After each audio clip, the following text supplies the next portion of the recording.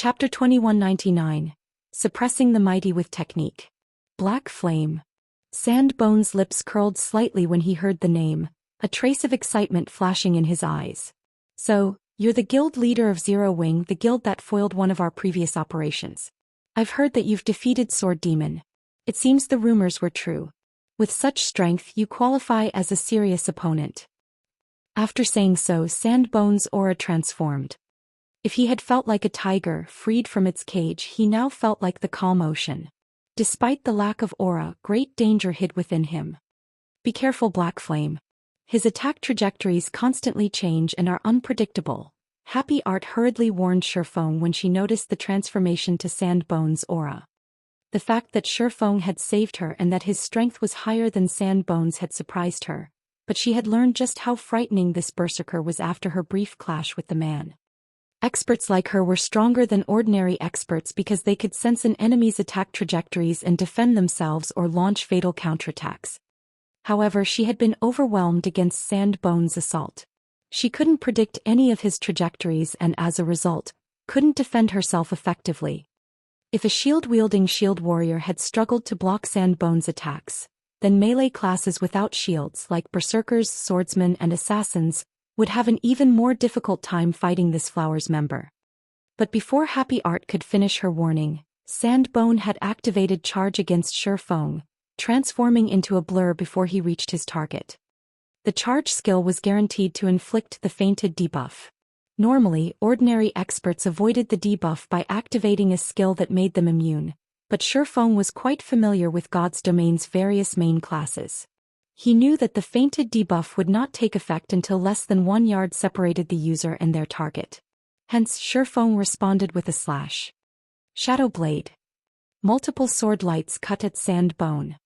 Players, including Domain Realm experts, in the midst of activating Charge couldn't easily move while using the skill. Sandbone had no hope of stopping all 10 of Shifeng's attacks, each of which had enough power to make a great lord stumble.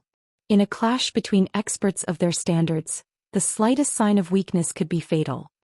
Knowing this, Sandbone forcibly cancelled his charge and followed up with a whirlwind slash, deflecting all of the incoming sword lights with his great swords.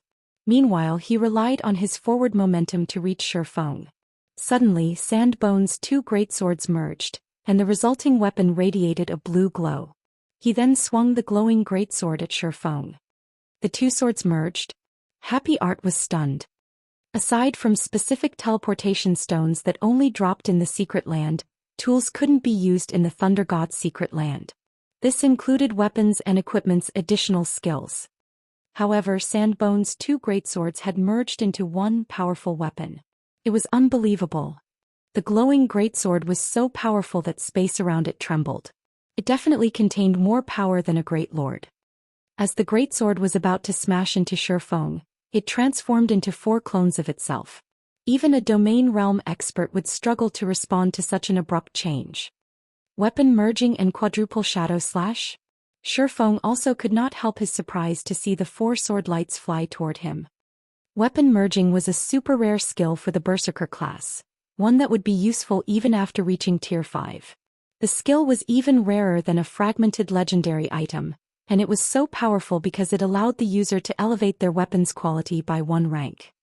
If the user used weapon merging on 2 dark gold weapons, they would become a single epic weapon. If the user wielded 2 epic weapons, however, the result would be a fragmented legendary weapon.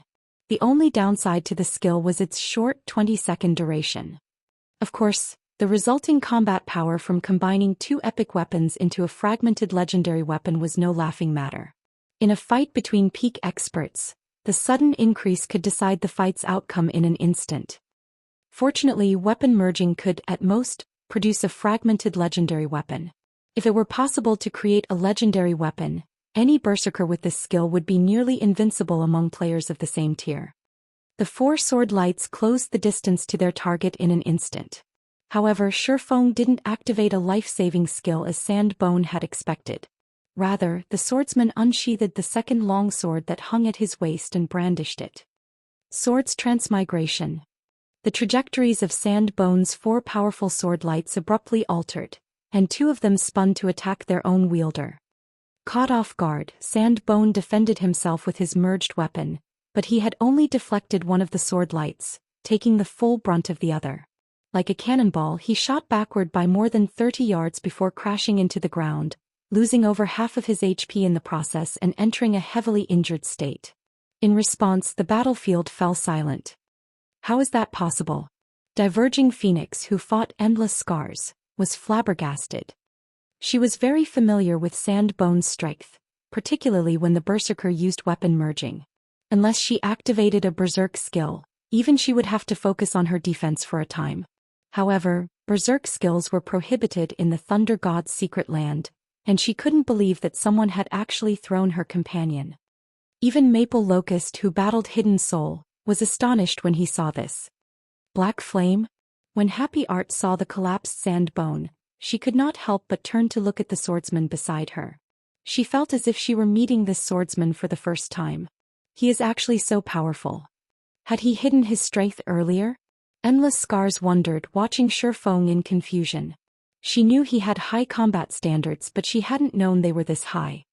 Even the various super guilds feared the Flower of Seven Sins senior cadre members, yet Shifeng had rendered one of these players powerless. No one would believe her if she retold this tale. During the brief moment of silence, Shifeng glanced at the Thunder Temple and shouted in the team chat, "Everyone, retreat to the Thunder Temple's side building. I'll cover you." His and his teammates' basic attributes were suppressed while they were in the magic array. They were dreaming if they thought they could kill the Flower of Seven Sins cadre members. Not even Shifeng had much hope of success. Although he had repelled Sandbone, he couldn't kill him. In fact, while he had told his team to run, the Flower's healers had already restored Sandbone's HP to full. Unfortunately, Shifeng could only afford to use Sword's Transmigration a limited number of times, and it was only a matter of time before his enemy wore him down. As if Supreme Sky understood the Thunder God's secret key's value, he hadn't moved from the Thunder Temple's main entrance since the fight had begun. He was also flanked by more than 10 ranged players. Breaking past that blockade and escaping into the Thunder Temple itself wasn't possible. Hence, the Thunder Temple's side temple was their only hope. The side temple was a special level 90,100-man team dungeon and a land of death for current players. However, fleeing into the dungeon was better than staying and letting the Flower of Seven Sins slaughter them. When he heard Shifeng's command, Samsara glanced at the side temple and noticed the dark red dungeon entrance. The color signified the wide gap between the dungeon's level and the team's average level, but after some quick mental calculations he realized that entering the dungeon was better than staying out here. Everyone listen to Black Flame. Maintain formation and move toward the side temple. Samsara said. I'll open a path. Cover me. Endless Scars said, gritting her teeth as she glared at the ring of Flowers members around their team. She then used the dozen or so elemental blades rotating around her to form a defensive net that would block incoming ranged attacks. She followed up with chanting an incantation, pulling some of her attention away from Diverging Phoenix. In response, a powerful force suppressed the area around her, blurring it. The mana within the space began to rampage, somewhat affecting players that came in contact with it. When Diverging Phoenix recognized what Shifeng and his teammates were planning, she pointed a finger at Endless Scars and growled, "Don't think you can get past us so easily. Everyone focus your attacks on her." Receiving the command, 8 of the Flowers of Seven Sins melee players charged at Endless Scars to interrupt her casting, but before they could come within 20 yards of her, arcs of lightning snaked out to counterattack. These lightning strikes were the result of Shifeng's lightning edge, and the 8 melee players were forced to scurry back. Suddenly, a massive gash, 3 meters deep, split the ground between the Flowers' melee players and Endless Scars.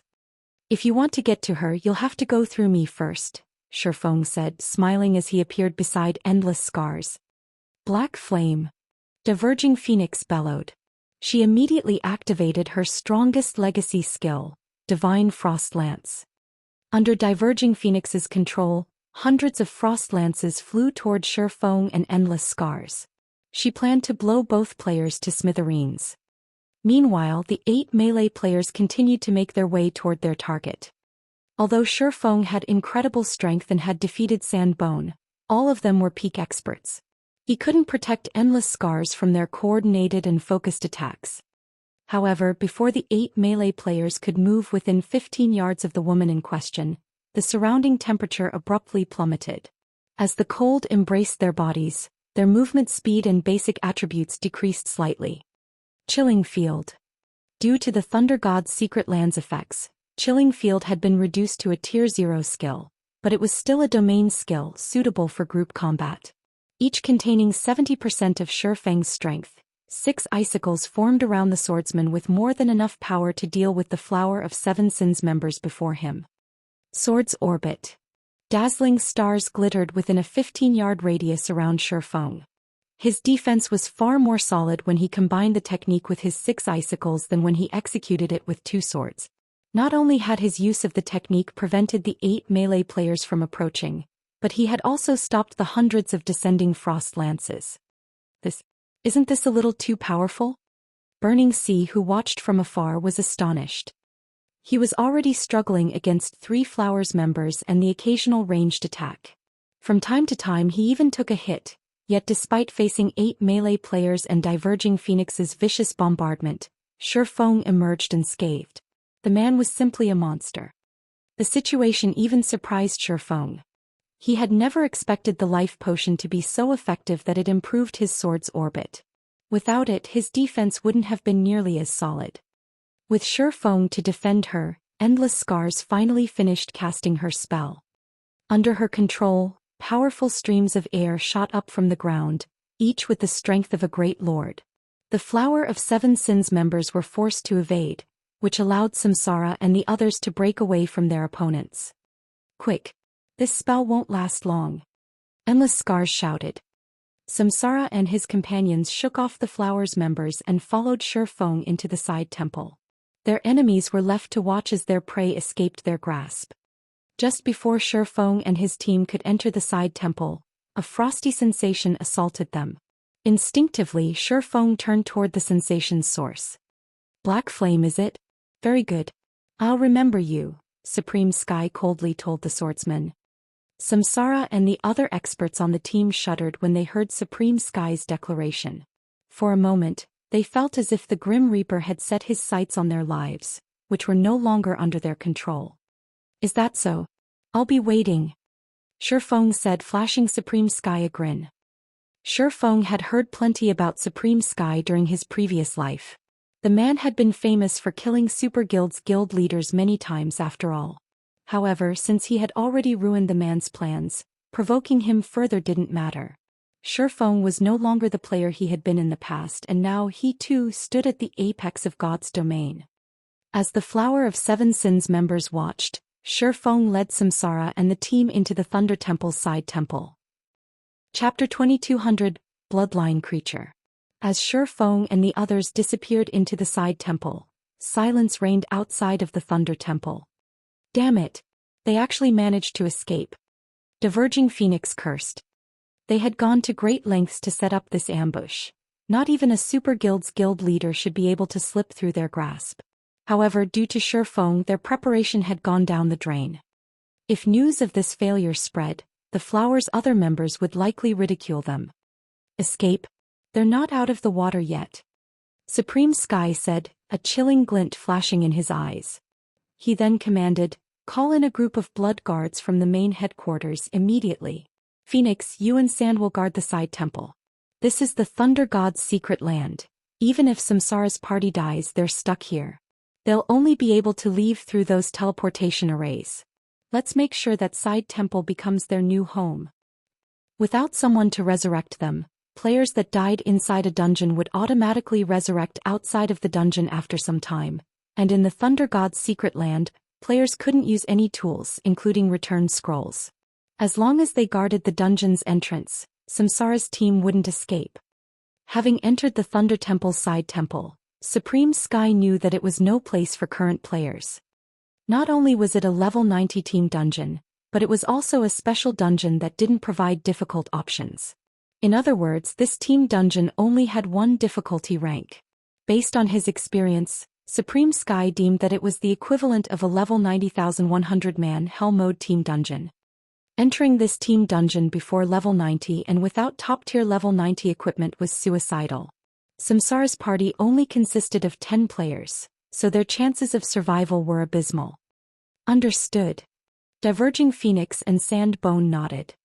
Meanwhile, after passing through the side temple's entrance, Shifeng and the others felt as if they had arrived in another world.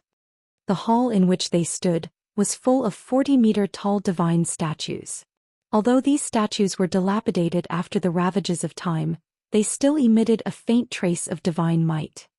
The hall contained 22 divine statues, each located beside a gigantic pathway. None of them knew where the pathways led, and the team began to wonder if they stood in an underground maze. Is this really a 100-man team dungeon? Burning Sea began to grow afraid as he looked around the colossal temple. He had felt the threat of death loom over him the moment he had arrived, and when he saw the 22 pathways, he felt as if he were looking down the maws of massive beasts. He knew players of their levels shouldn't be in this dungeon yet, and he couldn't help the powerless feeling he had once inside it. Just the idea of taking on the fully armed Naga guarding the pathways was enough of a reason to despair, not to mention exploring the pathways. Naga Guard, Thunder God's Kin. Bloodline Creature Lord. Level 87. HP 45, 000/45, 000/000. Naga Guard Captain, Thunder God's Kin. Bloodline Creature Great Lord. Level 88. HP 96, 000/000/96, 000/000.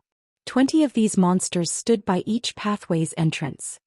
With their team's equipment and combat standards, dealing with one level 87 lord wouldn't be a problem, but taking on a group of them was a fool's dream. Furthermore, these lords were led by a level 88 Great Lord. But that wasn't the worst part. More importantly, all of these monsters were bloodline creatures and the Thunder God's kin. Ordinary experts might not understand these titles' implications, but peak experts like Burning Sea, who had a deep understanding of God's domain's mechanics and history, were very familiar with the power bloodline creatures wielded. A bloodline creature had inherited strength from a more powerful being, Balm with superior bloodlines as the name suggested. Although their bloodlines weren't on the level of archaic species, they weren't far from it. Meanwhile, being the Thunder God's kin meant these Nagas had inherited certain special abilities from the Thunder God. With these two factors combined, these Nagas would command extraordinary strength. Outside of the Thunder God's secret land, their team would more or less be able to cope with these Nagas, but here they were Tier 0 players. Even if they worked together, they might not be a match for a single Naga guard. These monsters are too strong for us right now. Our only option is to wait, Happy Art reasoned with a bitter smile. Although they had escaped the Flower of Seven Sins ambush, they weren't anywhere close to being in a safer position. The only thing worth celebrating was the fact that as long as they didn't move, these monsters wouldn't attack.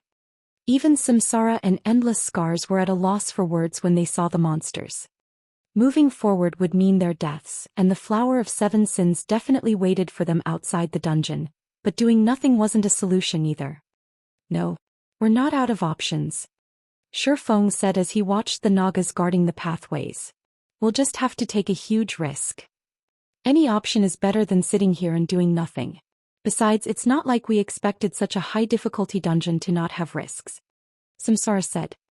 In that case, I have some things to settle first. I have fulfilled my end of our agreement. I want first pick of one item among the dungeon's loot, and I want command over the team throughout the raid, Shifeng told Samsara. In their previous deal, Shifeng had agreed to help Samsara's team until they reached the Thunder Temple. Since his mission was complete, he had no obligation to help Samsara or his people. That won't be a problem, Samsara said, nodding as he set Shifeng as the new team leader. No one else on the team voiced any objections to the arrangement.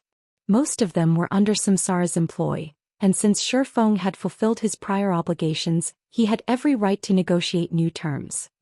Moreover, they had only avoided annihilation at the Flower of Seven Sins hands thanks to Shifeng.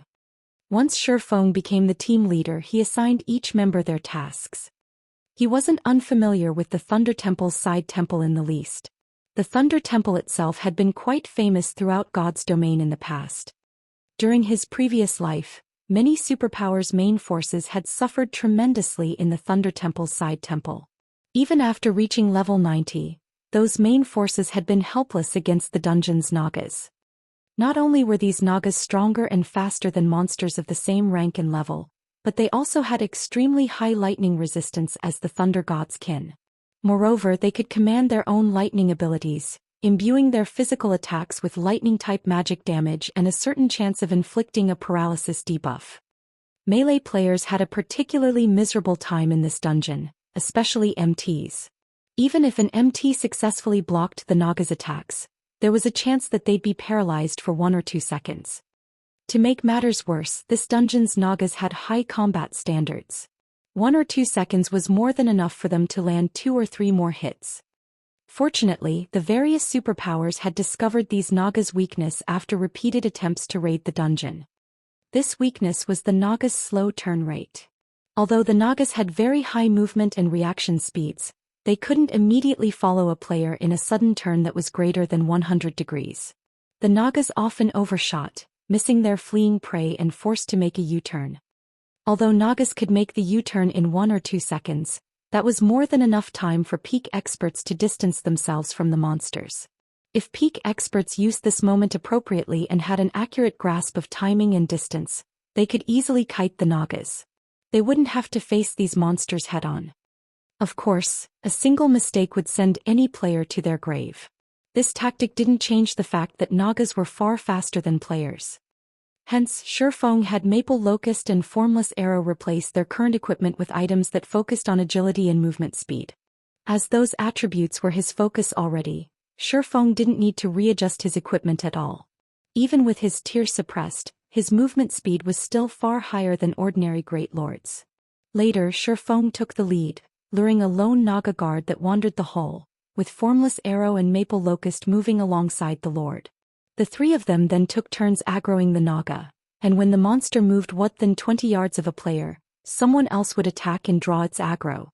With Shifeng's high damage and Formless Arrow's provoke skill, the team's other ranged players could attack the Naga guard with impunity. Since the hall was so spacious, Shifeng and his companions had plenty of room to kite around the monster. Their low DPS was the only problem they faced. Even with endless scars and the others attacking the Naga guard with everything they had, its HP fell at a snail's crawl. Yet the team persisted. A moment ago they had been stuck with no options. They were fortunate to have the opportunity to kill these Nagas. Time passed quickly as they fought. Finally, after fighting for more than 20 minutes, one of Endless Scar's spells took down the first level 87 Naga guard. Everyone's experience bars immediately grew by a small chunk, and as they did, the crisp sound of a system notification reached their ears. Chapter 2201, Flying Levels. System, you have killed a Naga for the first time. Activating the Thunder God's Trial. Kill 1000 Nagas. Current kill count -1. System. This trial is a reward quest for entering the dungeon for the first time. You will automatically fail the quest if you die or leave the dungeon. Quest rewards unknown. You will not suffer penalties for failing the quest. A kill counter displaying the number of slain Nagas then appeared in the corner of everyone's system interface. Kill 1000 Nagas? Isn't this a little too demanding? Happy Art frowned as he read the system notification. They had spent more than 20 minutes just to kill one Naga guard, the weakest monster in this dungeon. They would need an absurd amount of time to slay 1000 Nagas. Moreover, this was only a dungeon quest. They could complete multiple quests elsewhere with how much time it would take to complete the dungeon quest. Yes, it will be time-consuming, but these Nagas provide a lot of EXP. Our leveling speed here will be at least 50% faster than grinding outside of the dungeon, Burning Sea said in astonishment as he examined his experience bar. Their leveling speed in the Thunder God's secret land was already impressive, but leveling in this dungeon was 50% faster than grinding outside of it. This dungeon was an amazing leveling spot. Of course, a large part of the reason that they earned so much EXP was the fact that they were severely underleveled, and their team only had 10 players. If a level 90,100-man team grinded in this dungeon, their leveling speed would be subpar at best. In any case, we're stuck here for the moment. Let's just grind and consider the quest an additional bonus, Samsara said. That's right. Our leveling speed in here is awesome. If the Flower of Seven Sins members knew that we were having such a great time leveling up, they'd likely die with anger, Frozen Gem said, laughing. They forced us into a coma thinking that we'd cave in sooner or later, but we'll see who outlasts who. Frozen Gem could easily guess what was happening outside the dungeon right now. Supreme Sky had likely stationed a large amount of his manpower to guard the dungeon's entrance. Once their team left the dungeon, the Flower's members would pounce and make them suffer. Previously, she had been feeling anxious about their situation as they were not able to do anything inside the dungeon while people in the outside world were continuously improving themselves. Now that they could level up far faster than players elsewhere, she didn't mind completing an unexpected quest while the Flower of Seven Sins wasted their time. The Thunder God's Trial. When Shifeng saw the name of the quest, he seemed to recall such a quest from his past. However, no one had bothered to complete it back then. The reason for this was very simple. In an era when every second mattered, no one wanted to waste so much time on a dungeon quest. Even a level 90,100-man team would need 5 or 6 days of grinding to slay 1,000 Nagas. And rather than wasting that time, players could focus on leveling up and improving their equipment through other quests. Moreover, the true treasure lay in the Thunder Temple's main temple. The side temple was only a transition for players who wanted to explore the main temple. Who would possibly be willing to waste so much time in the side temple? However, since their team couldn't leave the dungeon right now, completing the dungeon quest was better than doing nothing. Unfortunately, most of the Naga Guard's loot consisted of low-value items. The Lord hadn't even dropped a common weapon or equipment piece. The only items worth mentioning aside from one magic crystal were the amethyst coins, a currency unique to the Thunder God's secret land. With these amethyst coins, players could purchase some of the specialty products sold in the Thunder Temple. They could also trade these coins for gold for a 1-to-1 ratio. The underwhelming loot didn't surprise any of the team members. The Naga Guard was the weakest monster in the dungeon, and although it was a powerful foe to them, that was simply due to their low levels and inferior equipment. Seeing a random mob in a dungeon drop top-tier equipment would be strange. Following which, the team continued to grind the hall's Nagas. Although the method they used to slay these monsters was tedious, every time one fell they watched their experience bars grow and rejoiced. As they finished off their 6th Naga Guard, the Lord dropped a blood-red stone fragment that immediately attracted Shifeng's attention. A Thunderbolt gemstone fragment. Although it was only a gemstone fragment, not a piece of top-tier equipment, it had been incredibly famous in God's domain during Shifeng's previous life. One could synthesize 10 Thunderbolt gemstone fragments into a Thunderbolt gemstone, an item the Thunder God had personally created to arm his soldiers. On its own, the Thunderbolt gemstone only increased players' basic attributes by 2% when equipped, and each player could equip a total of 3 Thunderbolt gemstones. Most experts would sneer at such a minimal boost. Even with 3 Thunderbolt gemstones, they'd only gain a 6% boost to their basic attributes, which certainly couldn't compare to the boosts other high-tiered gemstones offered. However, when players equipped 3 Thunderbolt gemstones, they triggered the hidden effect, Thunder God's Protection, which increased players' basic attributes by 9% and physique by 20%. In other words, players could equip 3 Thunderbolt gemstones and gain a 15% boost to their basic attributes and a 20% boost to their physique. The Thunderbolt gemstones had even been useful after players had reached Tier 3. Moreover, the Thunderbolt gemstones provided an additional 10% boost to players' basic attributes while inside the Thunder God's secret land. It was a perfect addition for those who wanted to explore the area. A fragment dropped after only the 6th kill? The situation surprised Shifeng a little. Could this be an additional reward for players entering the dungeon for the first time? As far as Shifeng could remember, the Thunderbolt gemstone fragments had a less than 1% chance of dropping, but this fragment had dropped after slaying their 6th Naga Guard. The only explanation he could think of was that they had gotten extremely lucky, or the drop rate had increased. When Shifeng and his team had slain their 17th Naga Guard, another Thunderbolt gemstone fragment had dropped. Sure enough, it has to be a benefit of entering the dungeon for the first time. Shifeng's excitement grew when he saw the second fragment. Initially, he had only planned to kill some monsters and grind levels in the dungeon. He had only planned to look for a way out of the Flower of Seven Sins trap after everyone had reached a high enough level. He hadn't actually considered raiding the dungeon completely, but if they could collect enough Thunderbolt gemstone fragments, his plans would have to change. Samsara and his teammates' basic attributes were still far from meeting the dungeon's minimum requirements, but if they could all equip 3 Thunderbolt gemstones, they could significantly shorten that gap. Considering their combat standards, raiding the Thunder Temple's side temple was entirely possible. After all was said and done, the Thunder Temple's side temple was a dungeon within an ancient god's secret land. The potential loot's quality could easily surpass that of a super large-scale team dungeon. Shifeng then informed the rest of the team about the Thunderbolt gemstones, which instantly motivated them to grind more Naga guards.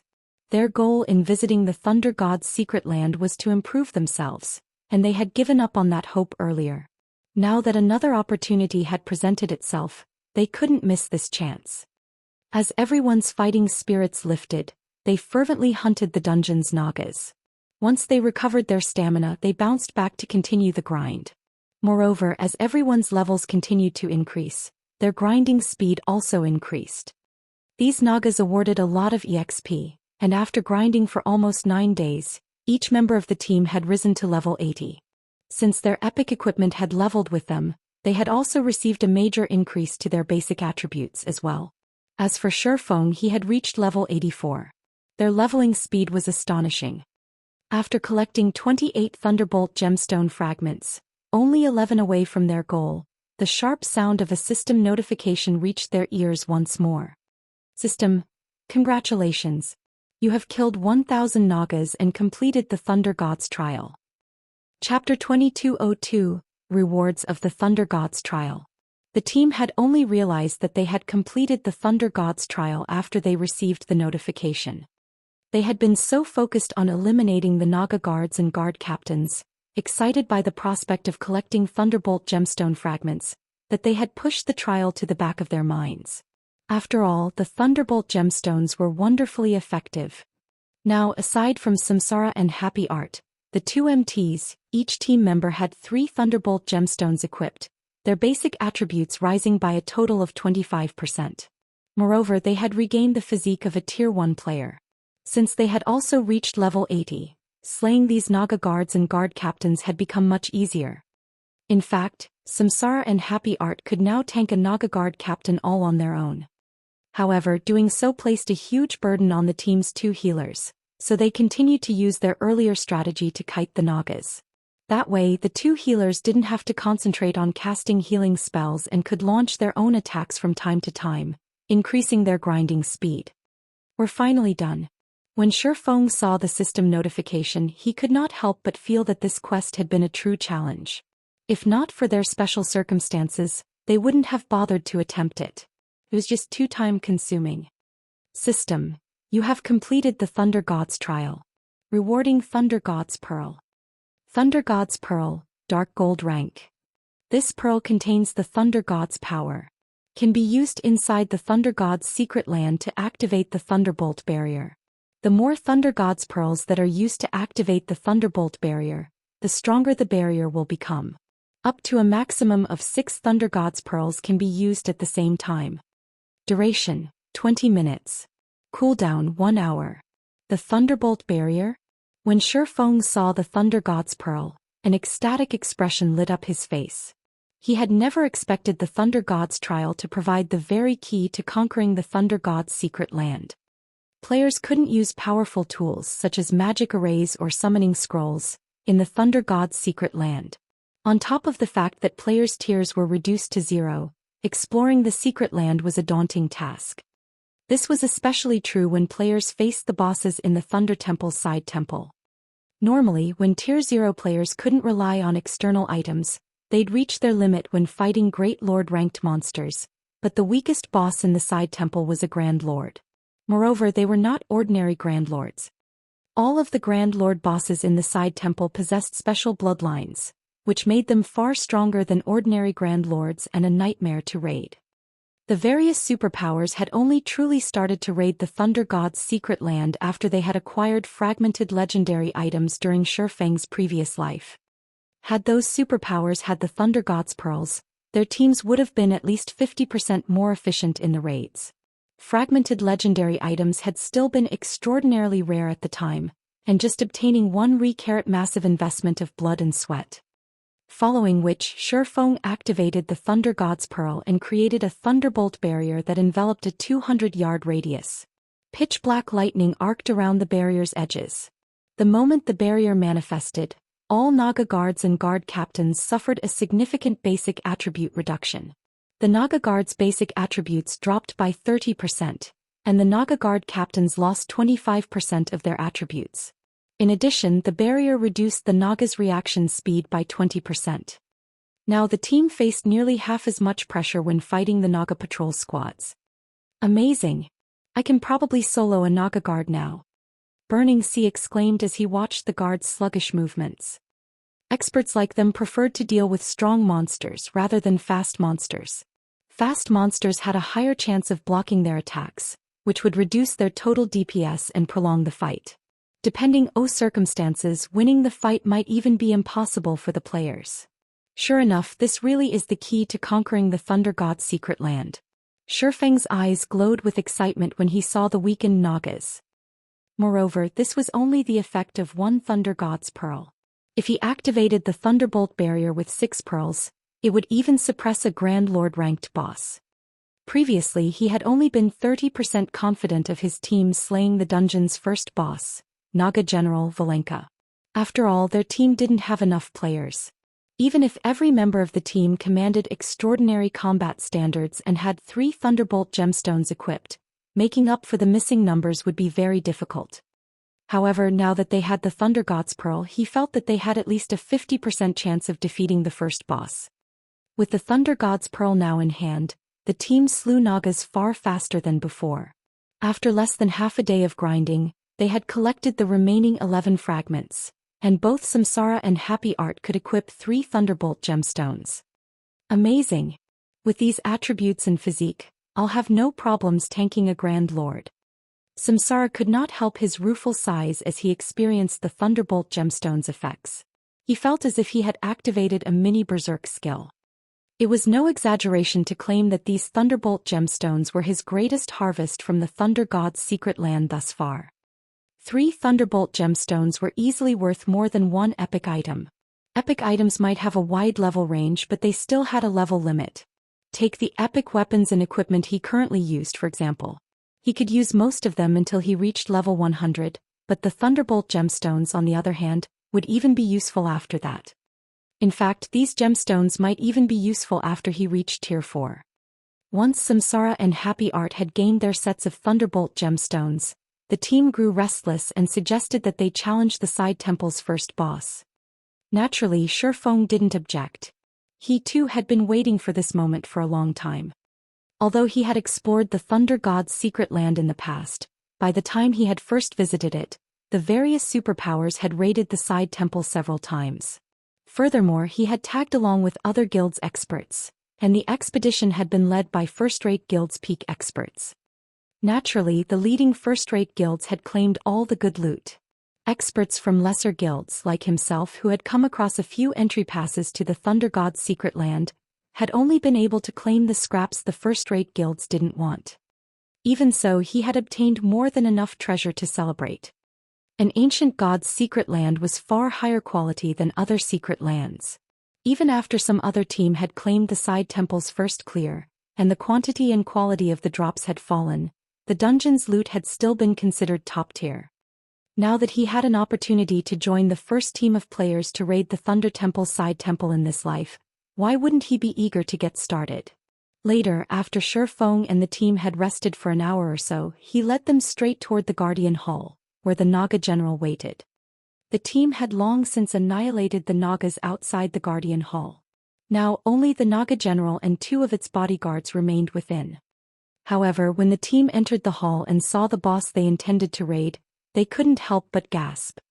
Naga General, Valenka, Bloodline creature, Archaic species, Grand Lord. Level 89.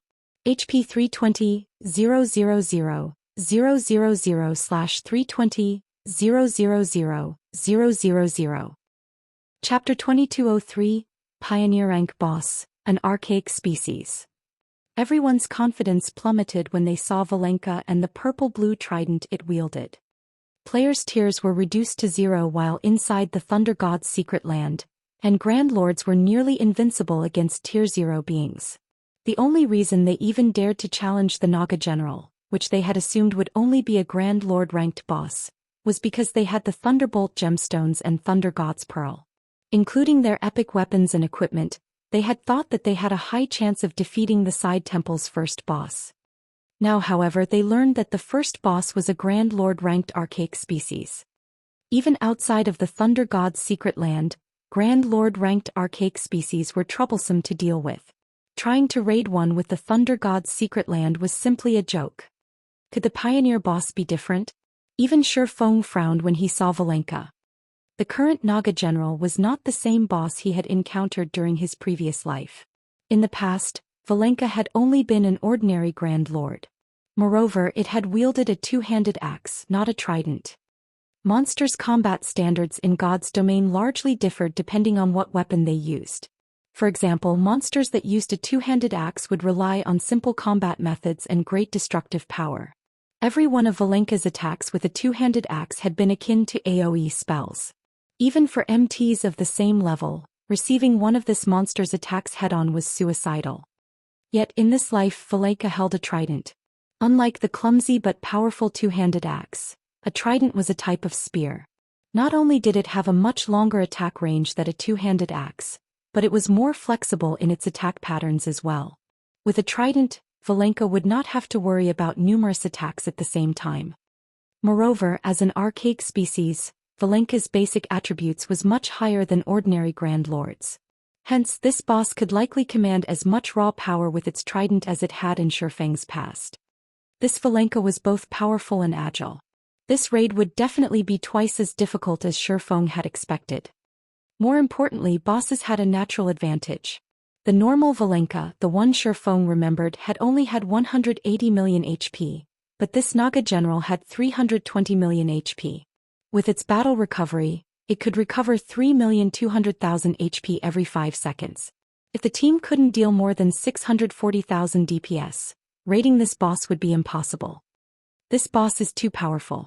Even if it just stands there and lets us hit it, I doubt we could put a dent in its HP, Happy Art said as she watched Valenka with a bitter smile.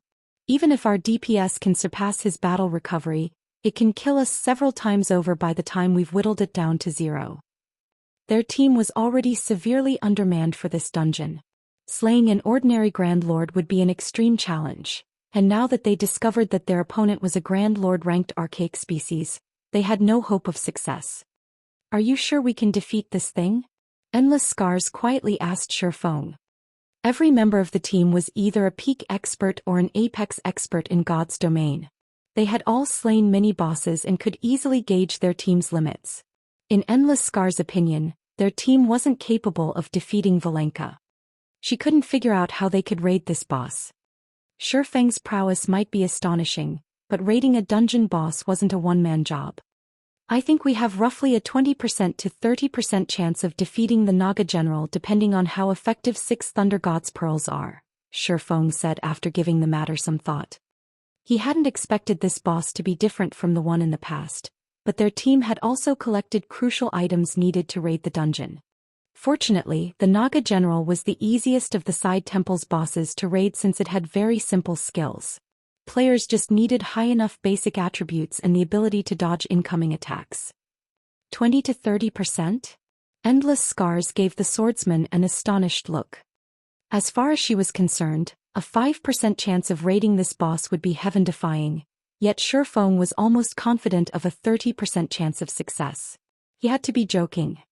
The rest of the team members stared at Shi Feng in shock as well. Let's give it a try. Gem, stay close to the entrance. If the raid seems impossible, run. The boss shouldn't chase you beyond the hall, Shi Feng said. All right, Frozen Gem nodded as she walked toward the hall's entrance. Even if Shi Feng and the others died, she would be able to resurrect them. The death penalty inside the dungeon was quite light, and her resurrection spell could reduce it further. Shi Feng then instructed Happy Art to tank the boss while Samsara tanked the 2 level 88 Great Lord ranked Naga bodyguards. Meanwhile, Shi Feng would stay close to Happy Art. Shifeng's arrangement confused his teammates. Samsara was clearly stronger than Happy Art, yet Shifeng instructed him to manage the side mobs. However, none of them objected to their team leader's plan. Let's get started. Shifeng commanded once everyone was in position. 6 team members immediately activated the Thunder God's pearls they had received from completing the Thunder God's trial. The 6-pearl Thunderbolt barrier covered a 400-yard radius, enveloping the entire hull. Valenka and its bodyguards' basic attributes immediately plummeted. In the blink of an eye, the Naga general had lost 30% of its basic attributes while the 2 Naga bodyguards had lost 45%. Amazing! Shifeng could not help but exclaim when he saw how effective the barrier was.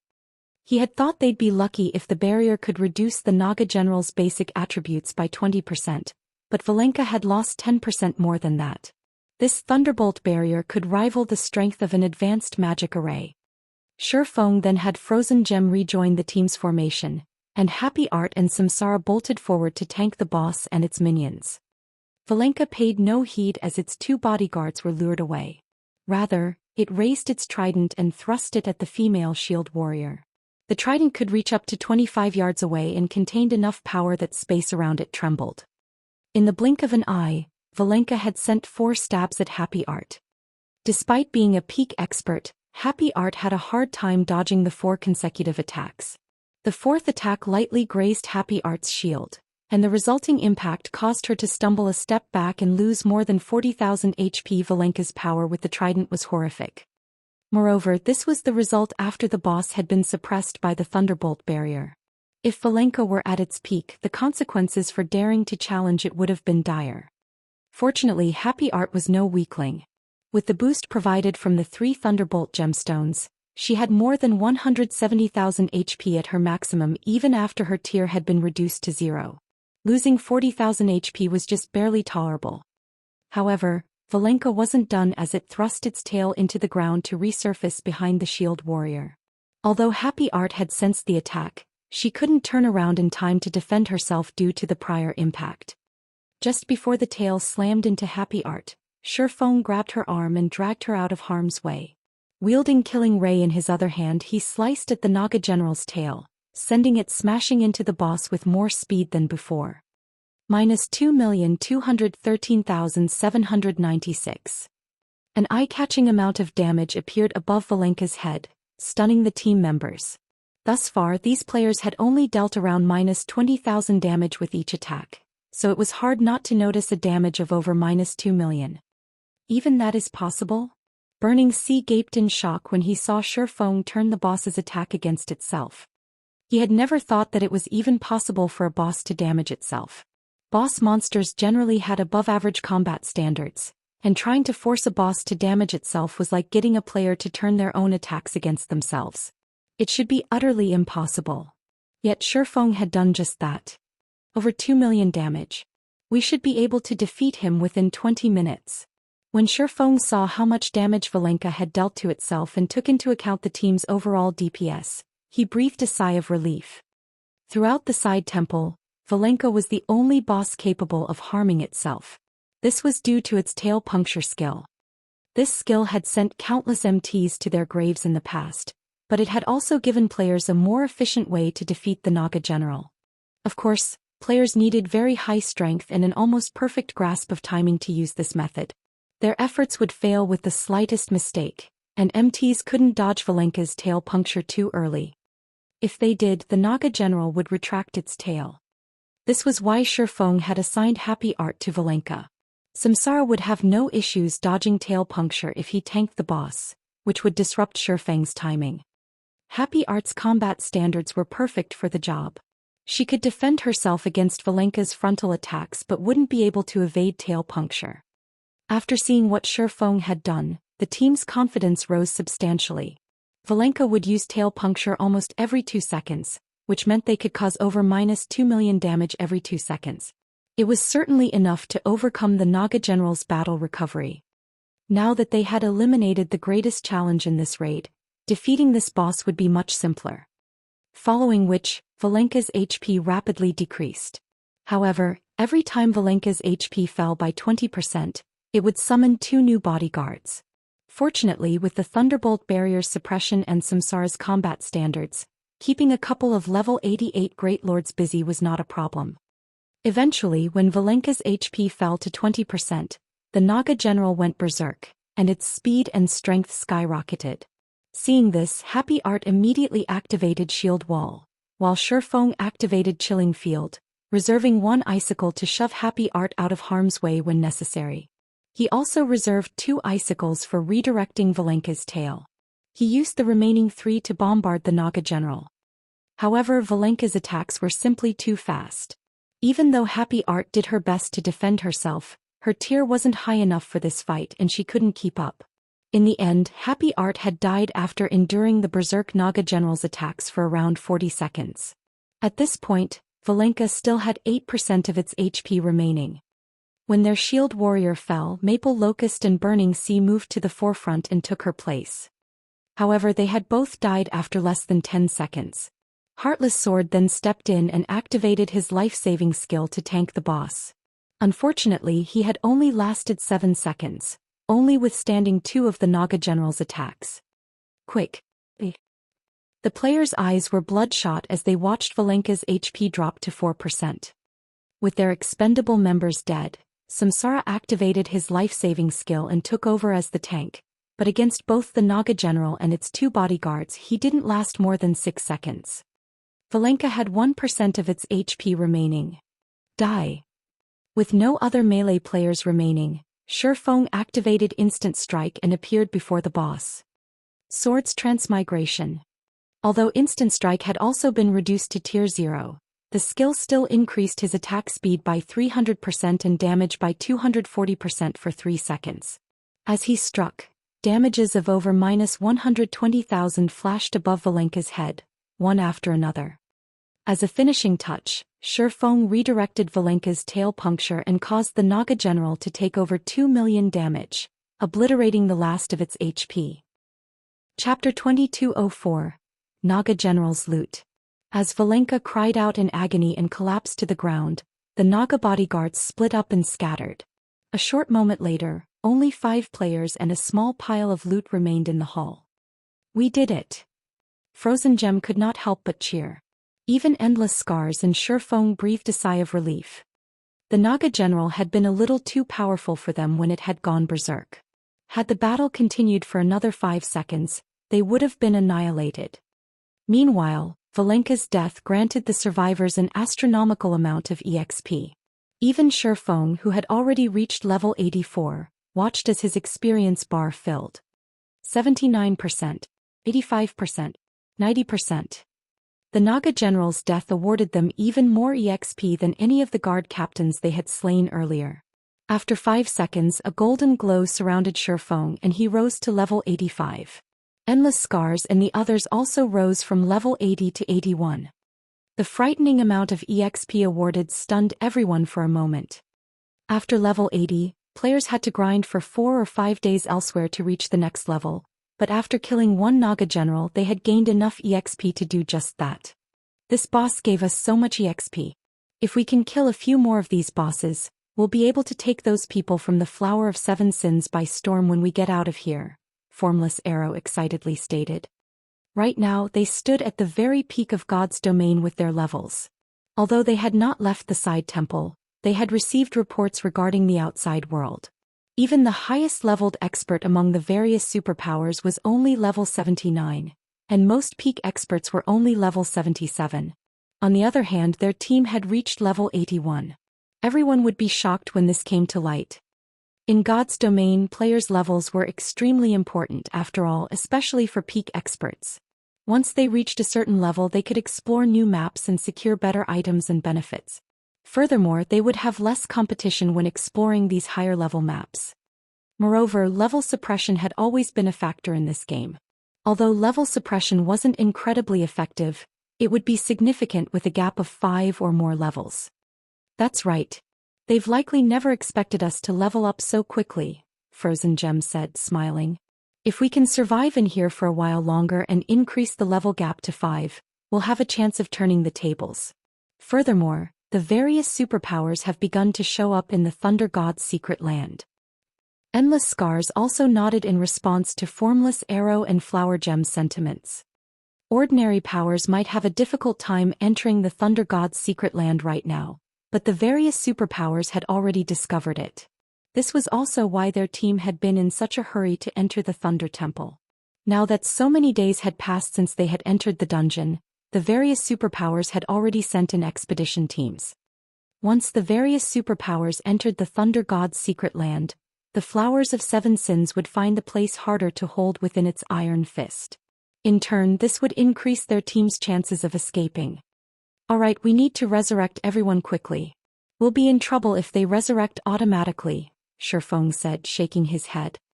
Valenka was the easiest boss in the Thunder Temple's side temple, and the only one they had the strength to kill right now. Even with the 6 Thunder God's pearls, they'd need a 100-man team to raid the rest of the dungeon's bosses. Oh. Frozen Gem only remembered that she needed to resurrect her fallen comrades after Shifeng's statement. She then got to work. Samsara and the others returned to life a moment later. They couldn't help their elated grins when they saw Valenka's corpse. They hadn't actually expected the raid to succeed, and they couldn't help but look upon Shifeng with admiration. They had just taken down a level 90 Team Dungeon's boss. Moreover, this was a team dungeon inside the Thunder God's secret land. Normally, raiding such bosses without a level 90,100-man team should be impossible, but they had accomplished the feat with a team often level 80 players. Shifeng's leadership and combat power were among the best they had ever seen. After their moment of excitement, the team members turned their gazes to the loot beside Valenka's corpse. Although Valenka was only a Grand Lord-ranked archaic species, it had dropped an astonishingly high number of items. There were easily more than 20 items in the pile, and every one radiated a dazzling glow. It was easy to tell that these were all top-tier items.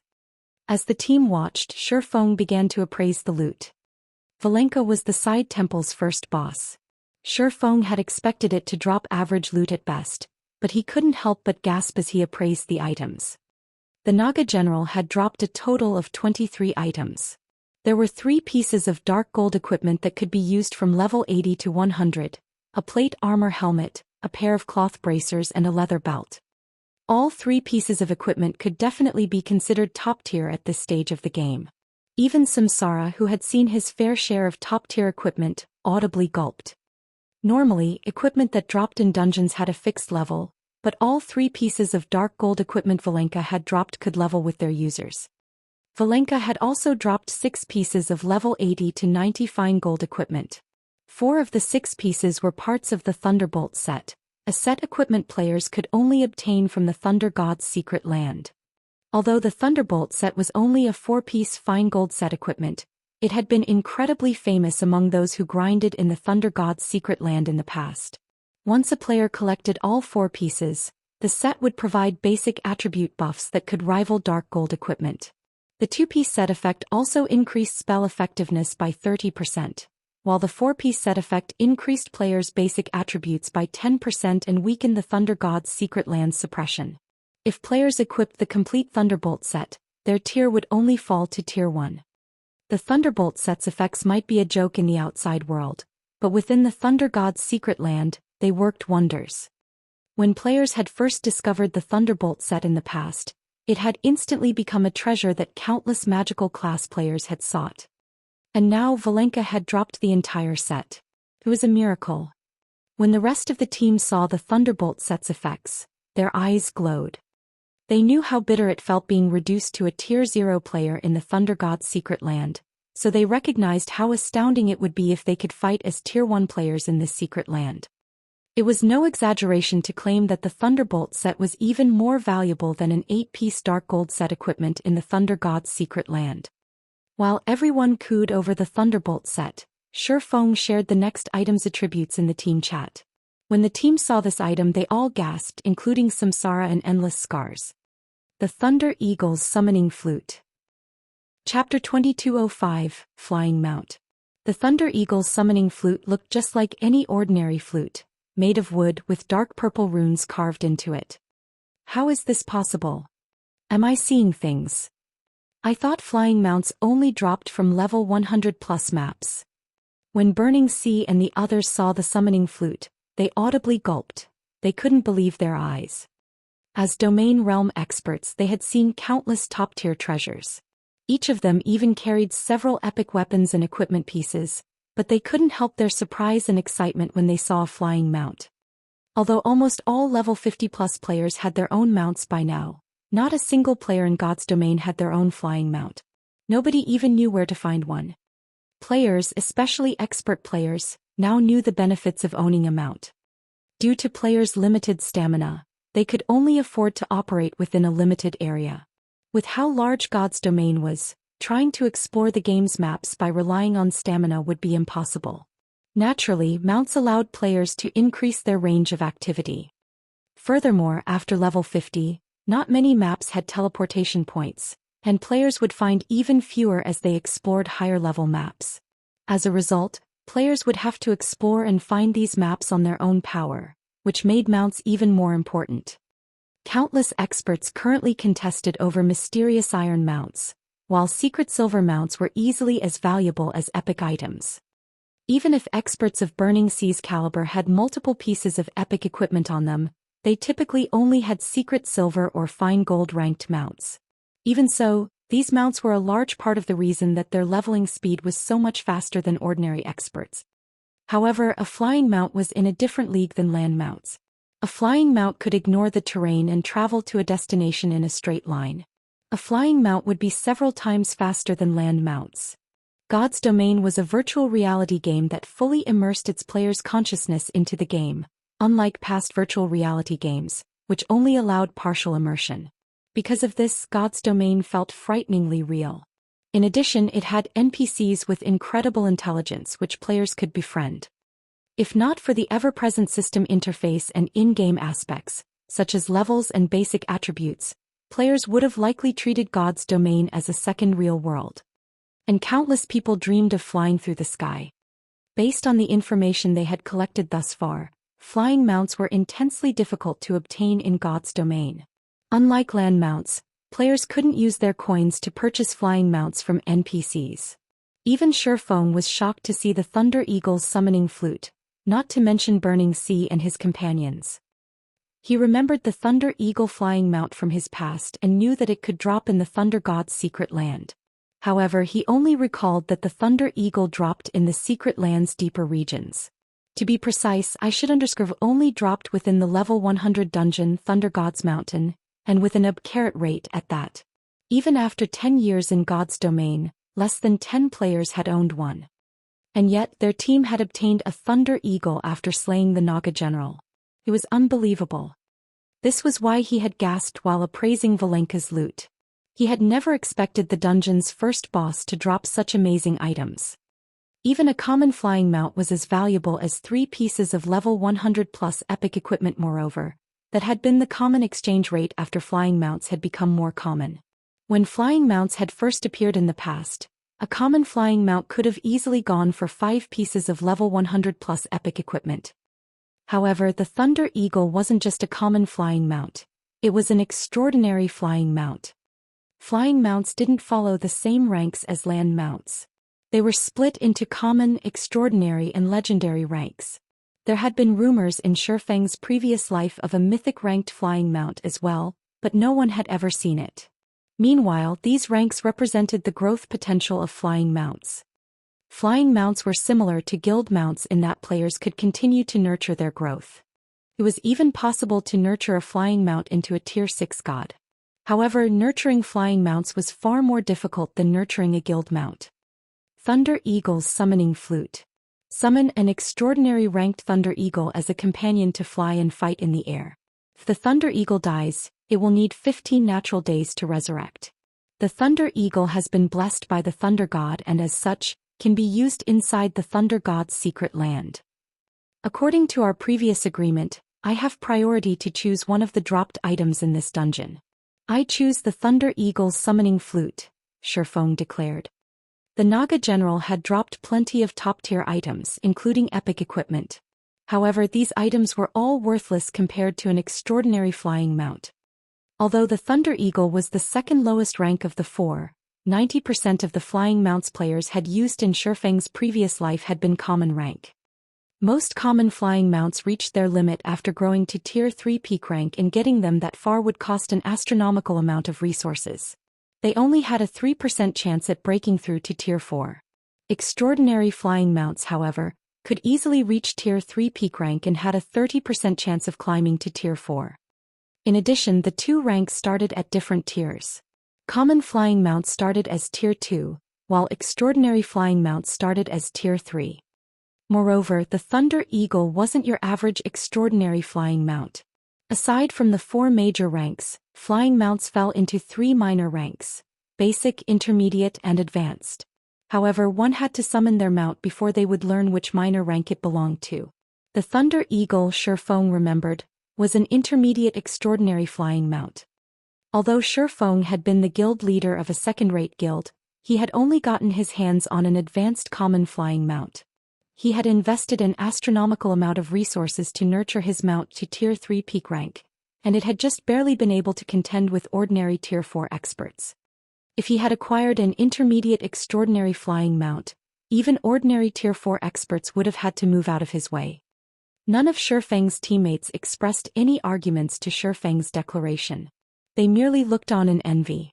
Even Endless Scars was a little reluctant to give up the Thunder Eagle, but they had given their word. Furthermore, they wouldn't have had a prayer of slaying Valenka without him.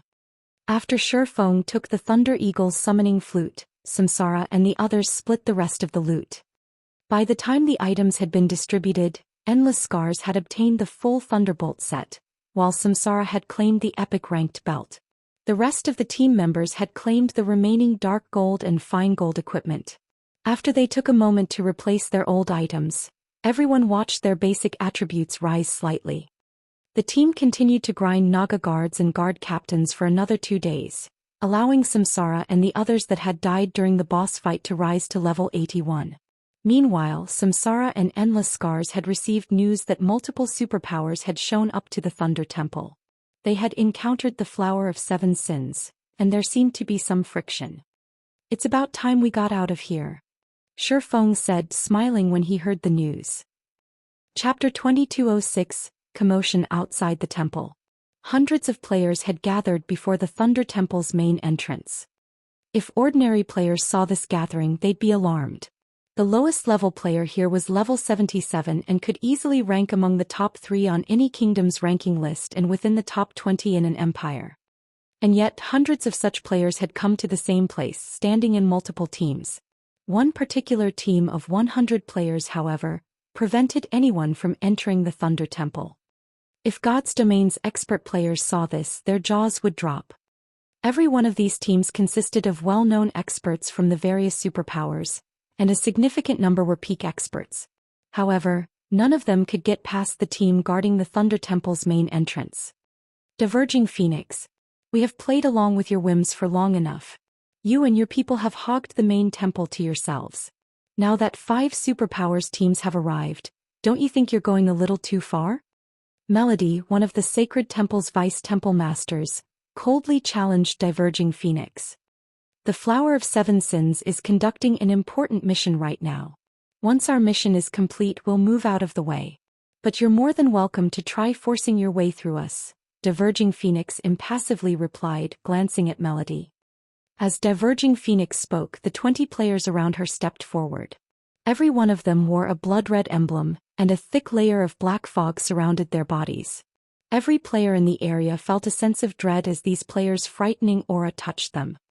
The moment these 20 players stepped forward, the waiting experts' expressions darkened. The Blood Guards? Melody frowned at the experts on the elevated platform, noting their blood-red emblems. The Thunder Temple had more than just a dungeon inside. It was also a place that offered quests and items for exchange. At first, the Sacred Temple had only sent a little over 20 players to the Thunder Temple, and as a result, they hadn't been able to do anything about the Flower of 7 Sins blockade. But now that 4 more superpowers had arrived, they had just as many players as the Flower's team. However, the Blood Guards altered the situation. The Flower of 7 Sins Blood Guards were even famous among the various superpowers. The Blood Guards had risen to fame after their participation in a war on the Western continent. A newly promoted superpower had fought with the Super Guild, Rashomon, over a key town. Knowing that it was no match for Rashomon, the new superpower had paid a high price to hire the Flower of Seven Sins' help in the battle. Rashomon was no weaker than Battle Wolves, considered an above-average super guild. However, once the Flower of Seven Sins' blood guards had joined the battle, Rashomon had lost its commanding vice guild leader and peak experts. The vice guild leader had been protected by 5,000 of Rashomon's experts, including 4 domain realm experts and over a dozen peak experts, but with a 100-man team, the blood guards had slain the vice guild leader. After that, the blood guards' fame had spread through the various superpowers, and everyone had learned to fear the Flower of Seven Sins even more than before. Although only 20 blood guards stood before them, Melody wasn't confident that the 5 superpowers' 100+ experts were enough to take them on. Vice Temple Master, these blood guards are quite powerful, but I believe that we still have a chance of victory. As we wait, more superpowers will start to enter the Thunder God's secret land. If that happens, we'll lose our advantage, Ruthless Sky, the Gale Sword Meister, said. The Blood Guard was quite famous, but more than a month had passed since their battle with Rashomon. At this point, the various superpowers had obtained more epic items, combat techniques and legacies, growing far stronger than they had been. Furthermore, these superpowers, excluding the Sacred Temple, had each sent a domain realm expert to accompany their teams. Even if their 5 teams were no match for the Blood Guards, they should be able to distract these players while Melody and the other superpowers' upper echelons made it into the main temple to investigate the situation. Alright, tell everyone to get ready to move, Melody commanded. She understood that the longer they let this continue, the less of an advantage the Sacred Temple would have. Leave it to me, Ruthless Sky said, laughing. The secret pavilion had titled him one of the 8 sword meisters, and since then he had improved himself considerably. He had even mastered a bronze combat technique and was confident of contending with the sword freak, Miracle Dragon, who had recently reached the domain realm. He should have no problems against these 20 blood guards, who mainly consisted of flowing water realm experts. With the Sacred Temple leading the charge, the 4 other superpowers teams followed Ruthless Sky. You're overestimating yourselves, Diverging Phoenix snarled disdainfully as she watched the 100+ experts charge toward her. Calmly she commanded, Blood Guards, get rid of them. As Diverging Phoenix issued the order, a flash of madness appeared in the Blood Guards' eyes as the dark fog around them began to expand. Their bodies began to grow slightly and pitch-black scales and spikes burst through their skin. A crimson gem manifested in the center of their foreheads as well. None of these players looked human at this point, and their frightening auras made them feel like demonic creatures that had crawled up from the dark abyss. What's going on? These Blood Guards' transformation confused the various superpowers experts. Players couldn't use berserk skills in the Thunder God's secret land, but based on the intensity of the Blood Guards' auras, they had done something to increase their basic attributes. Before the various superpowers experts could react, the 20 Blood Guards left afterimages in their wake as they appeared before Ruthless Sky and the others. A level 77 Blood Guard berserker swung his greatsword straight at Ruthless Sky, simple and swift. The attack didn't contain the slightest hint of excess movement, as if the player were a natural killing machine. Don't even think you can stop me that easily. In response, Ruthless Sky executed Twisting Space, the bronze combat technique he had recently learned. Ruthless Sky sent 3 sword lights at the Blood Guard, which merged to form a devastating attack just before they hit the opposing greatsword. Boom! The sound of colliding metal echoed throughout the secret land. The Blood Guard stumbled back 2 steps, staring at Ruthless Sky in astonishment. The latter also slid a half-step backward. Impossible. Ruthless Sky was stunned as he stared back at the Blood Guard. The bronze combat technique Twisting Space allowed him to combine 3 attacks into one. Although he hadn't been able to combine the power of all 3 attacks perfectly during his past experiments, he could still exhibit 240% of his strength in the one attack. However, even after more than doubling his strength, the Blood Guard's strength was only slightly less than his own. Had he not used Twisting Space, he would have been at a disadvantage in that clash. Executing a bronze combat technique cost a lot of stamina and concentration, and Ruthless Sky could only afford to use Twisting Space 6 or 7 times before collapsing. The other superpowers experts were just as shocked by the Blood Guard's strength. Thus far, the Blood Guards had killed a few of the superpowers flowing Water Realm experts before the healers had a chance to cast their healing spells. Did you really think a numerical advantage was enough to deal with the Blood Guards? How foolish. Diverging Phoenix ridiculed as she watched Ruthless Sky and his companions. Even Domain Realm experts would have to expend a lot of effort to defeat the Blood Guards in a one-on-one fight outside of the Thunder God's secret land. Within this secret land, even Diverging Phoenix found the idea of facing a Blood Guard daunting. How could these peak experts possibly be a match for the Flower's Blood Guards? However, as these Blood Guards pushed back the various superpowers experts, 10 figures appeared before the Thunder Temple's side temple. These players' abrupt arrival immediately caught everyone's attention. Why are other players still here? Who are those people? Why did they just come out from the side temple? While the various superpowers experts wondered about this small group, Sandbone, who stood beside Diverging Phoenix, excitedly shouted, "So, you finally accepted your deaths. Activate the magic array. We cannot let them escape back into the dungeon." Immediately, a group of assassins revealed themselves from their hiding spot near the side temple and activated the blood magic seal. A crimson magic array then appeared above the secret land, enveloping Samsara's group as well as the various superpowers experts. However, unlike the blood magic seal the Flower of Seven Sins had used previously, this one completely separated Shifeng's team from the side temple. The small team couldn't escape back into the dungeon unless they destroyed the magic barrier. "I'll make sure to take my time with you this time." Once the magic array had locked down the area, he returned his gaze to Samsara and his companions, but just before he could comment further he noticed his praise levels. He couldn't help but gasp in shock. Level 81. Oh, how can you be? Chapter 2207, Repelled in one move. Level 81. How are their levels so high? When the rest of the players in the secret land noticed Samsara and his teammates' levels, they stared with wide, disbelieving eyes, but when they used their identification skills, the system confirmed that every member of Samsara's team had reached level 81. Who are these people? Melody, who commanded the Sacred Temple's members, could not help but glance at Samsara's group in surprise. She very quickly noticed a familiar figure among the group. Black Flame. Unlike the last time she had run into Shifeng, he now wore a suit of red-black armor and carried two exquisite longswords, one blue and one white at his waist. His aura felt as vast as the great ocean, boundless and unfathomable. In comparison, Shifeng's aura in the past had felt like a sheathed blade. He felt like a completely different person. In the past, Melody had, more or less, seen the depths of this swordsman's strength, but now she couldn't see anything. Moreover, the fact that Shifeng was level 81 left Melody speechless. Every level after level 70 required an astonishing amount of EXP to reach.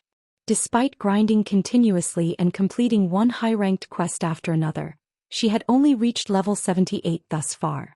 Even so, she was one of the highest-leveled players in the Sacred Temple. She'd be amazed to find a player even one level higher than her, yet Shifeng was 3 levels higher. She had no idea how he had gotten so far. Moreover, level 80 was a minor threshold. Depending on one's equipment, a level 80 player could have far higher basic attributes than a level 79 player. She wouldn't have been so surprised if Shifeng had been the only player to reach such a high level. After all, he was responsible for plenty of miracles in God's domain already. It was certainly possible that he would attain a higher level than she, but the problem was that he wasn't the only player to reach level 81. The 9 players alongside him were the same level. Just what had they done? Most importantly, Melody didn't recognize any of the 9 players. Although levels couldn't reflect a player's true strength in God's domain, they offered a rough estimate of a player's standards. The fact that Samsara and the others had reached level 81 meant that they should, at the very least, be peak experts. Just how many secrets does Zero Wing have? As she watched the small group of players, Melody could tell that their relationship with Shifeng was a relatively close one. Moreover, they vaguely seemed to treat Shifeng like their leader.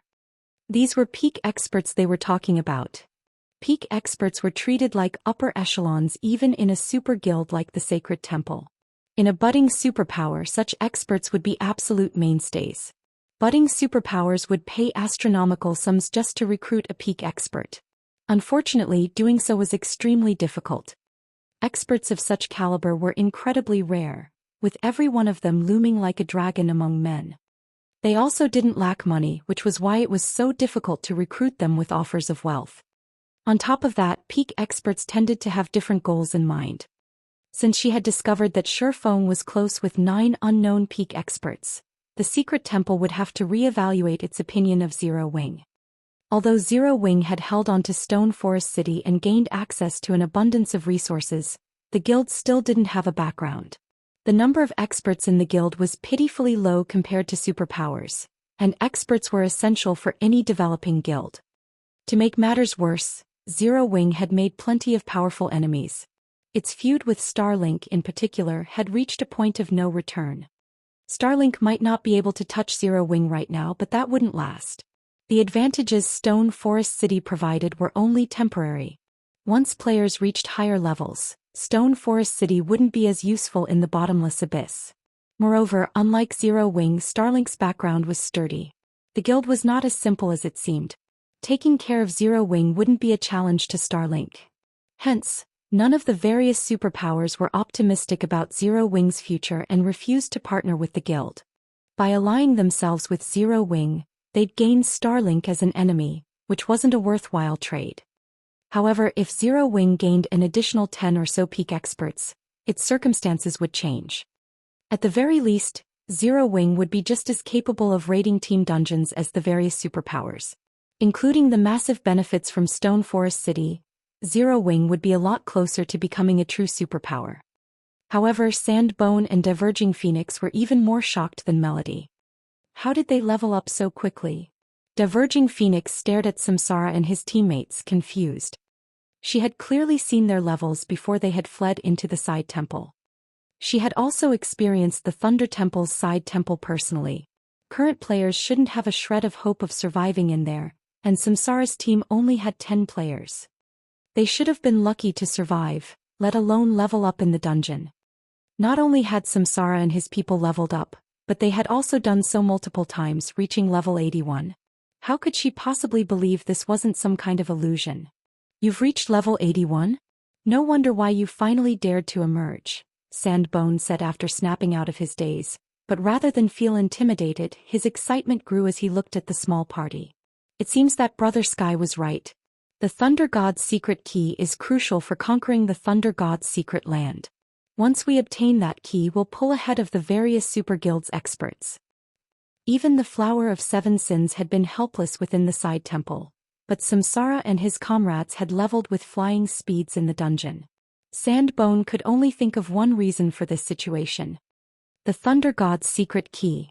Originally, Sandbone had only considered the Thunder God's secret land as a good place to find treasure, but after seeing this he realized that this secret land was a heavenly leveling spot as well. To think that the Thunder God's secret key has such an ability as well. We have to get our hands on it.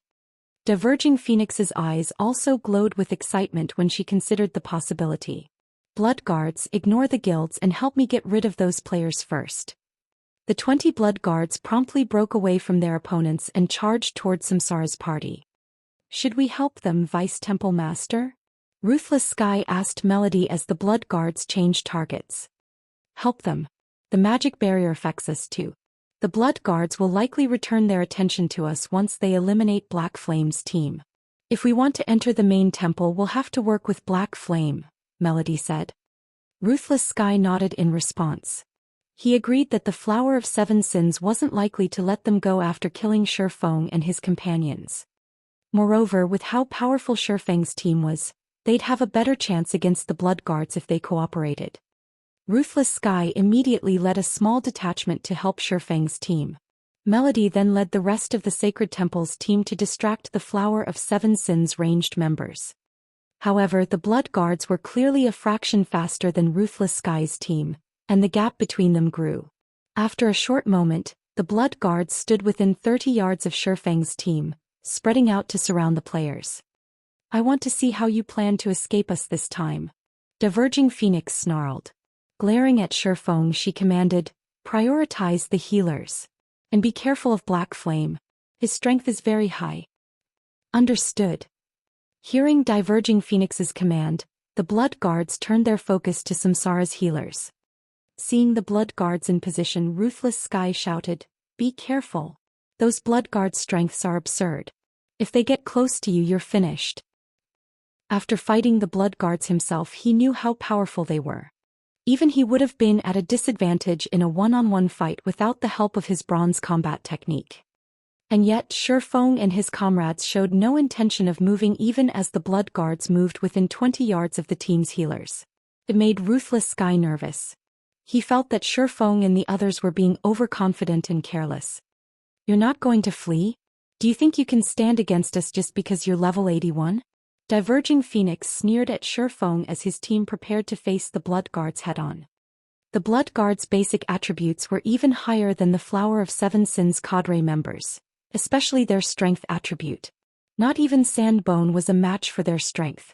Trying to face the Blood Guards head-on in the Thunder God's secret land was the epitome of foolishness.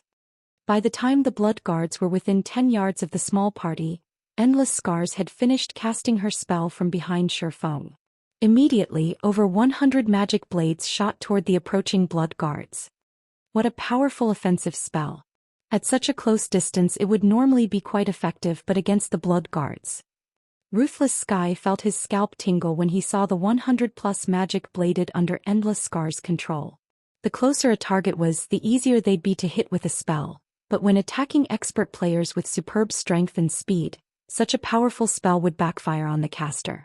Expert players could use the spell to propel themselves forward and instantly shorten the gap between them and the caster.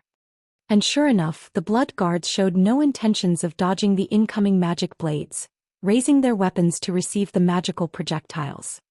The instant the magic blades crashed into the Blood Guards' weapons, however. Boom! A series of explosions shook the battlefield, immediately halting the Blood Guards' advance. The outcome stunned these strangely demonic players. They certainly hadn't expected the magic blades to be so powerful, and before the Blood Guards could react, the remaining magic blades split into pairs and merged, attacking once more. These Blood Guards were no weaklings, though, and they readied their weapons to defend themselves against the new wave of attacks. Boom! As if they had been hit by a truck, the 20 Blood Guards were thrown through the air, landing over 8 yards away with damages in the hundreds appearing above their heads. The weapons in their grips trembled violently. Surprised by the outcome, the battlefield fell silent. Chapter 2208. Overwhelming the Blood Guards. How are her attacks so powerful? Shock colored both Diverging Phoenix's and Sandbone's faces as they watched a single attack repel the Blood Guards. After their transformation, those players wielded strength that could rival great lords of the same level within the Thunder God's secret land. Even Diverging Phoenix and Sandbone would have to rely on advanced combat techniques to stand against the Blood Guards. Diverging Phoenix had fought Endless Scars personally, so she knew how powerful those magic blades were, and they definitely weren't a match for a Great Lord's attacks.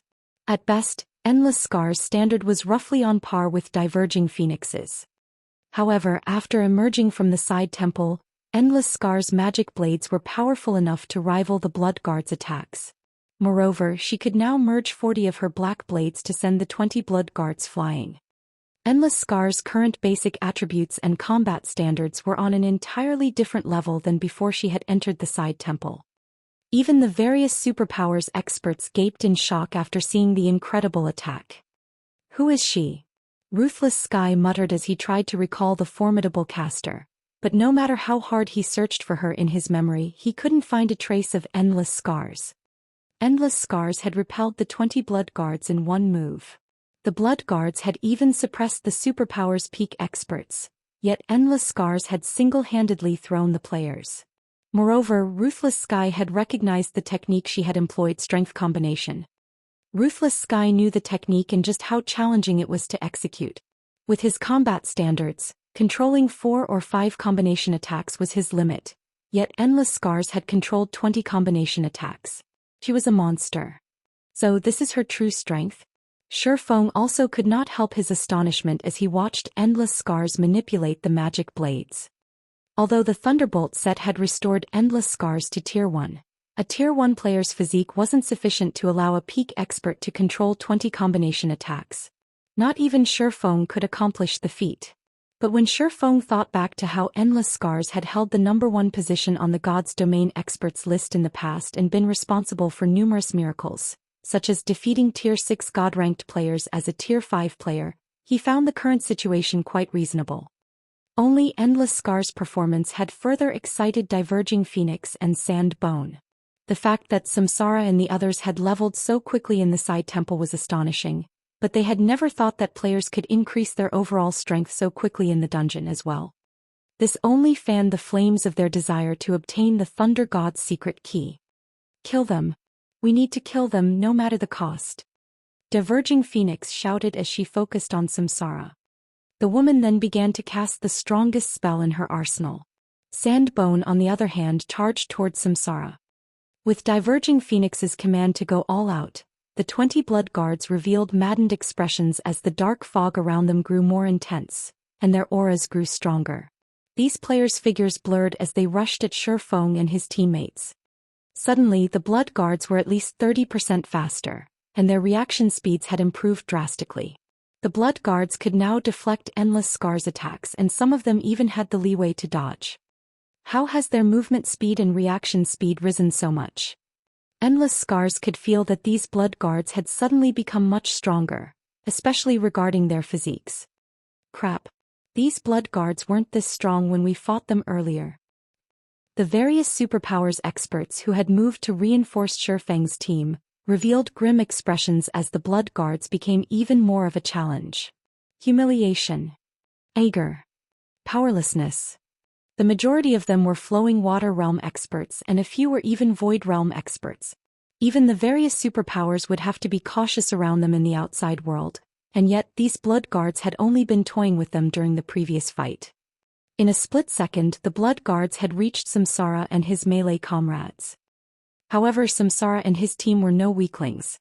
Now that they had reached level 81, their epic equipment had improved as well.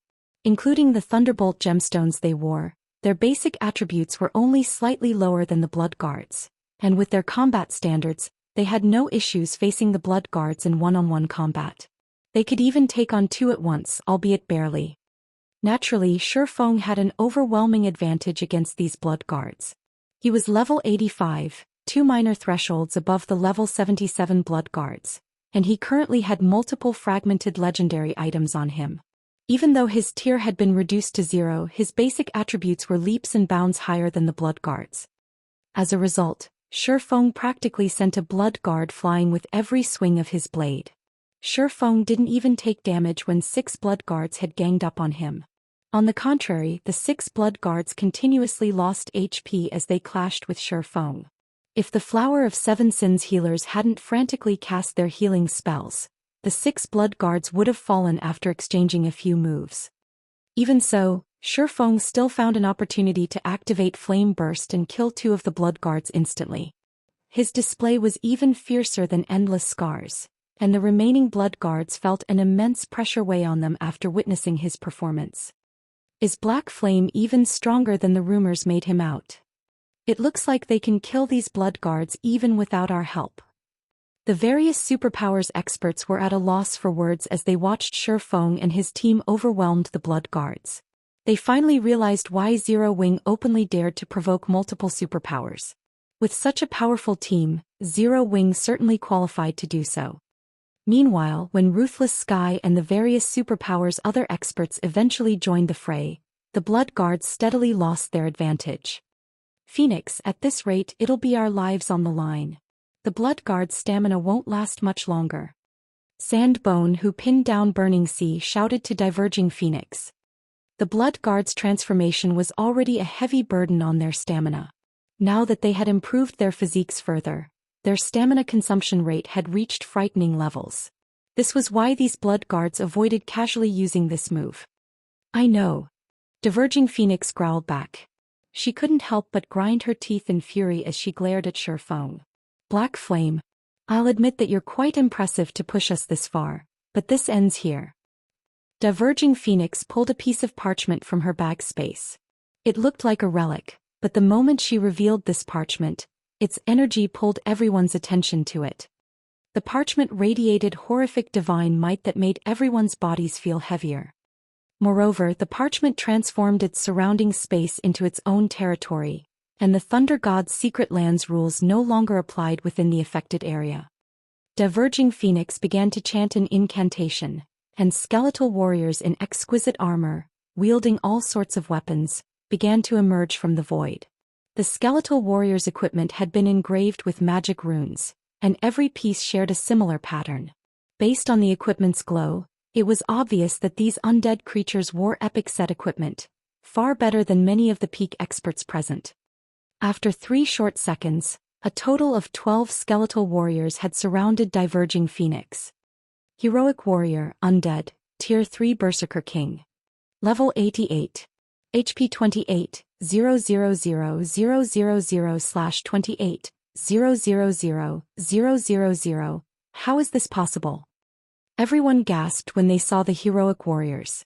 The Thunder God's secret land did not permit players to use tools, yet Diverging Phoenix had done just that. Moreover, she hadn't just summoned ordinary monsters. These creatures rivaled NPCs and Tier 3 NPCs at that.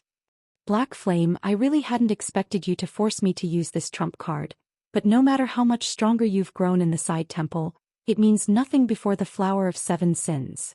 Diverging Phoenix hissed as she glared daggers at Shifeng. The tool she had just used wasn't an easy one. Once she activated the parchment, she would be cursed, and her soul would enter a weakened state for a long time, preventing her from improving herself. After her comment, Diverging Phoenix ordered her heroic warriors to slay Shifeng and his comrades. Is that so? Glancing at the 12 heroic warriors, Shifeng retrieved the Thunder Eagle's summoning flute and blew in it. Chapter 2209, Powerful Flying Mount. The moment Shifeng blew into the flute, a gigantic silver magic array manifested above him. After a few seconds, a 10-meter-tall eagle with light blue feathers emerged, surrounded by dancing arcs of electricity. The eagle announced its arrival with a deafening screech that echoed throughout the area around the Thunder Temple. An intense pressure bore down on every player in the area, even forcing the heroic warriors that charged at Shifeng's group to pause for a moment. Even the heroic warriors charging at Shifeng's group could not help but stop momentarily. What? Black Flame can summon a monster too. I thought tools couldn't be used in the Thunder God's secret land. Level 100. Prep. Black Flame summoned a level 100 Great Lord. What's the point of summoning a level 100 Great Lord? The Flower of 7 Sins has 12 level 88, Tier 3 undead. Although Shifeng's ability to summon such a high-leveled monster surprised the various superpowers experts, they inwardly shook their heads. Level 100 was a very high level, but the Thunder Eagle was only a Great Lord. Even if it was individually stronger than the heroic warriors, there was a limit to its strength. At most, it could take on 2 or 3 heroic warriors simultaneously. Meanwhile, the remaining heroic warriors would work alongside the Flower of 7 Sins members to slay the rest of them. When Samsara and his teammates saw the Thunder Eagle, however, shock and envy filled their hearts. They had never thought that the Flying Mount would start out as a Great Lord. It was far stronger than what Land Mount started as. Not only could Shifeng use his Thunder Eagle as aerial transportation, but it could also serve as a true combat companion. Even after reaching Tier 3, the Thunder Eagle would be useful. In comparison, current land mounts could only assist ordinary experts and weaker players. They were simply excess baggage to experts of their caliber. So this is a flying mount. I'll need to get one for myself later, Endless Scars inwardly swore as she gazed up at the Thunder Eagle. The rest of the team shared her silent sentiment. The Thunder Eagle's Tier 3 combat power could help them accomplish many things that had been impossible before. Black Flame, it seems you're at your wit's end. Do you really think one Great Lord can save you? Diverging Phoenix laughed when she saw the Thunder Eagle.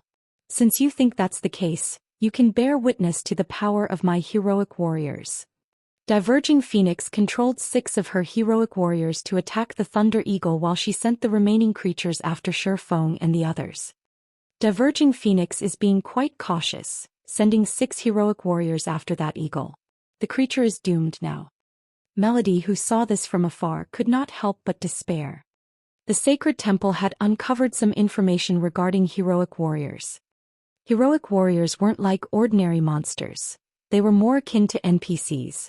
They had their own skills and spells, and when enough of them worked together, the heroic warriors could exhibit even greater combat power. 6 cooperating heroic warriors could even take down a Grand Lord of the same level. Although the Thunder Eagle was 12 levels higher than the heroic warriors, its basic attributes should, at best, be on par with a level 88 Grand Lord. It wouldn't be of any help to Shifeng. Just one Great Lord? Shifeng chuckled at Diverging Phoenix's comment. You sure are taking a level 100 monster lightly.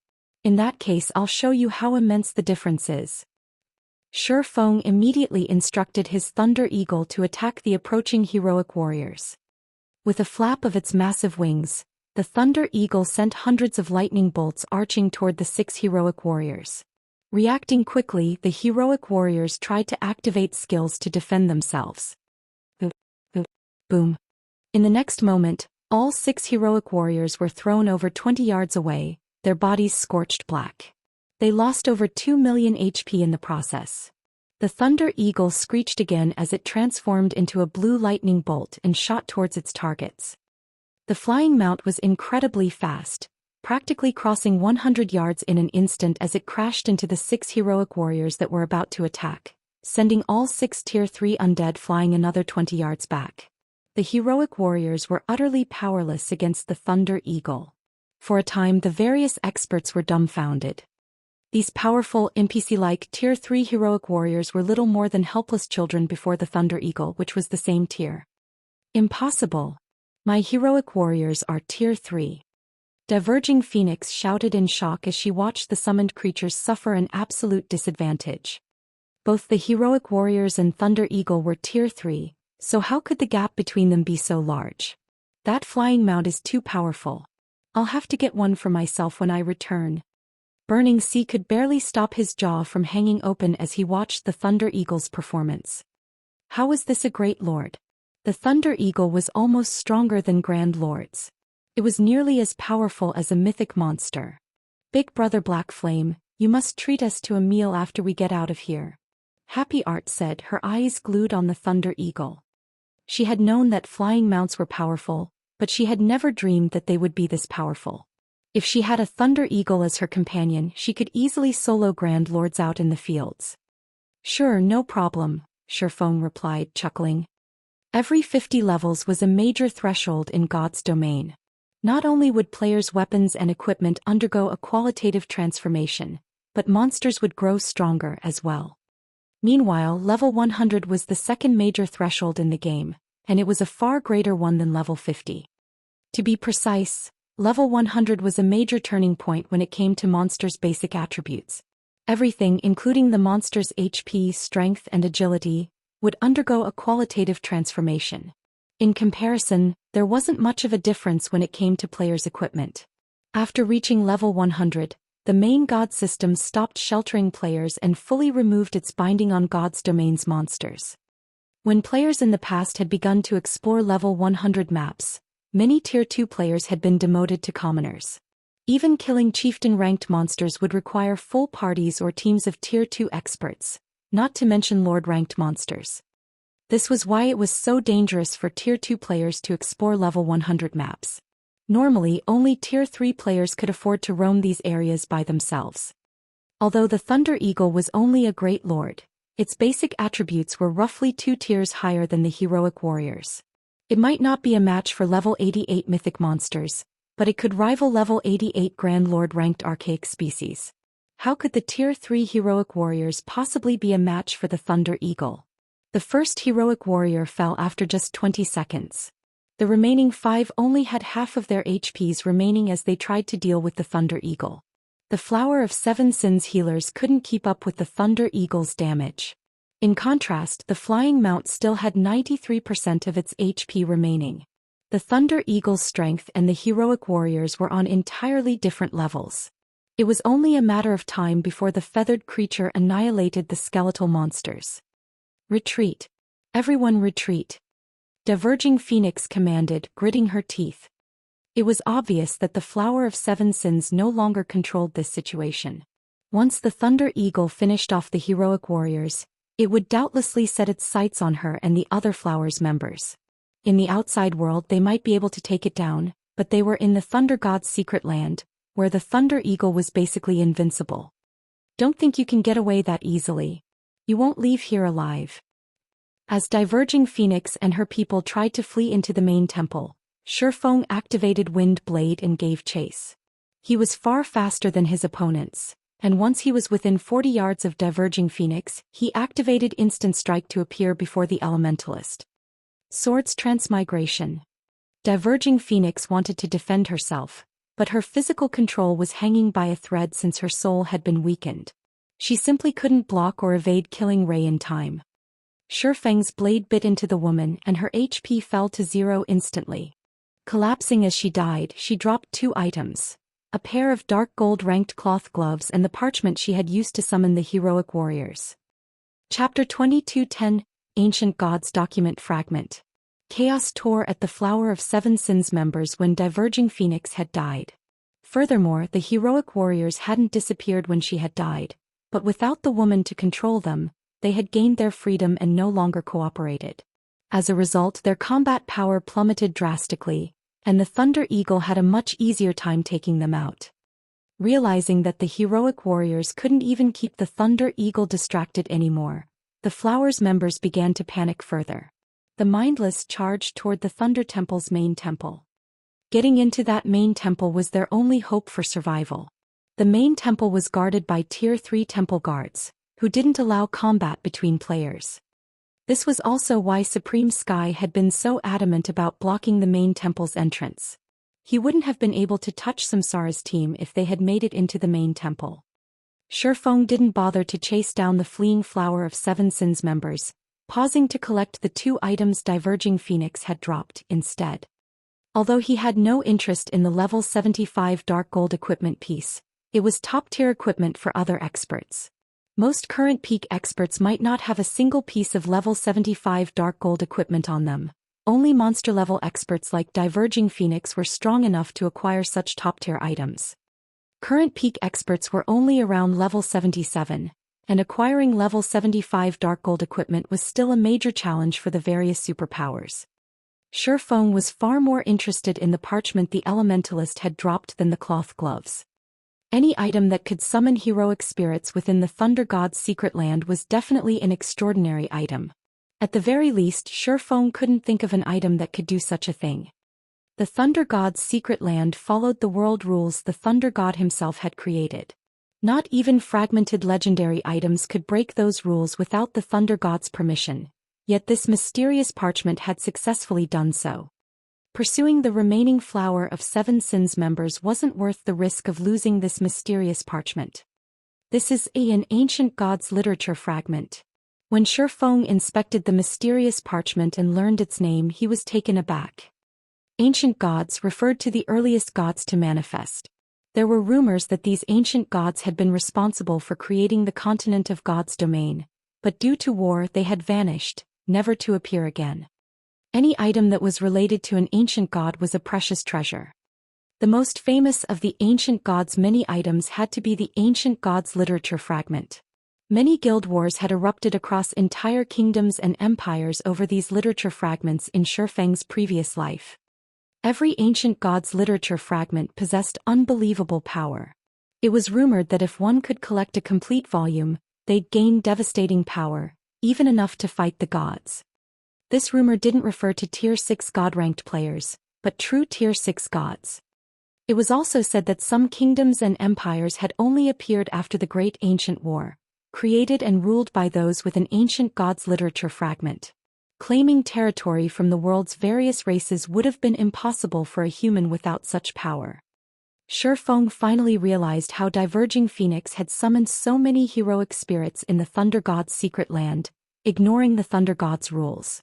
Accomplishing such a feat wouldn't have been possible with an Ancient Gods literature fragment.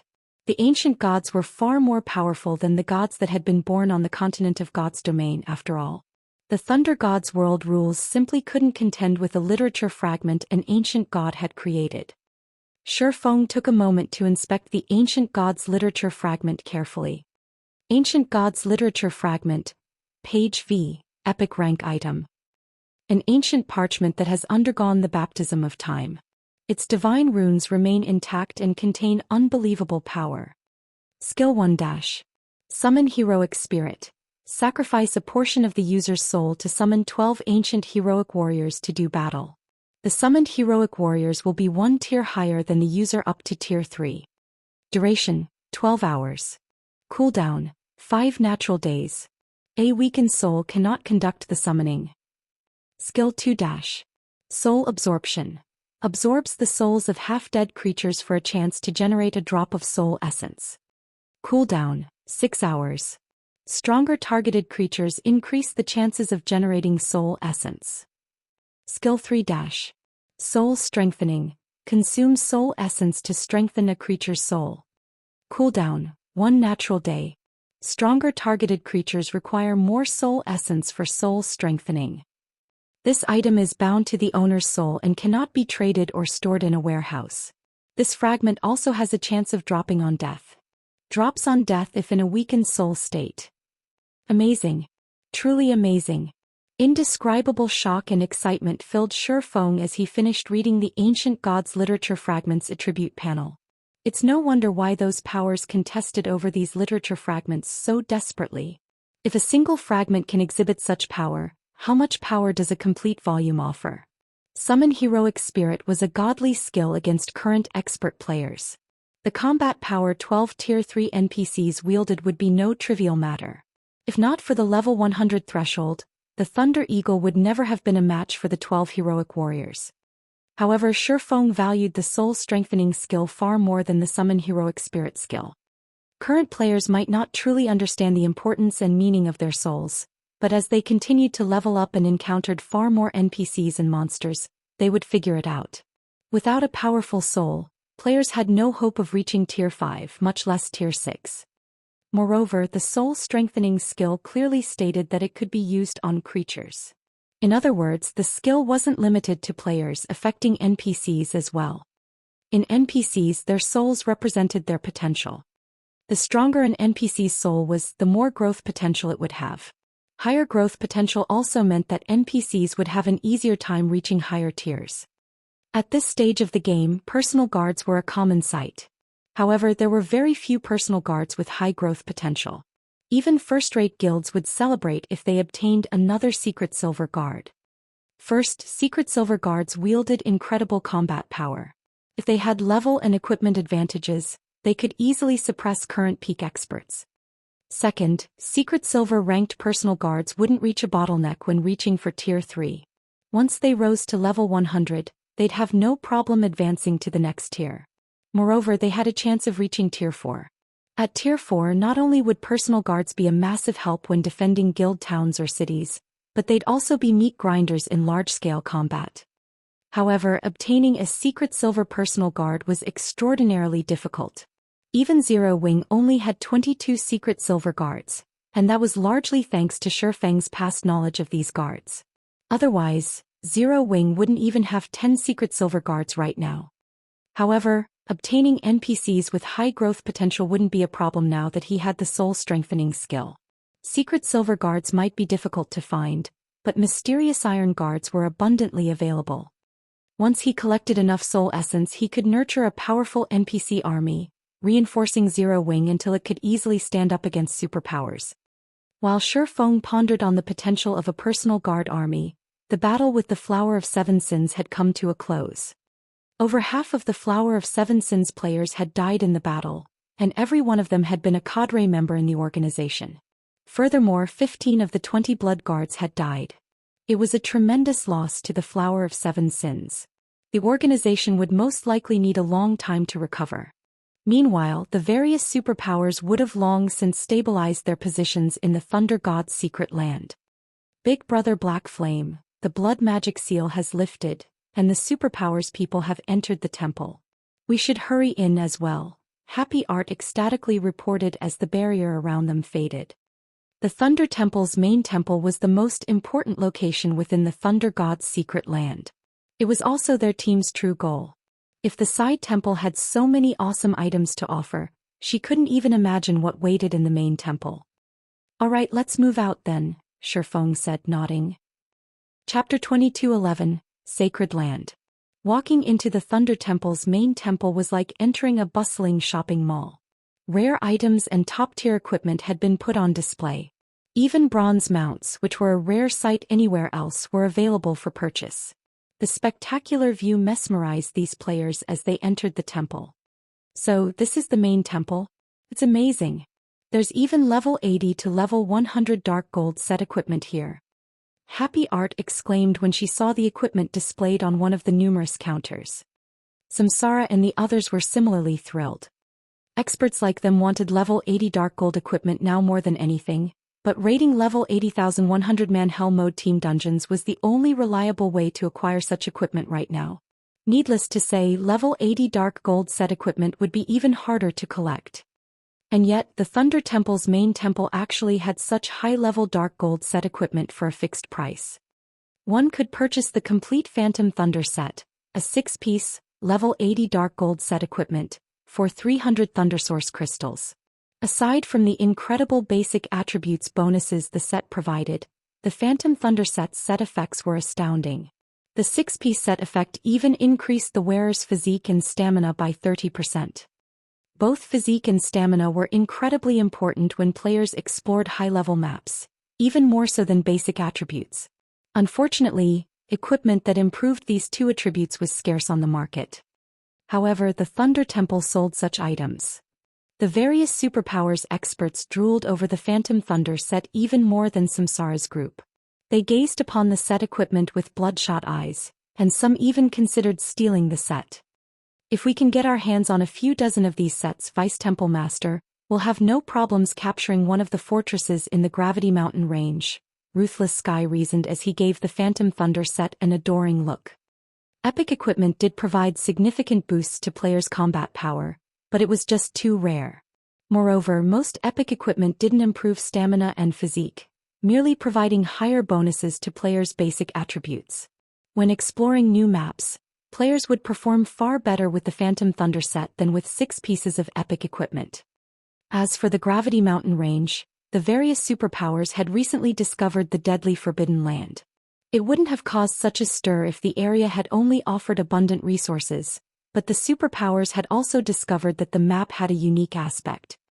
The map was unusually free in that no kingdom or empire had jurisdiction over it. Players could take control of the map as their own territory. The various superpowers had gone crazy over the discovery. Normally, utilizing the territory around a city was enough for a first-rate guild to become immensely wealthy. Even superpowers would be tempted to claim such an area, but now players had discovered that it was possible to take control of an entire map. Moreover, the map in question was particularly resource-rich. The potential profits one could earn from the Gravity Mountain range was unimaginable. Laying claim to the Gravity Mountain range would the equivalent of obtaining a superminiature kingdom. The area was also surrounded by level 100 maps, which was extremely important to the various superpowers' development. This discovery was also the reason that many of the superpowers hadn't bothered Zero Wing, despite the fact that it maintained ownership of Stone Forest City. After all, this Forbidden Land was far more important than a God Mode regional dungeon. However, the Gravity Mountain range was still a forbidden land. Regional dungeons and secret lands simply couldn't compare. Not only was players' stamina consumption amplified in the mountain range, but the mana there was also quite thin. Despite the fact that monsters in the Bottomless Abyss were far stronger than those in the Gravity Mountain range, the various superpowers teams had a much harder time fighting the mountain range's monsters. Naturally, capturing the ancient fortresses in the Gravity Mountain range and transforming them into fortified bases would be even more of a challenge. I agree, but what is a Thunder Source crystal? Melody understood what Ruthless Sky was trying to say. In fact, this was one of the main reasons that the Sacred Temple had visited the Thunder God's secret land in the first place. The Sacred Temple hadn't made any progress in exploring the Gravity Mountain range, so the guild had shifted its focus to strengthening its exploration teams. The Thunder God's secret land was the perfect place to do just that. This was an ancient god's secret land, and it would have plenty of valuable items available. However, players needed Thunder Source crystals to purchase any of the items for sale in the main temple. While the various superpowers experts wondered what the Thunder Source crystals were, Samsara and his team found the name familiar. Didn't that boss drop a Thunder Source crystal? Burning Sea whispered.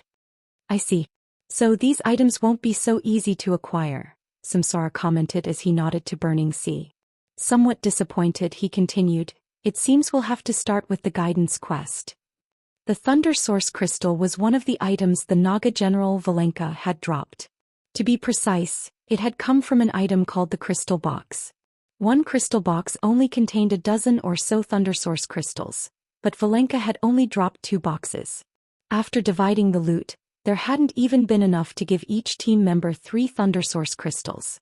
To purchase the Phantom Thunder set, they'd have to kill all of the side temple's bosses several dozen times. Unfortunately, the dungeon only reset once every 3 days, and current players were helpless against the side temple's bosses.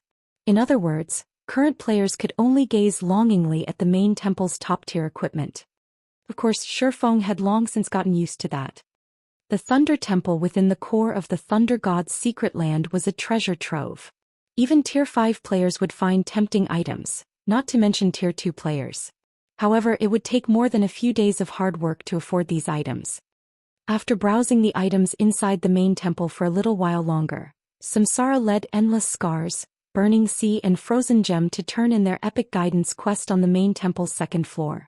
As for Shifeng and the others, they had only been hired to escort the 3 players and were free to leave and do their own thing. Fortunately, leaving the Thunder God's secret land was quite simple. One just had to use the teleportation array within the main temple. Guild leader Black Flame, I really have to thank you for your help. If not for you, the Flower of 7 Sins would have annihilated us, and we never would have reached the main temple. Samsara expressed his gratitude and admiration. For your remuneration, I am willing to offer an extra 10 bottles of S-rank nutrient fluids. I hope that you can accept them. You're being too courteous, brother Samsara. I was only fulfilling my part of the contract. Shifeng was at a loss when Samsara offered 10 more bottles.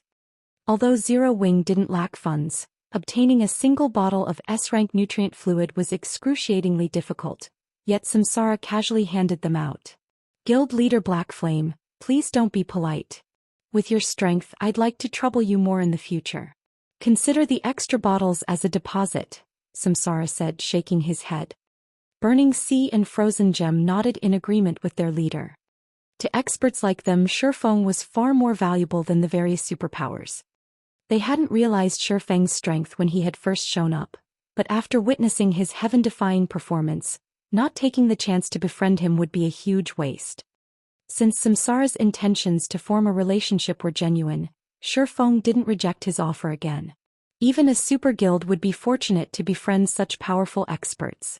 Even if recruiting these experts were impossible, Shifeng could hire them to help in the future. God's Domain wasn't a single-player game and many aspects would require powerful experts. Moreover, it was not very often that Shifeng met someone as generous and wealthy as Samsara. His ability to hand out dozens of S-rank nutrient fluids was just frightening. Shifeng, Samsara, and the rest of the party then added each other as friends, promising to reach out if any of them needed help. Once the team disbanded, Shifeng planned to return to Zero Wing. He had spent quite a bit of time in the Thunder God's secret land, and he still had responsibilities in the guild. Although he hadn't obtained the guild alchemy workshop design, he had acquired an ancient god's literature fragment, so his trip hadn't been a complete waste. In fact, he considered it to have been a profitable journey. Just as Shifeng turned toward the teleportation hall in the main temple, Happy Art approached him. Big brother Black Flame, do you have anything urgent to take care of right now? Happy Art asked. Not in particular, Shifeng replied, shaking his head. In that case, would you mind joining me to meet with someone? Happy Art mysteriously asked. Meet with someone? Who is it? Shifeng responded, curious about Happy Art's serious expression. Our 13 Thrones Guild leader. Happy Art answered. Chapter 22:12 Shocking Appearance of a Flying Mount. Your guild leader. Shifeng could not help his surprise to hear that the 13 Thrones Guild leader wanted to meet him. 13 Thrones was a super guild. Many superpowers had begun to emerge in God's Domain at this stage of the game, but most of them could only rival veteran super first-rate guilds. Some couldn't even manage that. One could count the number of superpowers that rivaled super guilds on one hand. Even among super guilds, 13 Thrones was stronger than average. Although the Super Guild had been stuck in a corner of the God's Domain continent, far from the continent's richest locations, during Shifeng's previous life, it had nearly been as strong as the 5 great super guilds at its peak. At the time it had controlled 3 empires and almost 10 kingdoms. That's right. Our guild leader wishes to meet with you, Happy Art said, nodding. She too found the situation surprising. He told me that he has something that might interest you.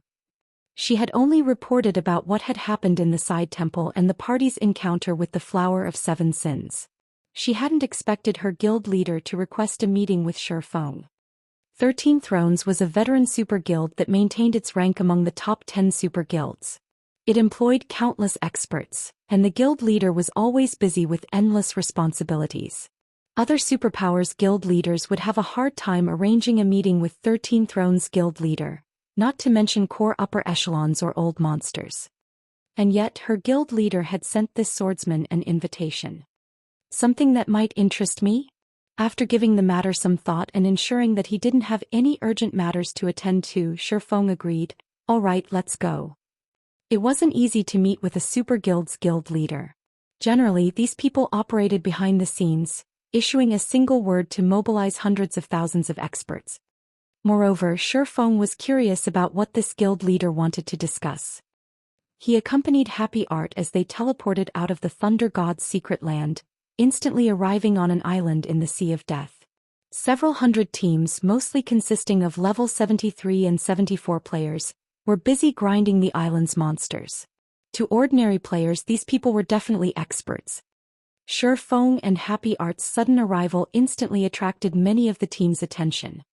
Where did those two suddenly come from? They teleported here. They dared to come here with just the two of them? Are they tired of living? The island's players chatted as they wondered about Shifeng and Happy Art. This was no ordinary island and its monsters were quite powerful. The weakest monster here was a level 75 chieftain, while most were lords and grand lords, and they all typically worked in groups of 100 or more. To make matters worse, the island was astoundingly cold, and without more than 70 ice resistance, players wouldn't survive on the island. Even a 20-man team of expert players would quickly die. Why wouldn't these teams be surprised to see a 2-man team suddenly appear? While the several hundred nearby experts watched Shifeng and Happy Art, who had hidden their identities and levels, out of curiosity, the 2 experts in question ignored them and inspected a map to identify their location. This is Frosthell Island. My guild leader is currently on Dragonheart Island. If we take a bronze speedboat, we should arrive in 8 or so hours, Happy Art said, breathing a sigh of relief when she recognized their location. Due to a lack of teleportation points, travel at sea wasn't as convenient as travel on land. Players could spend 10 hours just to get from one place to another. Fortunately, Frosthell Island was in the Sea of Death's inner region, very close to Dragonheart Island. It was too bad she only had a bronze speedboat. A mysterious iron speedboat would get them to their destination a lot sooner, but such speedboats were painfully rare, even in a super guild like 13 Thrones. Normally they would be assigned to peak experts that focused on naval prowess. Experts like her who shifted between land and sea were only given bronze speedboats. We're heading to Dragonheart Island? Shaking his head, Shifeng said, a boat will take too long and we'll have to deal with plenty of sea monsters. Let's just fly there. After saying so, Shifeng retrieved the Thunder Eagle's summoning flute and activated it. In the next moment, the 10-meter-tall Thunder Eagle descended from the sky. It looked like a medium-sized passenger aircraft with its massive wingspan, stretching across several dozen meters. The Eagle's impressive aura even dwarfed that of the island's great lords. As the Thunder Eagle landed, its wings stirred the air into a small storm that engulfed nearby players. At the same time, these players felt an immense pressure press down on them. "Let's go," Shifeng said as he hopped onto the Thunder Eagle's back. In God's domain, most land mounts could only carry 2 to 7 people depending on their strength. The weakest flying mount, however, could carry up to 10 people. An extraordinary flying mount like the Thunder Eagle was capable of carrying up to 20 people at one time. Hearing Shifeng's invitation, Happy Art nodded and eagerly jumped onto the Thunder Eagle's back. With a flap of its wings, the Thunder Eagle blurred as it left its position. By the time the watching players spotted it again, the mount was several dozen meters above the ground. With its lightning speed, the Thunder Eagle vanished after several seconds. The experts on Frosthell Island only snapped out of their daze after the Thunder Eagle was gone. Shocked, they stared at the horizon where Shifeng and his companion had vanished. Crap. That was a flying mount. It's the rumored flying mount. I must be seeing things. How can those two have a flying mount when the various superpowers haven't even found one? Were they NPCs? Nonsense. I used an advanced identification skill on them before they left. I couldn't see any of their information, but I did see player markers above their heads. They are definitely players.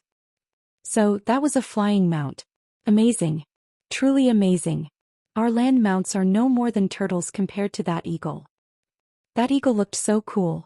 I'll have to get flying mount for myself someday. The expert players on Frosthell Island quickly published the situation on the Sea of Death's official forums, starting a heated discussion about the two players' identities. Since the forum post had included pictures and video of the flying mount, it quickly became a hot topic. Most ordinary experts were still searching for a bronze mount of their own. They could only dream of riding a mysterious iron or secret silver mount. Only large guilds' upper echelons might own such a high-quality mount, and not even first-rate guilds were guaranteed to have a fine gold mount. Yet they had just witnessed a flying mount. With the ability to ignore terrain, flying mounts were even faster than epic land mounts. Moreover, they had all seen the Thunder Eagle's speed. With such a fast mount, traveling across God's domain wouldn't be a problem. When the various superpowers received news of the Thunder Eagle, the matter became a sensation. They frantically began to search for the identities of the Thunder Mount's riders. Chapter 22:13, 12 Holy Swords. I want this matter investigated. Find out who those people are. Once you learn their identities, figure out how they got that flying mount. They came from Frosthell Island. They should still be in the area. Notify everyone there to search for those players and report back when they find them. Once the various superpowers found out about the Thunder Eagle, they poured manpower into investigating the flying mount. Its appearance had stirred the previously peaceful Sea of Death to life. While the various superpowers searched frantically for the Thunder Eagle, Sandbone, who had just escaped the Thunder God's secret land, received news of the flying mount as well. Isn't this the monster Black Flame had summoned? Sandbone stared at the pictures he had received in shock. It's actually a flying mount. As an Apex expert, he knew just how valuable a flying mount was in God's domain. Apex experts often found resource-rich areas when exploring the continent, but since they were so far from civilization, these players couldn't exploit these regions. However, they could increase their harvests by several-fold if they had a mount, exploring regions that other players couldn't reach. Needless to say, their leveling speed would substantially increase as well. The main reason that players' leveling speeds decreased as they reached higher levels was due to the fact that high-level maps were very far away from teleportation points, and building or relocating a guild town was easier said than done. Boss Sand, why don't we publicize this matter? Even if we do nothing, the various superpowers will take Black Flame out if they know that he is the one riding that flying mount, the level 77 assassin suggested from beside Sandbone. Now that they had discovered the existence of flying mounts, the various superpowers would stop at nothing to find their own. Their players' leveling speeds and ability to gather resources would skyrocket with a flying mount. It was the perfect opportunity for these superpowers to gain an advantage over their rivals. If they found out that Black Flame was the Thunder Eagle's owner, they would go after him. No, we mustn't let anybody know about this. Sandbone said, shaking his head. This is a good opportunity for us. An opportunity? The level 77 assassin asked in confusion. Your idea might be useful if that were an ordinary flying mount, but Black Flame had summoned it within the Thunder God's secret land. Only tools from within the secret land will work there, and Black Flame hadn't summoned the eagle before entering the side temple. Had he done so, his team wouldn't have fled from us, Sandbone said, chuckling. Do you know what that means? It means that Black Flame obtained the flying mount from the side temple, the level 77 assassin answered, his eyes glowing with excitement. Correct, and the various superpowers don't know that yet. The few superpowers teams inside still can't communicate with their guild members outside of the Thunder God's secret land. They likely don't know that the eagle Black Flame summoned is a flying mount, Sandbone said, sneering. Black Flame may have disrupted Brother Sky's plans, but he led us straight to a flying mount's origin. We need to secure the side temple before other powers figure this out. Then we can take our time with Black Flame and Samsara's group. Sandbone had witnessed the Thunder Eagle's strength personally. Not even the 12 Tier 3 heroic warriors had been a match for it. If the Flower of Seven Sins could acquire a few Thunder Eagles of their own, no one could stop the organization within God's domain. While entering the Thunder God's secret land was a challenge for the various superpowers, it wasn't hard for the Flower of Seven Sins. Sandbone immediately contacted Supreme Sky to inform him of the situation. Meanwhile, Shifeng's Thunder Eagle hovered above the sea near Dragonheart Island. He had Happy Art summon her bronze speedboat to carry them the rest of their way. The Thunder Eagle was too eye-catching to fly directly to the island. It would almost certainly attract trouble. Dragonheart Island was, after all, a hub for the various superpowers. As Happy Art watched the Thunder Eagle vanish, she couldn't help her disappointment that she hadn't gotten to ride it for a while longer. Aside from the wonderful feeling of soaring through the sky, the flying mount's speed was awe-inspiring. Thanks to the Thunder Eagle, the trip that would have taken 8 hours by bronze speedboat had lasted less than an hour. With such speed, she could visit any leveling spot she wanted. After a moment, Shifeng and Happy Art reached Dragonheart Island's port. Easily several hundred ships floated at the docks, and bronze speedboats were a particularly common sight. There were even more than 20 extremely rare sailboats. The entrance to Dragonheart City lay beyond the port. Majestic walls, over 100 meters tall, surrounded the city, and the lowest level player they saw entering or leaving was level 75. Moreover, most of these players were experts from the various superpowers. Some experts who had just arrived were shocked by what they saw. As the only large-scale democratic NPC city in the Sea of Death, Dragonheart City was a forest of unique monumental buildings. Occasionally, players could even spot flying ships as they glided through the sky above. NPCs of various races such as half-orcs, half-elves, Naga and dwarves roamed the city streets. The majority of these NPCs were merchants, carrying massive backpacks or driving freight wagons. These NPCs hawked their wares all over the city. If one paid close attention to the NPC merchants' comments, they'd learn that many of the items for sale were unique, not available elsewhere. Most of these merchant stocks in fact included incredibly rare valuable items.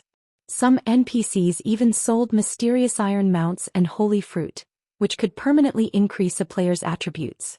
Players could even buy Tier 3 slave guards. Much of what they saw sorely tempted players who were new to the city. Unfortunately, these NPCs did not accept the human race's coins as currency. They only accepted ancient coins. Without ancient coins, surviving in Dragonheart City was nearly impossible. The ancient coin was a type of currency that had been used since ancient times. The mana these coins carried made them different from ordinary coins, and when players collected a certain amount, they could even increase the mana density around them. However, actually acquiring ancient coins was an extreme challenge for players.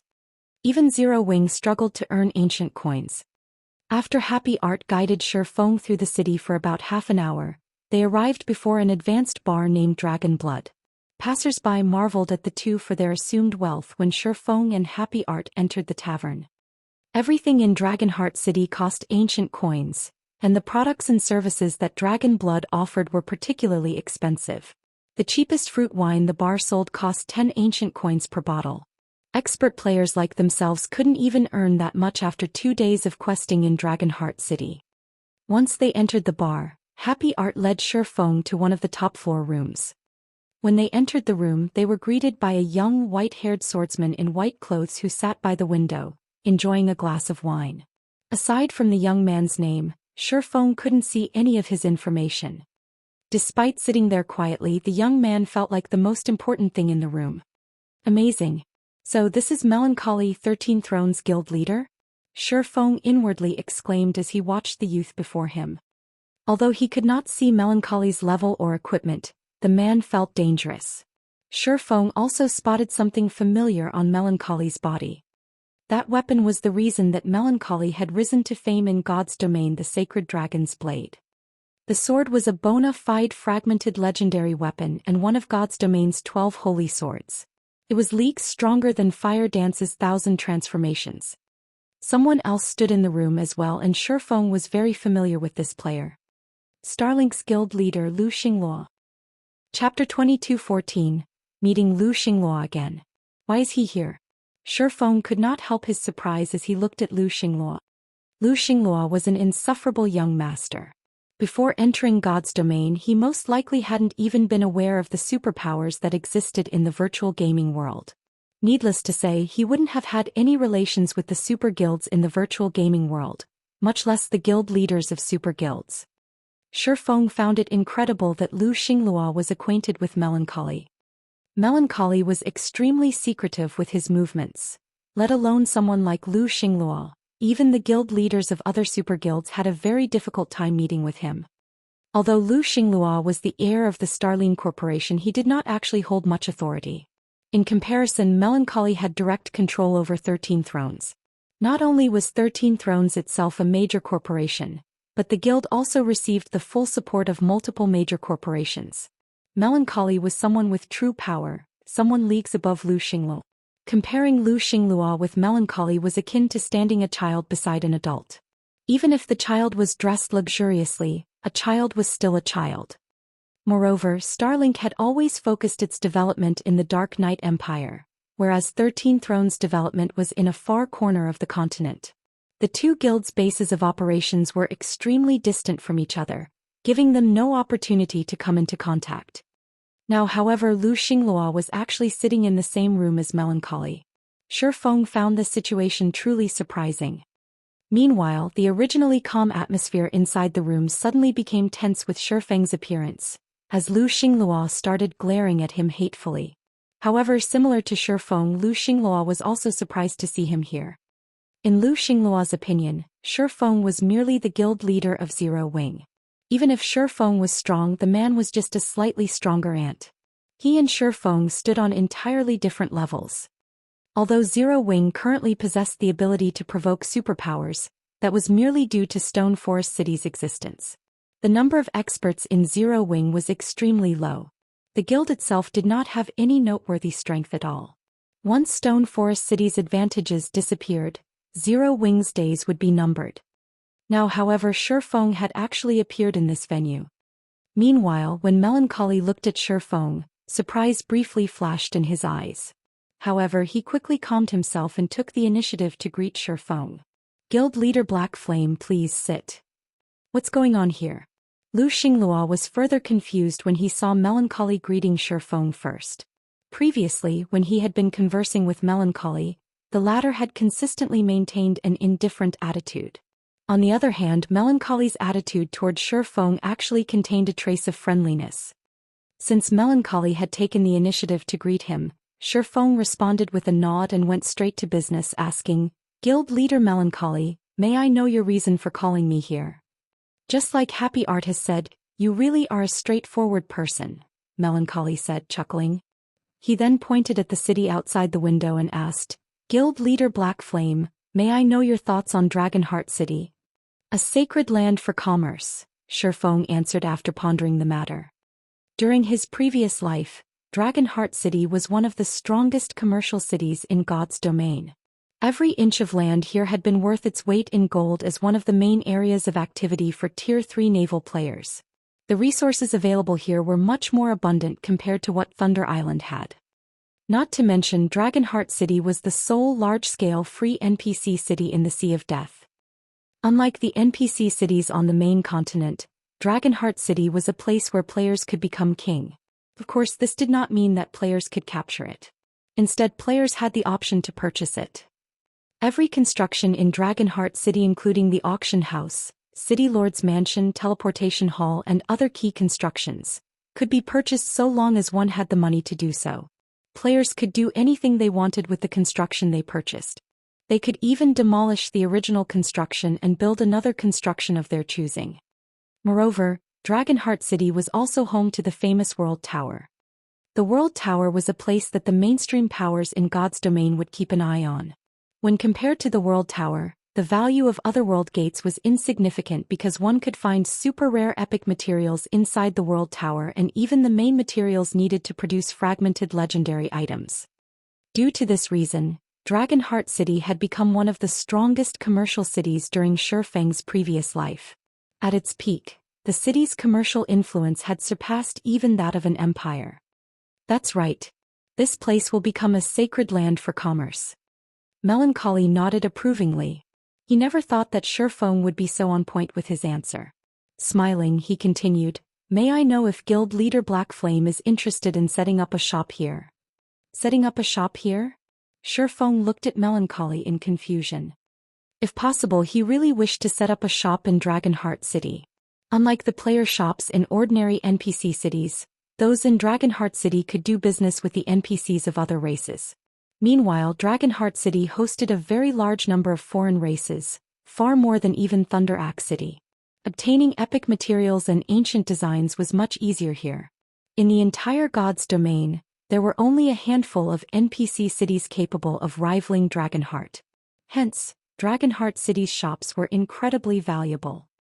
However, setting up a shop here was not an easy task. Even Zero Wing couldn't do so right now since all shops in Dragonheart City utilized only ancient coins as currency. Ancient coins were different from ordinary coins. Not only were ancient coins difficult to obtain, but exchanging them was also a big problem. Unlike ordinary coins, ancient coins were not automatically converted to a higher denomination after a certain amount was collected. The system did not convert ancient copper to ancient silver, or ancient silver to ancient gold automatically. Meanwhile, the merchandise sold in Dragonheart City required specific coins. In other words, items priced in ancient silver could not be purchased using ancient copper. The same was true for items selling for ancient gold. However, items sold for ancient silver could be purchased with ancient gold. The conversion used the official exchange rate, which was AL to 100 ratio. Due to this reason, the value of ancient gold was extremely high, even after 10 years had passed in God's domain. Moreover, even the cheapest shop in Dragonheart City cost 8,000 ancient gold, which was not a sum the current Zero Wing could acquire. That's right. Setting up a shop here. Melancholy affirmed. Of course there is a price for this shop. I wish to borrow Zero Wing's strength to capture a fortress in the Gravity Mountain range. As long as we succeed, I'll give you 10,000 ancient gold to purchase a shop in Dragonheart City. Realization immediately dawned upon Shi Feng at Melancholy's words.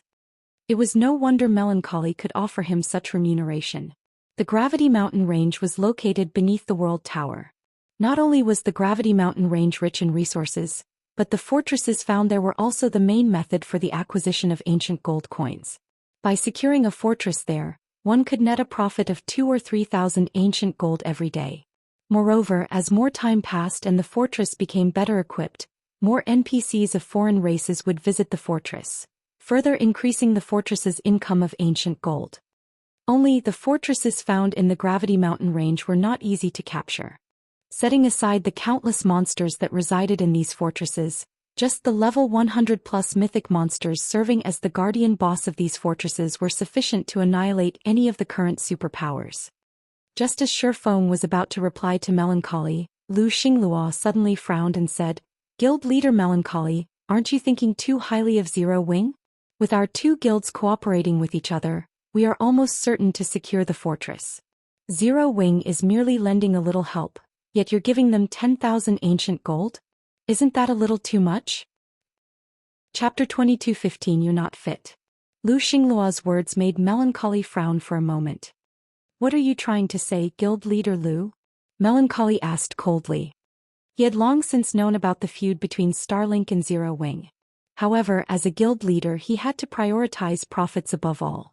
There were no eternal enemies, only eternal profits, which was also why he had invited Shi Feng over for a negotiation. Not only did Shi Feng himself possess the ability to summon the powerful Thunder Eagle, but Zero Wing's combat puppets and tanks were also very suitable for siege battles. The matter regarding the Gravity Mountain Range's fortress was of utmost importance. Although 13 Thrones and Starlink already had an 80% chance of securing the fortress they were aiming for, having a little more insurance would never hurt. Melancholy had never imagined that Xingluo would throw a tantrum over such an important matter. If not for the great personage backing Xingluo, as well as Starlink indeed having the strength to deal with the monsters inside the fortress and its territory being very far away from 13 Thrones territory, Melancholy wouldn't have bothered cooperating with Xingluo at all. 8,000 ancient gold should be more than enough. After all, Zero Wing will only play the role of a spectator. Countless other guilds would be willing to accept 1,000 ancient gold to take on such a role, Xingluo said, chuckling as he glanced at Shifeng. Don't you think so as well, guild leader Black Flame? You, Happy Art, who stood at a corner of the room, could not help gnashing her teeth in anger at Xingluo's words. Shifeng was her guild leader's guest, yet Xingluo was speaking as if he was the one presiding over this business transaction. He was showing 13 Thrones no respect whatsoever.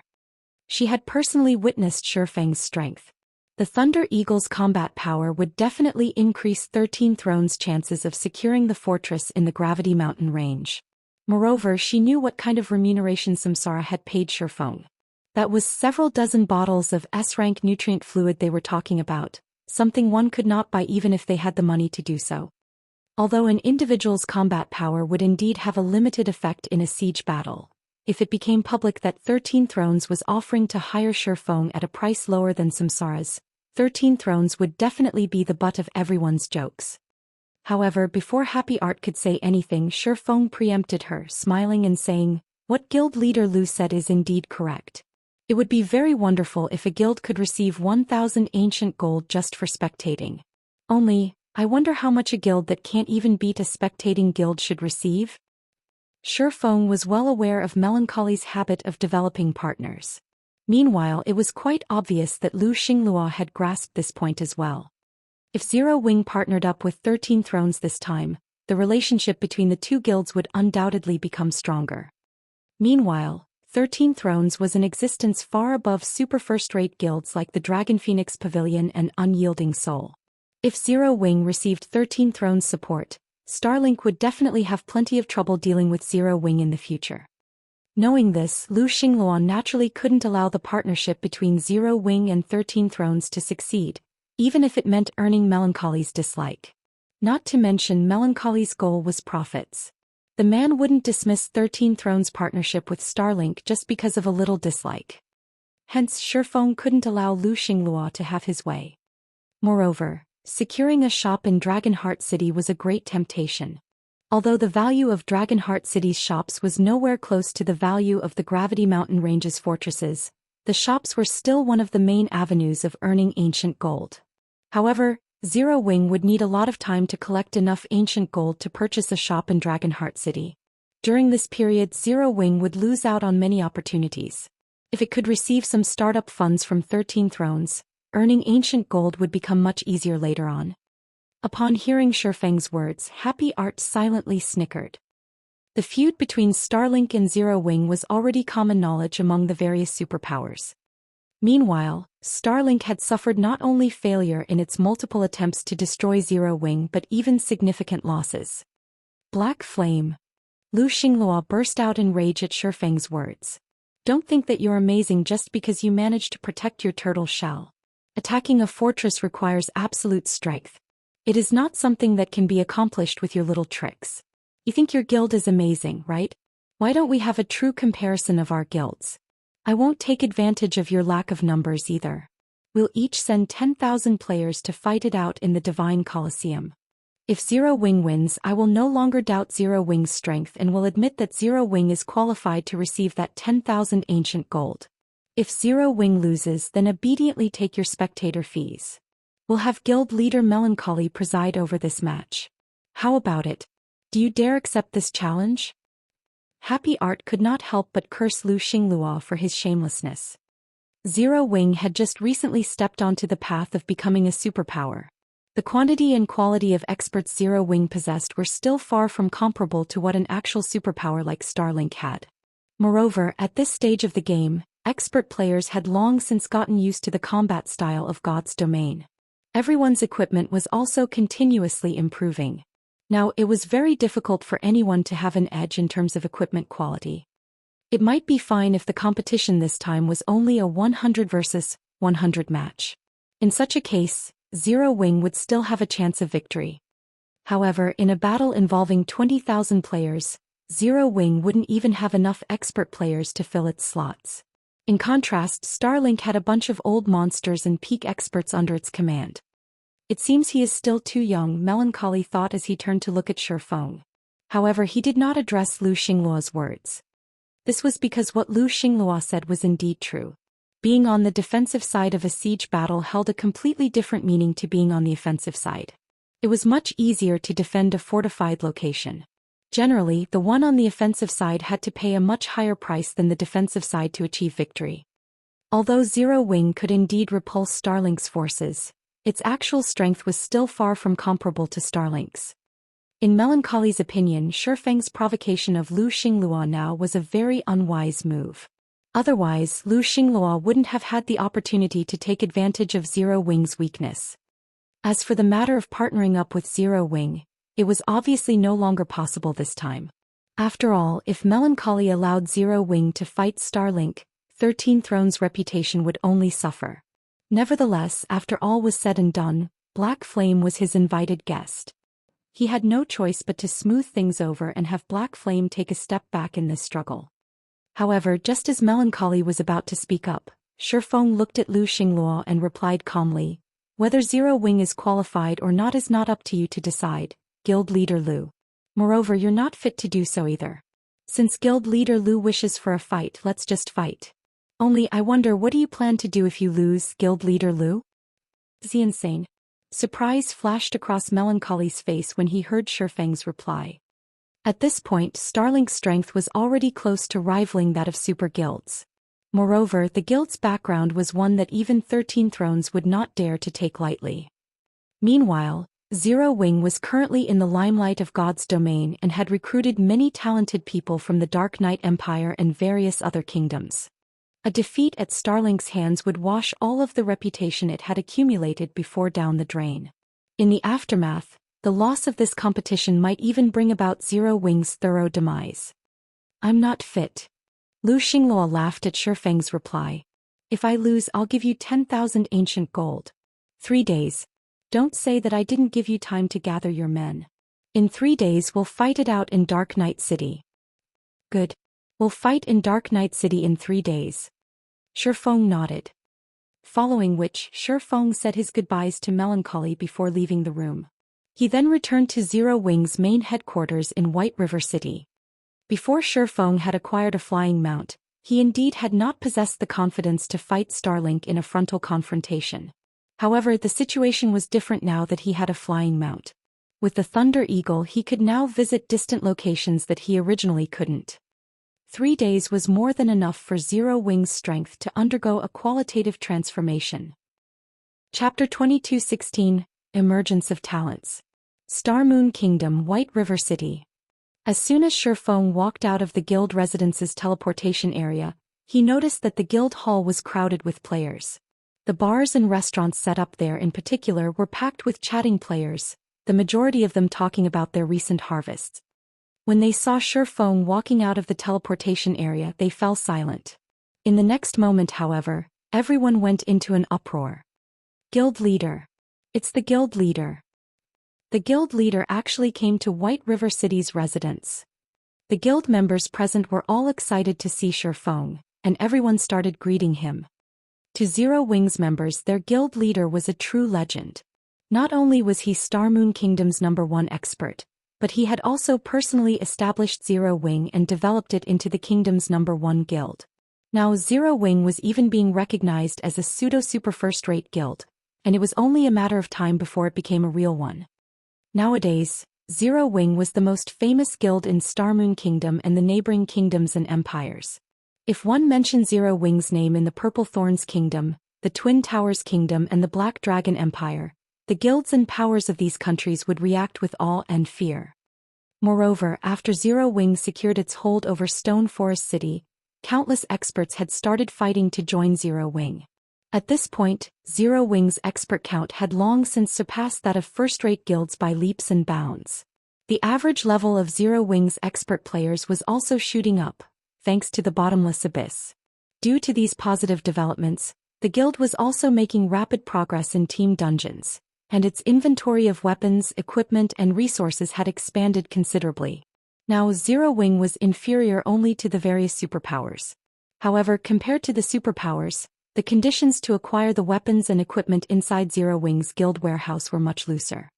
Most importantly, the top-tier Crystal Light set, Dark Gold set equipment that could be used up to level 80, was exclusive to Zero Wing. Guild leader, you're back. When Aqua Rose came across Shifeng, she quickly reported, during the time you were absent, the guild has been developing rapidly. We have recruited many Refinement Realm experts. After including the Lost Town special training and the complete Refinement Realm legacy we obtained, we now have 86 Refinement Realm experts. The S-rank nutrient fluids you brought back also allowed quite a few of us to break through. Now we have 7 Flowing Water Realm experts in the guild. When Aqua Rose spoke, her voice bubbled with excitement. Refinement Realm experts were far stronger than ordinary experts. Although God's domain provided the perfect environment and tools for players to train themselves, the number of experts capable of reaching the Refinement Realm standard was still extremely low. At this stage of the game, even first-rate guilds had only a handful of Refinement Realm experts, much less Flowing Water Realm experts. Logically, even if Zero Wing had the support of all these tools, it shouldn't have many people reaching the Refinement Realm and Flowing Water Realm. Hence, Aqua Rose found this outcome truly unbelievable. Now, after including the Domain Realm expert Yen Tianxing and Void Realm expert Eluo Fei, Zero Wing possessed a considerably dazzling array of experts. Although the overall strength of Zero Wing's top-tier combatants currently could not rival that of superpowers, the guild had already gained a portion of the strength necessary to face superpowers in a frontal confrontation. We already have so many Refinement Realm experts? Shifeng was also surprised by this outcome. He had been gone for only 2 weeks or so. Before he left, the guild had only a little over 30 Refinement Realm experts. Now that number had actually more than doubled. Zero Wing's rate of improvement was simply terrifying. This is mostly thanks to our guild being at its peak. Previously, many members had been stuck at the half-step Refinement Realm standard. Now that we have the Bottomless Abyss and a complete Refinement Realm legacy, many finally managed to cross the threshold. In addition, this growth spurt isn't over yet. I believe that in a few more days, the number of Refinement Realm experts our guild has will increase to 100, Aqua Rose said confidently. At that time, our dungeon raiding and map exploration ability will not lose out to those superpowers anymore. As long as Zero Wing had 100 Refinement Realm experts, it could form 100-man teams to raid the truly top-tier dungeons and even explore the Bottomless Abyss's second floor. Raiding powerful field bosses wouldn't be a problem anymore either. Now, Zero Wing could also take advantage of the resources the various superpowers had been monopolizing all this time. No, we have enough already, Shifeng said, chuckling. Have everyone gather. I'm forming a 100-man exploration team. Zero Wing's development speed truly exceeded his expectations. Originally, he thought that he would have to wait another month or 2 before the guild would have so many Refinement Realm experts. Now he was even more confident of defeating Starlink in the upcoming competition. Exploration. Aqua Rose fell into a daze momentarily when she heard Shifeng's words. However, she quickly snapped out of it and said excitedly, "Wonderful. I'll contact them immediately." Zero Wing's members had been eagerly awaiting the day when they could explore high-level maps. Previously, they could only watch as the various superpowers explored these maps and collected all sorts of top-tier equipment and treasures. Although Zero Wing had the Crystal Light set, after all was said and done, the set equipment was useful only to plate armor classes. The equipment standards of Zero Wing's cloth and leather armor classes were still far from comparable to that of the superpowers. Zero Wing also did not possess as many powerful tools as the superpowers. After merely 30 minutes, all the players Aqua Rose contacted had gathered in White River City's guild hall. Of the assembled players, the majority were at level 75, and even the weakest piece of equipment on them was level 75 fine gold rank. This would definitely be considered top-tier equipment in the outside world, and even the main force members of first-rate guilds would envy these players. After all, most guild experts had just reached level 75 recently. Obtaining level 75 top-tier equipment was still incredibly difficult. Guild leader, which location are we going to explore? The Bottomless Abyss's second floor? Blackie asked when he saw the gathered players. He had been to the bottomless abyss's second floor before, and the drop rate of equipment and treasures there was on a whole new level compared to the first floor's drop rate. The quality of the loot was also much higher. Killing any random field boss would net level 75 dark gold equipment with absolute certainty. It was even rumored that some superpowers had obtained individual parts of level 75 dark gold set equipment from these field bosses. However, the monsters on the second floor were not only extremely powerful but also endless. Unless players could simultaneously raid a field boss and deal with an endless stream of mobs, survival was almost impossible. Unfortunately, Zero Wing did not have the strength to survive on the second floor right now. At this point, only the various superpowers did. Hence, both Blackie and everyone else present had been looking forward to the day when they, too, could set foot onto the bottomless abyss's second floor. "No, we're not going to the bottomless abyss," Shifeng said, shaking his head. Smiling, he continued, "We're going to the level 100 neutral map, the Endless Desert." Level 100 was a major turning point in God's domain. The changes didn't apply to just players and monsters but also maps. It was no exaggeration to say that the resources contained in pre-100 maps and post-100 maps were as different as heaven and earth. The amount of EXP monsters provided in particular was a whole magnitude more. Meanwhile, the Endless Desert was a vast desert located in the abandoned land in the main continent of God's domain. Not only was teleportation impossible in the abandoned land, but this map was also located extremely far from any kingdom or empire. Moreover, as a level 100 map, even level 100 Tier 2 experts would have only a 10% chance of survival when exploring the map, even if players went as a team of 100. The reason for this wasn't just the presence of extremely powerful monsters. It was also the poor environment there. Players below Tier 3 would have a tough time surviving there. If Tier 2 experts tried entering the Endless Desert, death was almost certain, as the monsters there were even more dangerous than the monsters in the bottomless abyss. Of course, this was only true for the Endless Desert's outer area. The inner area was much safer in comparison. In the past, after mainstream players' levels exceeded 100, many large guilds would frequently power level their low-level members in the Endless Desert's inner area. To enter the Endless Desert's inner area safely, one had to either be escorted by a powerful team or be familiar with the terrain there. However, even players familiar with the Endless Desert's terrain needed to meet stringent strength requirements. At this stage of the game, aside from Shifeng, nobody else in Zero Wing qualified. Originally, Shifeng had planned to bring the guild's experts there only after they reached level 95, to help them reach level 100 quickly.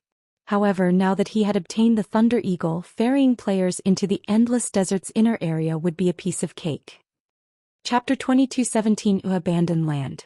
We're going to a level 100 map. Zero Wing's gathered experts were dazed when they heard Shifeng's plan. Current peak experts could only afford to explore level 80 to 85 maps, not because they were incapable of defeating level 90+ monsters, but because it took so much time and effort to do so. Furthermore, level 90+ maps were far more dangerous and required more travel time to reach. Higher-level monsters also had a wider perception range. Level 80 monsters would only notice level 75 players within 100 yards, but level 90 monsters would notice a level 75 player from 200 yards away. This made it much harder to avoid unwanted fights. This was why most experts decided against grinding in high-level maps right now. They wanted to, but the endeavor was too dangerous and not worth the effort. Most players didn't even harbor the thought of grinding in level 100 maps. Guild leader, we're not even level 80 yet. Won't exploring a level 100 map be a little too risky? Yan Tianxing worriedly asked. The various superpowers have already made more progress in exploring the bottomless abyss than our teams. If we take off to explore a level 100 map, I'm afraid that they'll only widen the gap between us. Yan Tianxing knew that these players were experts among experts, and only the various superpowers would be capable of forming such a powerful 100-man team, but it was too risky to explore a level 100 map. In contrast, the bottomless abyss was perfect for players of their level. It was the best leveling spot for them right now. Everyone is a high enough level already. Shifeng understood Yan Tianxing's concerns. Chuckling, he said, Moreover, the area we're going to isn't inferior to the Bottomless Abyss in the least. Normally, the Bottomless Abyss was the best leveling spot available for players at this stage of the game, but when one considered level 100 maps, that wasn't the case. Moreover, there were more than 10 superpowers within the Bottomless Abyss right now, and competition within the dungeon was intense. In comparison, no one currently occupied the Endless Desert. The team of experts couldn't help their excitement when they heard Shifeng's insistence. They all trusted his word, and since he was so confident, the map they were heading to definitely offered better resources than the heavily contested Bottomless Abyss. However, quite a few players were still concerned about the expedition. They were, after all, talking about a level 100 map. The monsters in the area would be the same level at the very least. Even if they wore equipment with the ignore levels mechanic, they could, at most, ignore 10 or so levels. They would still have to cope with more than 10 levels of suppression. But Shifeng disregarded his team's concerns and led his players to White River City's teleportation hall. He instructed them to travel to the closest teleportation point to the abandoned land. With each person spending a little over 11 gold in teleportation fees, the 100-man team had spent more than 1,000 gold. Even large guilds would ache over the expense. Once they arrived in a remote town, Shifeng sent everyone to Precipice Valley, a map that bordered the abandoned land with his 7 luminaries rings spatial gate. The team only reached their destination after 4 teleportations. Precipice Valley was a level 80 map, relatively high-leveled for current players. Only superpowers expert teams or first-rate guilds' main forces could survive here. However, since the valley was so far from civilization, players weren't willing to visit the map. As Zero Wings members stood before the Precipice Valley's great precipice, their expressions darkened. Then all felt an intimidating aura from atop the 1,000-meter-tall cliff. A visible layer of deadly energy enveloped the crag. They felt a stinging pain even from so far away, as if something were sapping their strength. After a moment, every Zero Wing member was overwhelmed with an intense hunger. They started to shiver as if they had been starved for too long. Crap. What is this place? Blackie couldn't help the threat of fear he felt as he stared up at the great precipice. Guild leader, we're not really going in there, are we? This was the first time he had felt death linger around him so intensely. If he felt like this as he just stood before the great precipice, he didn't even want to imagine how he'd feel once he moved beyond it. The environment alone was likely more than enough to kill him. This precipice is special. It has an extremely powerful suppression force. I doubt ordinary Tier 2 experts would survive the climb, Gentle Snow commented, surprised as she rested her hand against the steep stone side. She hadn't thought that Shifeng would bring them to such a place. She possessed a piece of fragmented legendary equipment and a peak legacy. Her basic attributes were among the best in God's domain right now, yet even she found the idea of climbing this rock face daunting. One could easily imagine the outcome other Tier 2 experts would face if they tried to climb the precipice. That's right. Tier 2 experts have no hope of climbing this cliffside. Anyone who tries will likely fall and die before they reach the halfway point, Shifeng agreed, nodding. This was the boundary that separated the abandoned land from the outside world. Players couldn't simply enter the abandoned land's outer region on a whim. Chuckling, Shifeng continued, however, we don't need to climb up it. I can just take you over. After saying so, Shifeng summoned the Thunder Eagle. When the Thunder Eagle, which was as large as a medium-sized passenger plane, appeared, Blackie and the others' eyes nearly fell from their sockets. Guild leader. But isn't that a flying mount? Blackie stuttered. The appearance of a flying mount on Frosthow Island had caused a commotion throughout God's domain. Naturally, Zero Wing had paid very close attention to the matter. However, since it had only appeared once on the island, Zero Wing had no way of investigating the situation. The Thunder Eagle that hovered before them, however, looked exactly like the one on Frosthow Island. Although Blackie had been 99% sure that Shifeng was responsible for causing the commotion, he hadn't wanted to jump to conclusions. After all, that was a flying mount they were talking about. Everyone in God's domain was going crazy over the discovery. Not only could players soar through the sky with a flying mount, but they could also visit far more maps across the God's domain continent. The rest of the team eagerly stared at their guild leader as well. They wanted to hear the truth from Shifeng's lips. This Thunder Eagle is indeed a flying mount. Seeing the madness in his player's eyes, Shifeng couldn't help but nod and laugh. Chapter 22:18, Frightening EXP. When Shifeng confirmed his team's suspicion, they gasped as their faces lit up with joy. Guild leader, you're so amazing. You actually own the flying mount that has caused such a commotion throughout God's domain. So, this is a flying mount. Guild leader, why didn't you tell us earlier? Even as Aqua Rose and the others bombarded Shifeng with questions, they were a little upset that he had hidden the Thunder Eagle from them, only telling them now. Yet despite their irritation, they couldn't help but rejoice over the fact that their guild leader owned the majestic Thunder Eagle. It was the first known flying mount in God's domain. If news of this spread, even more experts would swarm to the guild's residences to join Zero Wing. Flying mounts were many times rarer than land mounts, and even the most powerful experts would have to get lucky to acquire one. The best way to secure a flying mount was to join a guild that already had one. Naturally, that meant that Zero Wing was experts' best option as the first guild to obtain a flying mount. Their guild would have more of an advantage when acquiring such mounts. Of course, they had to keep this information contained for as long as possible. Once the various superpowers found out, they would target Zero Wing with even greater ferocity. I'm sure you've all realized the benefits of having a flying mount already. They are difficult to come by, but if any of you pass the Extraordinary Tower's second floor, I'll reward you with one of your own, Shifeng said, smiling as he saw the desire flash in everyone's eyes. Quite a few of Zero Wing's Refinement Realm experts had already reached the Truth Realm. Unfortunately, they might be considered peak experts in a first-rate guild, but they would still be trivial in a superpower. However, it would be a different story if they reached the Ascension Realm. Once players reached the Ascension Realm, they could effortlessly execute a basic combat technique with every action. Executing advanced combat techniques would also become a lot easier. Moreover, even if one were only in the Refinement Realm, they'd have a high chance of mastering a bronze combat technique once they had entered the Ascension Realm. If a Flowing Water Realm expert entered the Ascension Realm, they'd be able to contend with peak experts with the same basic attributes as long as they had mastered a bronze combat technique. Are you serious, guild leader? Fire Dance breathlessly asked. Shifeng's declaration even moved Aqua Rose and Gentle Snow. Based on what they had learned thus far about flying mounts, they knew how rare they were. The fact that Shifeng had obtained one was a miracle. Obtaining a second one would likely be impossible. Of course. When have I ever lied to you? Shifeng asked, chuckling at his players' incredulous looks. Flying mounts were incomparably valuable and even rarer than epic items, but he had already spent more than a decade in God's domain. Although he couldn't easily acquire extraordinary flying mounts, he could obtain a common flying mount.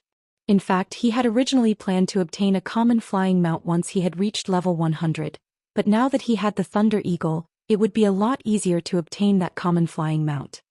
Shifeng's confident tone only motivated his team even more to clear the Extraordinary Tower's second floor.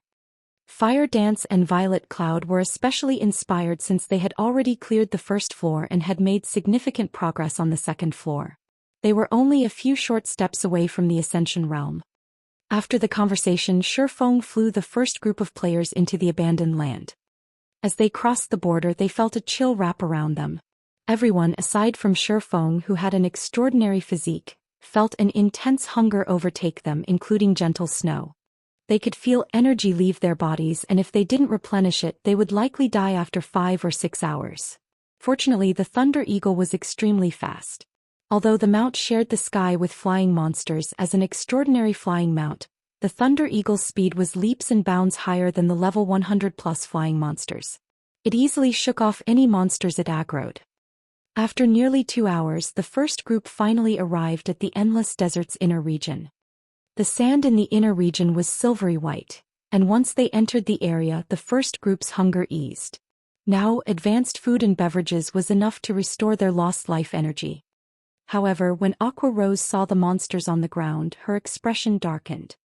Skeleton Spirit, Undead Lord. Level 101.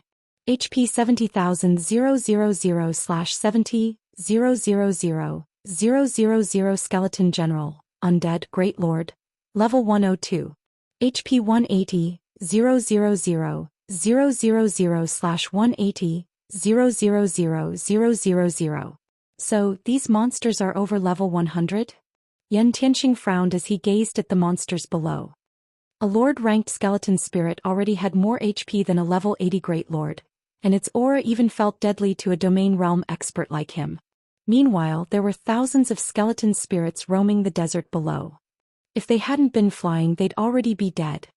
The skeleton generals in runic silver armor were even more powerful. Yan Tianxing's instincts screamed at him to run when he sensed their auras. That's a good spot. We'll grind there, Shifeng said as he pointed to a nearby sandstone pillar. The sandstone pillar was even larger than a 7-story house, with enough room at its peak to fit 100 players. Fortunately, there weren't a lot of monsters near the pillar, so they didn't have to worry about accidentally aggroing too many. Shifeng soon landed the Thunder Eagle on the gravel pillar, but when his teammates saw the number of skeleton spirits around them, they were at a loss for words. To defeat a random skeleton spirit, they'd likely need to work as a full 20-man team going all out. These skeleton spirits moved in groups of 10 or more, however. How were they supposed to kill these monsters? While the group was at their wits' end, Shifeng retrieved the Bible of Darkness and summoned a Tier 3 demon. Shifeng wouldn't have dared to grind here before reaching level 85. After all, the Bible of Darkness could only summon a demon that was 15 levels higher than he was, and the difference between level 99 and 100 was massive. He would only be asking for a beating if he had tried to send a level 99 Tier 3 demon against a group of level 100+ lords. However, now that he had already reached level 85, the Tier 3 demons he summoned would be level 100. Although a level 100 Tier 3 demon would have a tough time against a dozen or so level 101 lords, it could manage it with sufficient healing. With the Tier 3 demon serving as the MT, the rest of the team could attack with everything they had, and they wouldn't have to worry about splash damage as long as they remained on top of the sandstone pillar. Once they saw the Tier 3 demon, the team realized what Shifeng intended even without further explanation. As soon as the demon lured in a group of skeleton spirits and solidified its hold on the monster's aggro, the team bombarded the skeletons. Violet Cloud and the other healers focused on maintaining the demon's HP in the meantime. Since the team members were underleveled, their attacks barely dealt -10,000 damage. Even when they focused on one skeleton spirit, they couldn't deal enough damage to overcome the monster's battle recovery. Fortunately, the Tier 3 demon was quite powerful and it was only a matter of time before they killed these skeleton spirits. Seeing that his players could handle the situation, Shifeng returned to Precipice Valley atop his Thunder Eagle.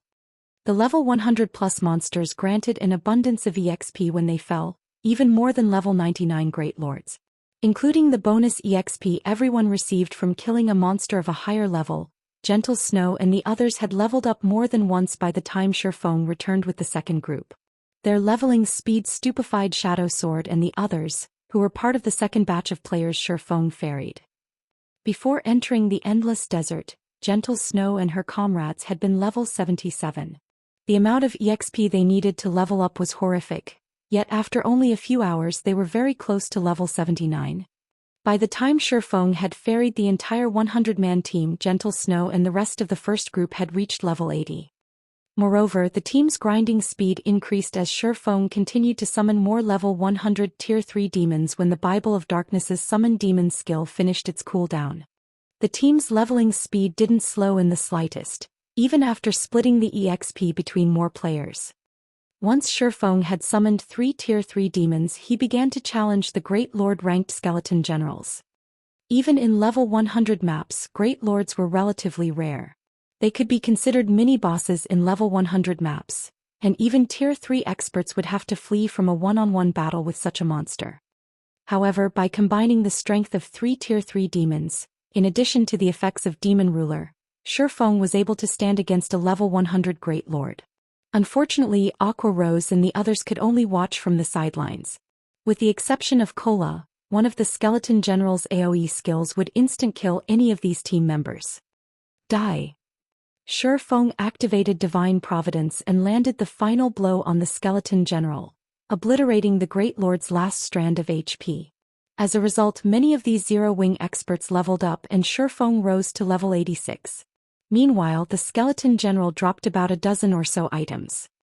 Every item radiated a dazzling glow. It was obvious that these items were all extraordinary. Meanwhile, lying among these items was a broken blade, surrounded by a faint, bloody mist. The blade steadily devoured any life energy around it, looking the most conspicuous among the loot. A blood-smelting fragment. Shifeng was surprised to see the broken blade. Chapter 2219, Level 100 Secret Forging Design. Blood-smelting fragment.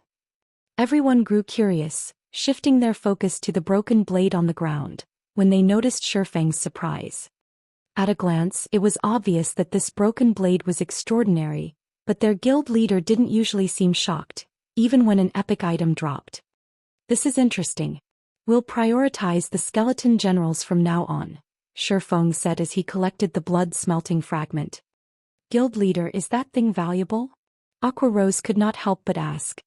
She had already inspected the blood-smelting fragment's attribute panel, discovering that it was only a common item. Blood-smelting fragment, common rank item. A shattered fragment of a weapon, containing a mysterious energy that absorbs the life energy around it. Although the introductory text mentioned some sort of mysterious energy, the blood-smelting fragment was just junk. It didn't have a use. At most it could be a collection item. It's extremely valuable. Even the value of all the other items combined don't come close, Shifeng said, smiling. You shouldn't look down on it just because it is a common item. Even master forgers would go crazy to get their hands on this. An item that master forgers would go crazy for? Aqua Rose grew even more confused. The blood-smelting fragment was only a common item. What relation did it have to master forgers?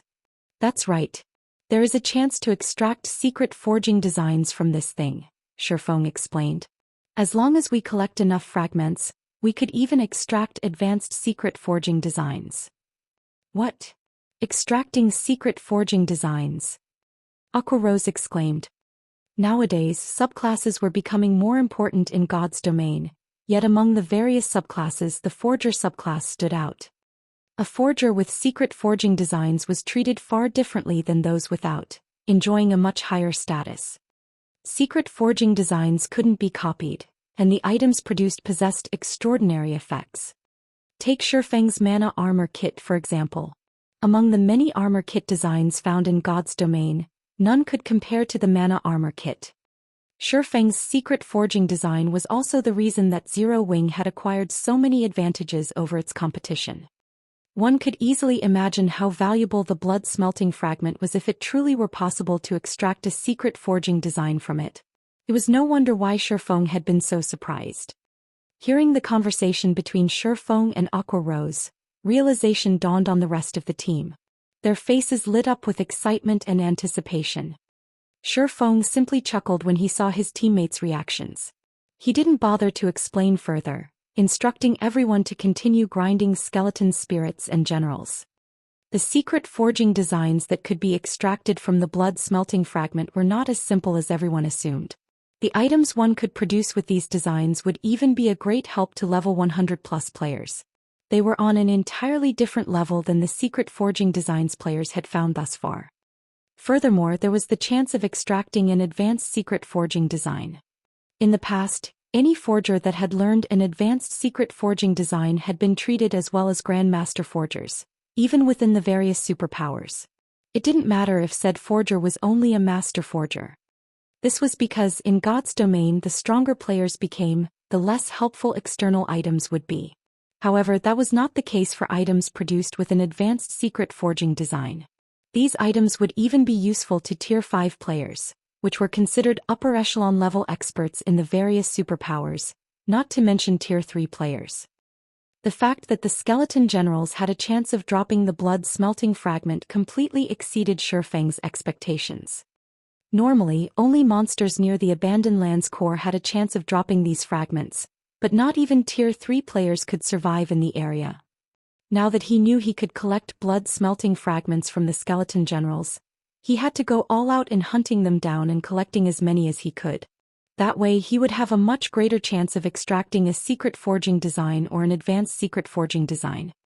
The designs within the blood-smelting fragments had been created by the God of War, and every one of these designs would help a master forger create an unbelievable item. It was even rumored that the items could even allow Tier 4 players or below to challenge opponents that were one tier higher.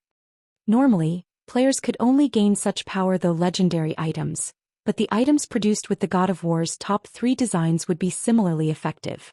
Even if these effects were limited to Tier 4 players or below, they were still astonishing. If a first-rate guild had one of these designs, it could instantly rise as a superpower and overlord in God's domain. Following Shifeng's lead, the team went into a frenzy as they searched for and hunted skeleton generals. Fortunately, nobody else had come to explore the endless desert yet, so despite being mini-bosses, skeleton generals were quite common. The skeleton spirits in the way were the only problem, but Zero Wings members didn't mind slaying them. With Shifeng's 3 Tier 3 demons, these skeleton spirits didn't present much of a challenge. They were little more than walking EXP.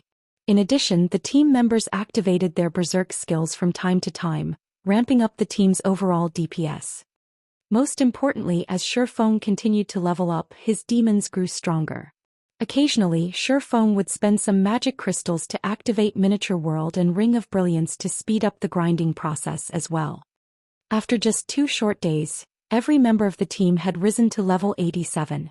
They couldn't help their desire to stay here forever after witnessing their leveling speed. As for Shifeng, he had reached level 90. If he made his level public, the various superpowers would likely faint with anger. Most of the various superpowers peak experts were still far from level 80, yet Shifeng had reached level 90 so quickly. Even if he only wore level 90 mysterious iron equipment, his basic attributes would be leagues higher than those peak experts. Sure enough, everyone's leveling speed is slowing down, Shifeng thought to himself as he killed another skeleton general and saw the change to his experience bar. He recognized that it was impossible to get his team members to level 90 before the competition. If he could get Aqua Rose and the others to level 90 and gear them out with epic equipment and level reduction gemstones, they could all use level 100 items. Starlink would then have to beg for mercy. Guild leader, another blood-smelting fragment has dropped. Fire Dance joyfully announced as she snatched up a broken blade from the pile of loot the skeleton general had dropped and handed it to Shifeng. Another one? Shifeng could not help his grin as he looked at the broken blade, enveloped in a bloody mist. With this, we finally have 10 fragments. Over the past 2 days, they had hunted down skeleton spirits and generals non-stop. They hadn't even logged out to rest. As a result, not only had they gained a lot of levels, but they had also acquired a lot of blood-smelting fragments.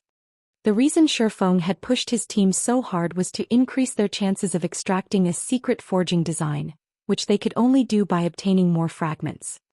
According to the various superpowers experimentation, one would have a 20% chance of extracting a secret forging design from 5 blood-smelting fragments. By attempting the extraction from 10 fragments, they'd increase their chances to 30%.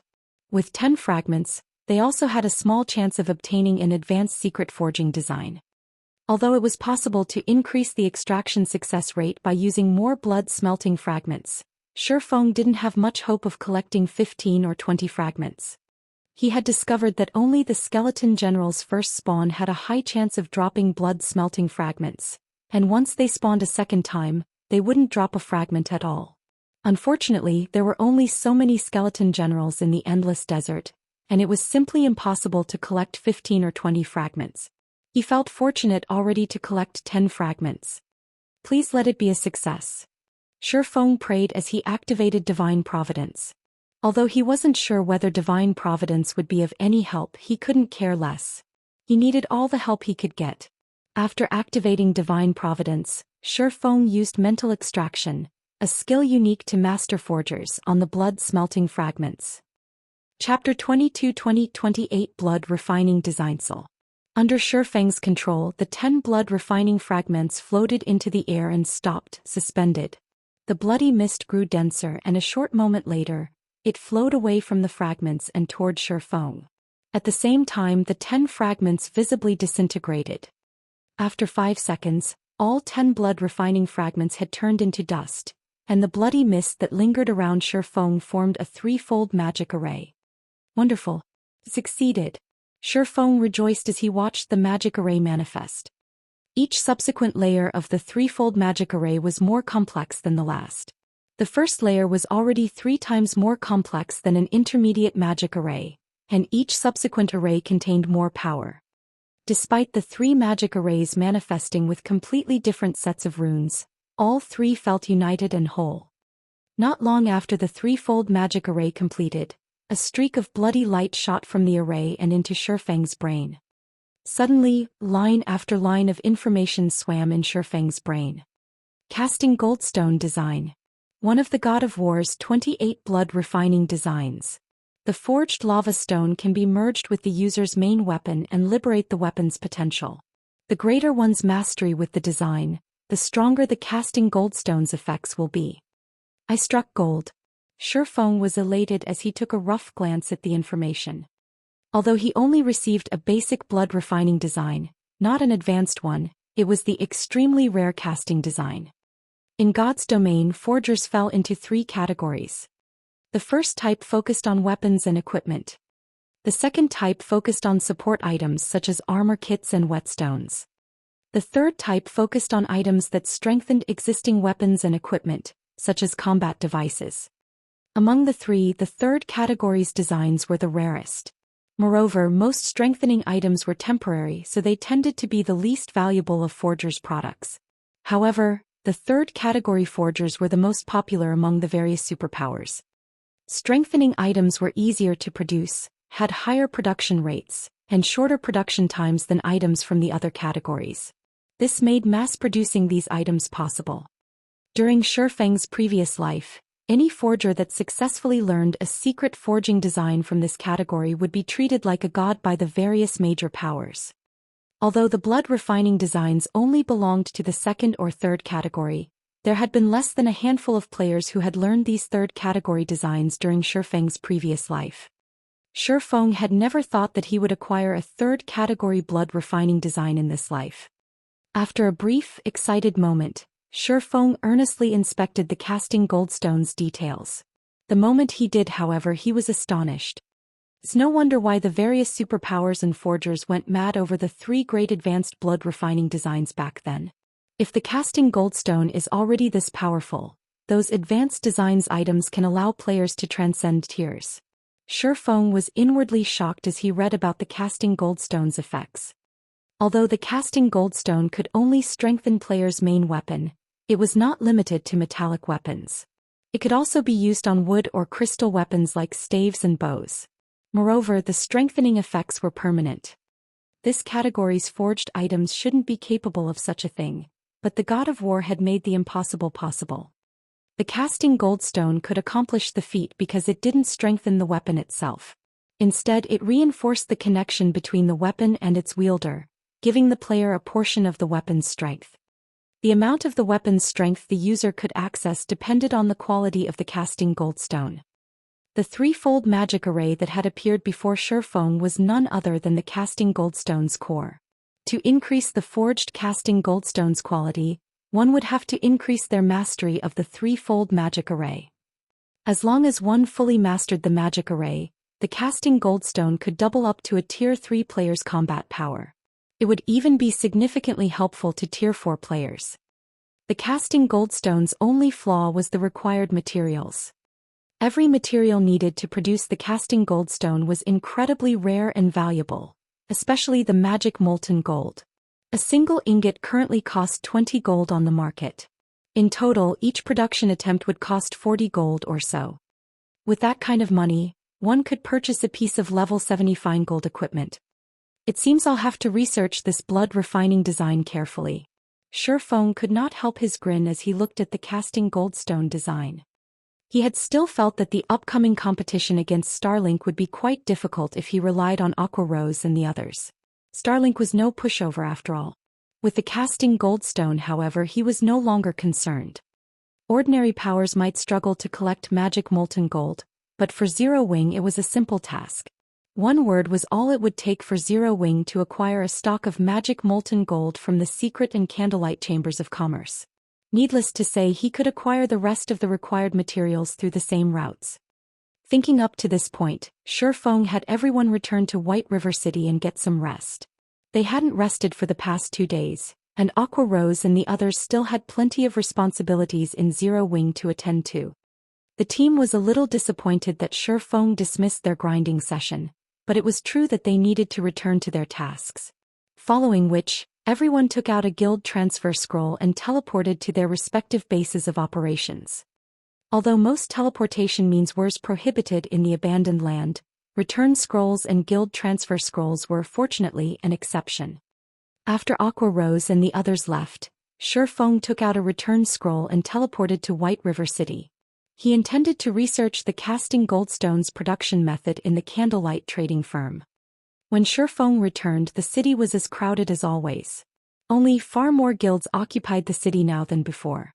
As Shi Feng walked through the city's business district, he saw players from several dozen guilds. Many were even from large guilds that were based in other kingdoms and empires. These guilds had gathered in White River City to visit the city's auction house. Since White River City's auction house was linked with the one in Stone Forest City, players could find rare items and equipment that only dropped in the Bottomless Abyss. The Bottomless Abyss was the current frontline in God's domain. Ordinary expert players coveted the items found in the regional dungeon. Naturally, the various large guilds members couldn't miss this opportunity. Traveling to the Bottomless Abyss was a particularly challenging endeavor for players from outside of the Dark Knight Empire, and entering the regional dungeon wasn't easy either. At this point, a team shouldn't even dream of entering the dungeon without 5 ordinary experts. Because of this, White River City had become a hub for the players in the kingdoms and empires neighboring Star Moon Kingdom. This situation instantly transformed White River City into a super large-scale NPC city, with a player population of nearly 20 million. Players from the various large guilds ran to White River City's auction house to purchase items. In addition, Zero Wing hosted and monitored daily bartering sessions for rare items in White River City's auction house, which further enticed the various guilds and expert players. The easiest currency players could earn in God's domain was coins. Powerful players no longer needed coins so desperately. Instead, they needed rare materials and top-tier equipment. However, most people selling these items were generally unwilling to accept coins as payment, seeking items of equal value. Meanwhile, Zero Wing's bartering sessions had made White River City a hub for rare materials and top-tier equipment. White River City even began to show signs of becoming the main trade hub for Star Moon Kingdom and its several neighboring kingdoms. Just as Shi Feng had almost reached the candlelight trading firm, the crisp sound of the system reached his ears. System: White River City Auction House has met the conditions to unlock its advanced features. Do you wish to enable the advanced features? Chapter 22-21, Auction House's Advanced Features. The conditions have already been met. Shi Feng stared at the system notification shocked. NPC auction houses were unlike player-built auction houses. Like shops, they could be upgraded as long as they met the requirements. However, an auction house's requirements were stricter than a shop's. Not only did the auction house in question need a certain amount of daily traffic, but it also required a certain trade volume. Moreover, the auction house would have to maintain these conditions for some time to qualify for a promotion. NPC auction houses had only qualified for their promotions after players had reached past level 100 during Shi Feng's previous life. Players could only enter auction houses' noble section after reaching that level and becoming a noble. NPC auction houses' noble sections were particularly attractive to players, and they only started to show their value after players reached level 100. After that, player-built auction houses didn't stand a chance against NPC auction houses. The noble section was the trading platform for NPC nobles. To put it simply, it was where NPC nobles sold their items, not players. NPC nobles owned extraordinary items, which were far more valuable than NPC wandering merchants' goods. Sometimes these NPC nobles even sold epic items. The quantity and quality of the items in the noble section depended on how prosperous the NPC city was. The more prosperous a city was, the higher the quantity and quality would be. This was also why the various major powers had done everything they could to develop the NPC cities they had been based in during Shi Feng's previous life, especially the various superpowers. If the NPC cities under their rule were prosperous, they could earn more profit from the city's auction houses. These noble sections had also become a source for top-tier equipment and super-rare items for ordinary players. Once the noble sections activated, God's Domains players would truly become active. They would no longer limit themselves to a specific location. Every NPC auction house would have different items to offer. Although one auction house might not have the items players wanted, another might. Hence, players in the past had tried to visit as many NPC auction houses as possible, but to enter the noble sections, they had to earn a noble title in the city. This forced players to become more active in other cities, grinding for reputation points. The increased player activity in the past had also brought turmoil to God's domain. To secure more profit, the competition between the various major powers had intensified, and they had desperately developed the NPC cities under their rule. There were two methods to develop an NPC city. The first method increased the city's player population and commercial prosperity. The second required the powers players to complete city development quests, which players would only gain access to after reaching level 100. Level 100 was a massive turning point. During the lower levels, the main god system provided special treatment for players, but after level 100, players were on their own. This was especially true for the various major powers. After players reached level 100 and activated the city development quests, the various major powers had gone into a frenzy to complete these quests to develop their NPC cities and increase their player population as much as possible. However, every one of these city development quests required players to secure various resources from level 100 plus maps. Furthermore, players would clash with the dark forces, various kingdoms and empires as they acquired some of these resources. This was when players started to influence the various kingdoms and empires in the truest sense. Because of this, it hadn't been unusual to see kingdoms and empires fall into ruin. The various major powers had loved to see this happen. When a kingdom or empire fell, the various major powers would gain the land and the ability to establish their own kingdoms and empires. This was also why Shifeng was trying to prepare for the day players reached level 100. Once the many restrictions on players and monsters were gone, the various major powers would realize that the peace they had once known no longer existed. The various major powers and superpowers were dreaming if they thought they could continue as they had been once players reached level 100. NPC cities would fall, and all of a guild's investments would go to waste. There were only two methods to prevent such a situation. The first method was to upgrade their NPC cities. The second involved improving their own strength. Sure enough, there are many benefits to linking the auction house to a guild auction house so early. After giving the matter some thought, Shifeng chuckled and chose to enable the White River City auction house's advanced features. He had worried that he wouldn't have enough time to prepare. Starlink had already established a foothold on Dragonheart Island and had mingled in the Gravity Mountain range for some time now. From a certain perspective, Dragonheart Island and the Gravity Mountain range had even better resources to offer than the Bottomless Abyss, especially Dragonheart Island. The island was tailored for players over level 100. However, that was no longer an issue since he had promoted White River City's auction house sooner than expected. Another system notification immediately rang in Shifeng's ears. At the same time, the system interface for White River City's auction house appeared before him. System: the White River City auction house's advanced features have been enabled. Activating the auction house's first level 1 advanced features. There were two level 1 advanced features he could activate right now. The first was a level reduction feature. This feature would reduce the level requirement to enter the noble section from 100 to 90. Activating this feature would cost 600,000 gold and 100,000 magic crystals. The second was the auction proxy feature. This feature gave a large-scale, player-owned, 3-star shop the NPC consignment function. Activating this feature would cost 1 million gold and 150,000 magic crystals. Why are the prices so much higher than in the past? Shifeng was speechless when he saw the costs. During his previous life, the level reduction feature had only cost 300,000 gold and 100,000 magic crystals to activate.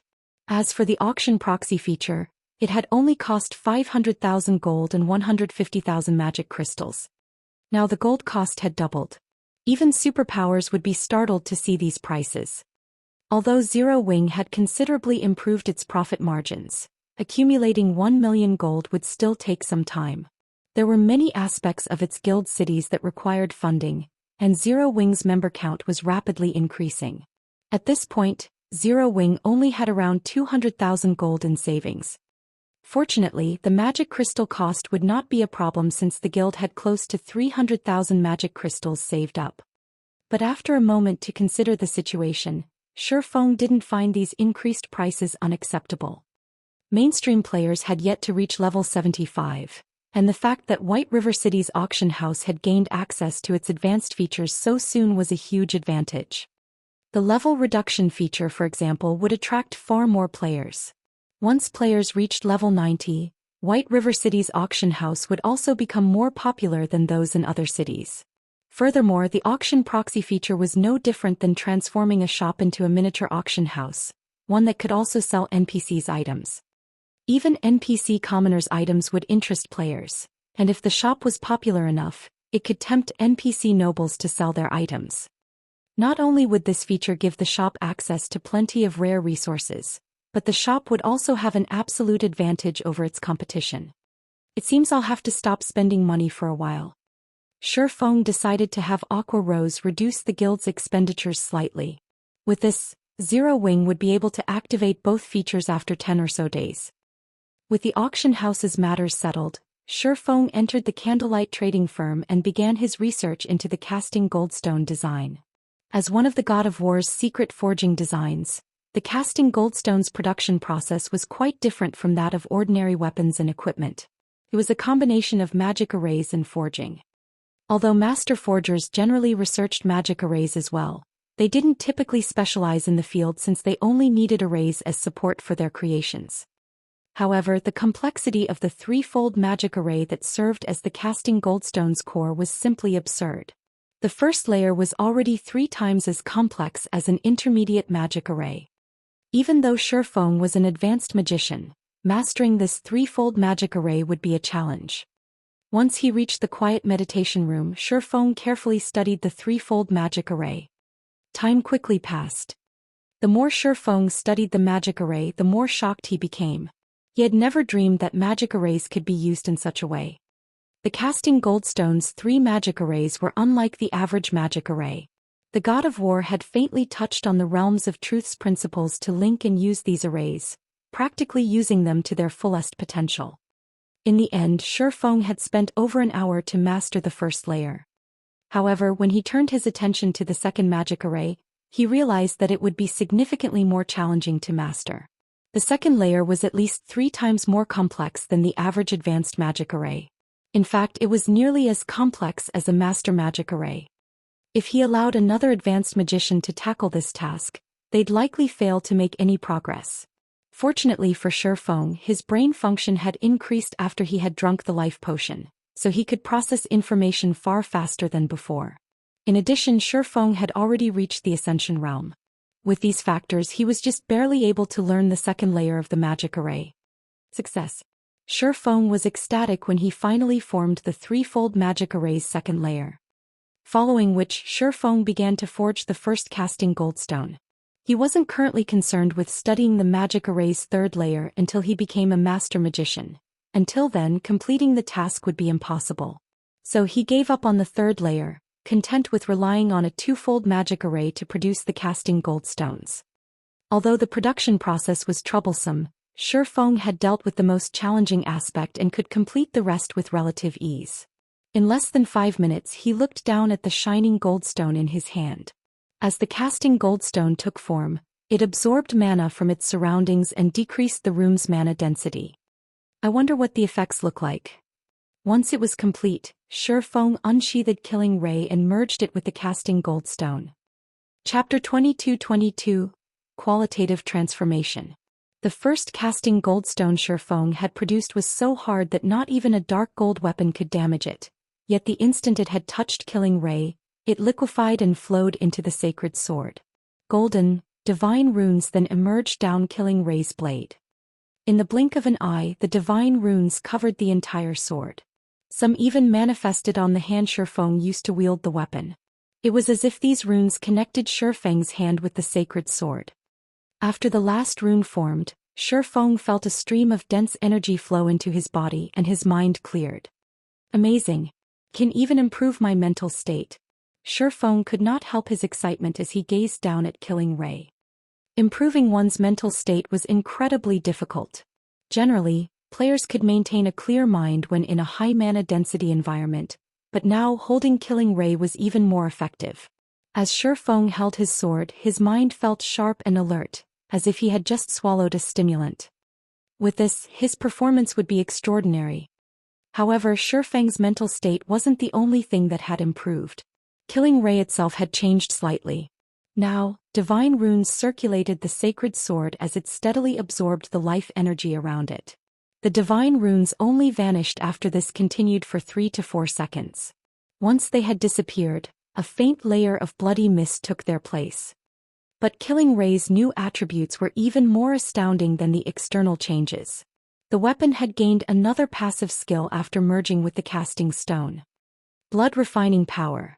Increases all of user's basic attributes by 15% and main basic attribute by an additional 5%. Increases user's physique by 25% as well. All attacks claim some of the target's life energy to restore the user's concentration. The casting goldstone is already so powerful with a twofold magic array? Feng was stunned after reading Blood Refining Power's introduction. Killing Ray was nearly as powerful as fragmented legendary items in terms of basic attribute bonuses now. It was only somewhat inferior in its attack power and skills. The bonus to his physique was truly horrific. A 25% increase could almost rival the boost players received when they rose from Tier 0 to Tier 1. With the casting goldstone's massive improvements, ordinary experts would have a high chance of defeating Refinement Realm experts if both had the same levels and equipment standards. An improvement to physique alone would improve players' perception, kinetic vision and reaction speed. Even if players didn't have the fine physical control to exhibit their combat power to the fullest, they could dodge attacks from Refinement Realm experts with these advantages. Furthermore, the Blood Refining Power significantly increased the bonuses to players' basic attributes.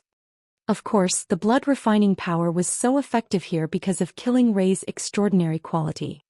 The casting goldstone's power didn't just originate from the magic arrays used to create it. A small portion of that power came from the weapon it merged with. Resheathing Killing Ray, Feng returned his focus to producing another casting goldstone, merging it with a level 75 dark gold ranked battle axe when it was finished. As Feng had guessed, the Blood Refining Power's effects weren't as intense with this battle axe as they were with Killing Ray. Even so, it still increased all basic attributes by 13% and the user's main basic attribute by an additional 4%. It also increased physique by 22% and absorbed a portion of the enemy's life energy to restore the user's concentration. It's no wonder why the various superpowers had been so desperate to obtain the advanced blood refining designs. If even a basic blood refining design can produce such an item, the items crafted with the advanced designs can likely empower a first-rate guild to stand against a super guild's assault for some time. Not even he could help his desire for the advanced blood refining designs. If the casting goldstone were already so powerful, Tier 2 experts could likely take on Tier 3 experts with the items crafted from the advanced blood refining designs. Tier 3 experts would even be able to face Tier 4 experts. A Tier 2 domain realm expert could only face ordinary Tier 3 experts of the same level without such a boon.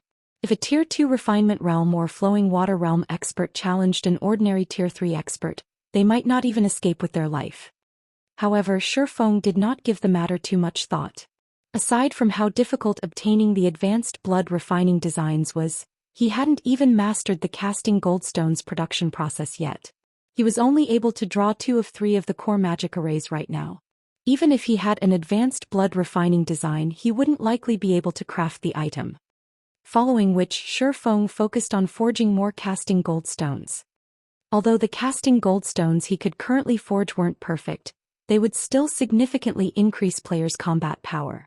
These casting goldstones would boost the guild's overall combat power much faster than nurturing refinement realm experts, and they didn't cost nearly as much. Each casting goldstone only cost around 40 gold to produce. That might be an abhorrent expense to most ordinary experts, but it was spare change to Feng. Gathering the necessary materials was the only thing that troubled him. Even after utilizing all of Zero Wing's connections, he had only collected several hundred sets of materials. To the massive Zero Wing, several hundred casting goldstones was simply not enough. At the very least, he would need 10,000 casting goldstones to arm Zero Wing's members enough to confront superpowers in the fields. Even so, these several hundred sets of materials were not completely useless. At the very least, he had enough to boost the combat power of Zero Wing's main force. As one casting goldstone after another took form, Shifeng's production speed increased. Since he hadn't yet been familiar with drawing the magic arrays and worried that he'd fail the production process, he had been very careful when he had started. However, after merging Killing Ray and the first casting goldstone, the boost to his mental state made it easier to draw the magic arrays. After more than 20 hours of continuous work, Shifeng had gone through 326 sets of materials. Although he had occasionally failed the process and excluding the first 2 goldstones, he had forged 300 casting goldstones. As Shifeng was about to begin the next forging process, he received a call request. It was Unyielding Heart, and Shifeng immediately accepted the call. "Brother Heart, how are you free to give me a call?" Shifeng asked while forging a casting goldstone. "I've heard that you've been grinding restlessly in the bottomless abyss's first floor." Once Unyielding Soul had garrisoned in Stone Forest City, the guild had turned its focus to the bottomless abyss. Both of its vice guild leaders had devoted themselves to exploring the regional dungeon, barely leaving the first floor since they had entered. "Brother Blackflame, how do you have time for jokes?" Anxiously, Unyielding Heart asked. "Is it true that you've agreed to fight Starlink in Dark Knight City?" "Oh, so you've heard about it?" Shifeng said, nodding. "Every player in the Dark Knight Empire knows by now," Unyielding Heart stated, flabbergasted by Shifeng's lackluster reaction. "Starlink recently and quite loudly announced the situation to the public. Every player in the Empire is talking about this. How could you agree to such a match?" Since Zero Wing had secured its hold on Stone Forest City, its fame in the Dark Knight Empire had become unmatched. As a result, the guild had finally established a foothold in the Empire, and Starlink couldn't do anything about it. Yet Starlink had found an opportunity. A 10-0-0-0 versus 10-0-0-0 fight might seem like a fair match, but in reality, Zero Wing had an overwhelming disadvantage. Starlink had been in the Dark Knight Empire for a long time already and had recruited many talented experts within the Empire. It had more than enough high-quality experts to fill the 10,000 slots. On the other hand, Zero Wing had just established itself in the Empire and recruited a small number of powerful experts. How was it supposed to compete with Starlink? If Zero Wing lost this fight, its hard-earned reputation in the Empire would crumble. Everyone would think of the guild as a one-trick pony. Zero Wing had only established a foothold in the Dark Knight Empire because the various major powers and powerful experts saw the guild's potential to resist Starlink. Thus, many of these powers and experts had formed secret alliances with Zero Wing to band together against the larger superpower. Although Starlink had many experts under its command, its territory was too vast. It had barely been able to manage its territory, and now that the various major powers were working against the guild, Starlink was struggling even more to do so. As a result, it had no choice but to dispatch more manpower to these areas, preventing the guild from concentrating its forces. However, once the various major powers saw that Zero Wing couldn't withstand Starlink's assault, they'd abandon the guild and ally with Starlink. Some might even move against Zero Wing to curry favor with Starlink. If that happened, Zero Wing would be doomed.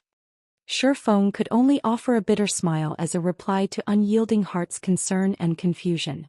The situation regarding the fortress in the Gravity Mountain range was confidential, so he couldn't say anything about it.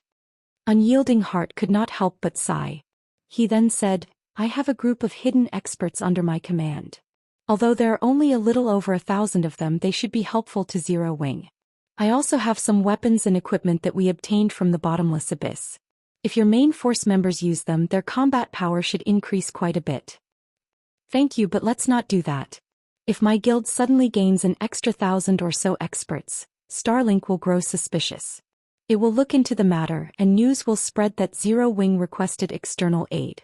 In addition, it will expose Unyielding Soul's strength," Shifeng said, shaking his head. Chuckling, he continued, Starlink might have an advantage in this match, but Zero Wings no pushover. Alright then. If you need any help, feel free to ask, Unyielding Heart said, sighing.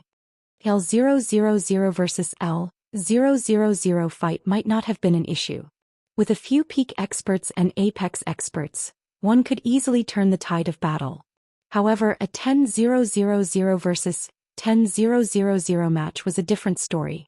It was very difficult for a handful of players to change such a large-scale battle's outcome. Furthermore, Starlink was a powerhouse. Not even some of the weaker super guilds would be guaranteed to win a 10-0-0-0 versus 10-0-0-0 battle against Starlink. After Shifeng exchanged a few more words with Unyielding Heart, he disconnected the call. He then contacted Aqua Rose and had her send the main force members and some core members to the Candlelight trading firm. Once they arrived, Shifeng distributed the 300 casting goldstones he had made. When she used her own casting goldstone, Aqua Rose was stunned by how powerful its effects were.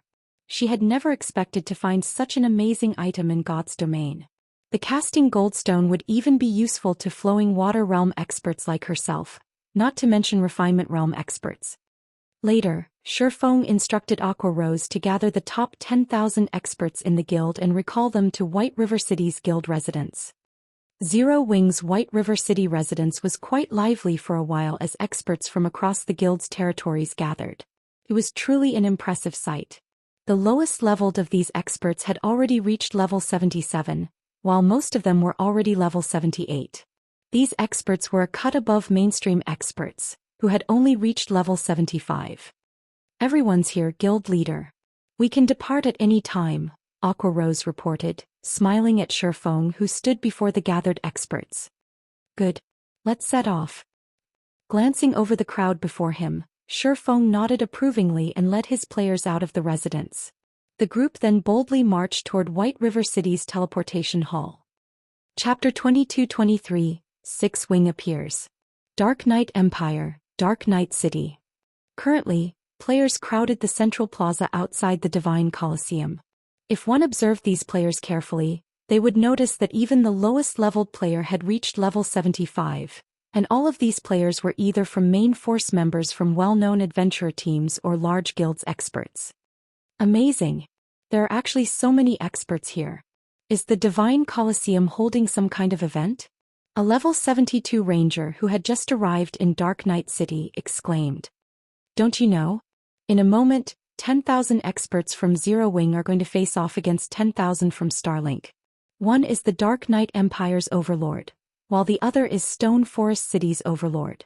This is a rare treat in the Dark Knight Empire. None of these experts would miss the chance to watch such a spectacular show. A level 74 berserker that happened to overhear the level 72 ranger's comment explained. What? Something that exciting is going on. Let's go. We can replace our equipment later, one of the level 72 ranger's teammates urged.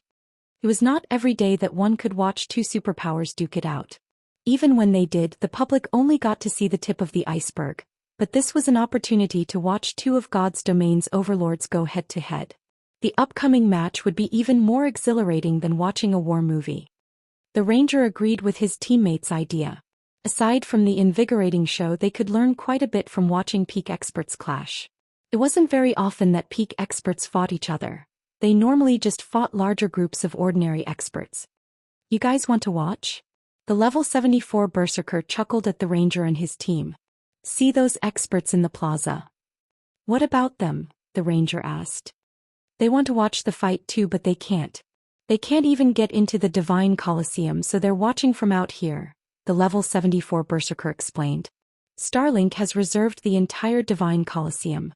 Anyone who wants to watch the fight directly will have to prove their ability to clear the Trial Tower's 6th floor or pay 100 gold. The ranger and his teammates gasped. That's fraudulent. Don't they want players to watch the battle? The ranger objected. Players who could reach the middle stage of the Trial Tower's 5th floor were already considered experts, and those that could reach the 6th floor were some of the best of the best. Not even ordinary guilds had many of these experts. Although the level 72 ranger was a capable expert, he had only reached the late stage of the Trial Tower's 5th floor. He was still a step away from the 6th floor. The ranger couldn't even dream of completing the 6th floor and reaching the 7th. The 100 gold entry fee was just as fraudulent. Ordinary experts barely had more than 20 gold on them. Most of their money went into repair and teleportation fees. They also had to replace old equipment on occasion. For experts like this ranger, it would be a luxury to have an extra 100 gold lying around. The ranger finally realized why so many players were standing in the plaza, rather than in the Divine Colosseum itself. However, a moment after the ranger fell silent, a 30-man team approached the Divine Colosseum's entrance. None of this team's members wore a guild emblem, proving that they were independent players. When the crowd noticed them, they opened a path for these players. The 30-man team passed through the crowd, disappearing through the Divine Colosseum's entrance. "Who are they?" the ranger asked with wide eyes. Every player in the plaza was an expert, and some were even stronger than the ranger, but they had all stepped aside for those 30 independent players. It was unbelievable. However, that wasn't the most shocking part. The ranger was even more shocked that none of those 30 players had paid a single coin to enter the Divine Colosseum. In other words, every member of that team had already reached the Trial Tower's 7th floor. They're members of the Windwolf Adventurer Team, a top adventurer team in the Dark Knight Empire. The man leading the team is Windwolf's commander, Northwind. I hadn't expected him to make a personal appearance, though. He's normally very secretive, rarely appearing in public. It's a pity I don't have 100 gold.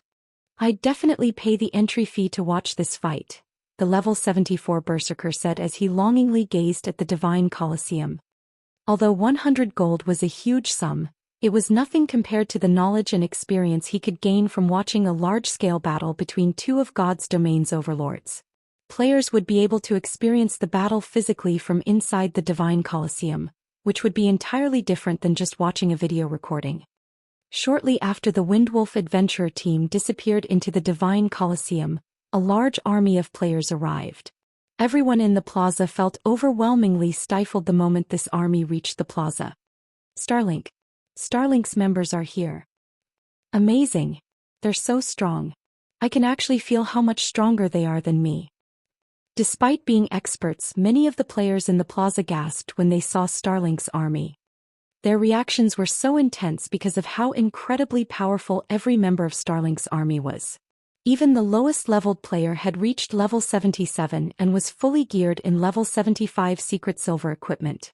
They were on an entirely different level than the experts in the plaza. So this is a superpower's strength. Are you kidding me?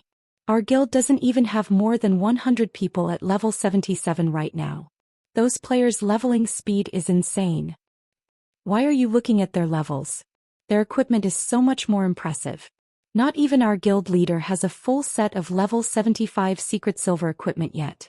Look, over a dozen of them are wearing the level 75 fine gold ranked evil spirit set. You can only get that set equipment from the bottomless abyss.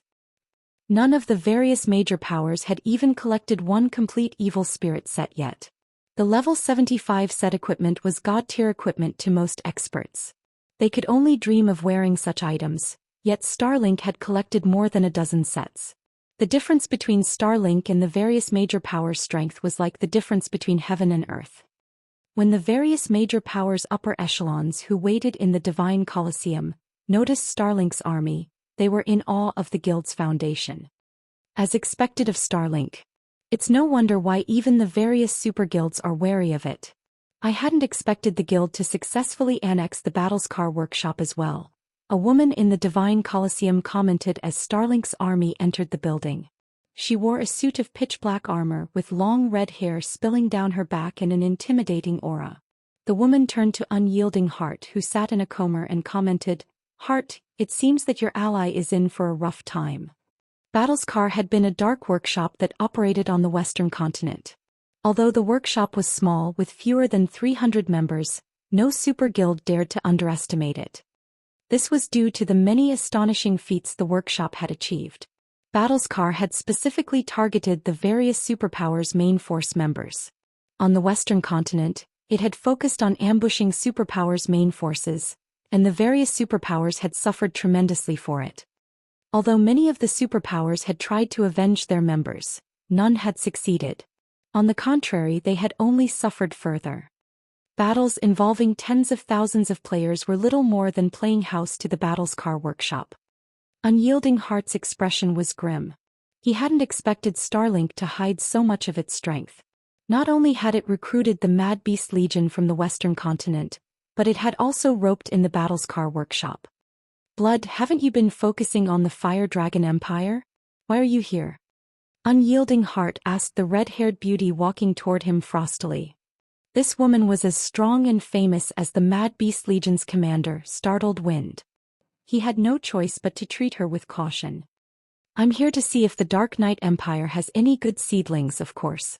However, I really hadn't expected to find the almighty Unyielding Soul in such a state, forced to ally with an up-and-coming guild, the woman Delicate Blood said, chuckling.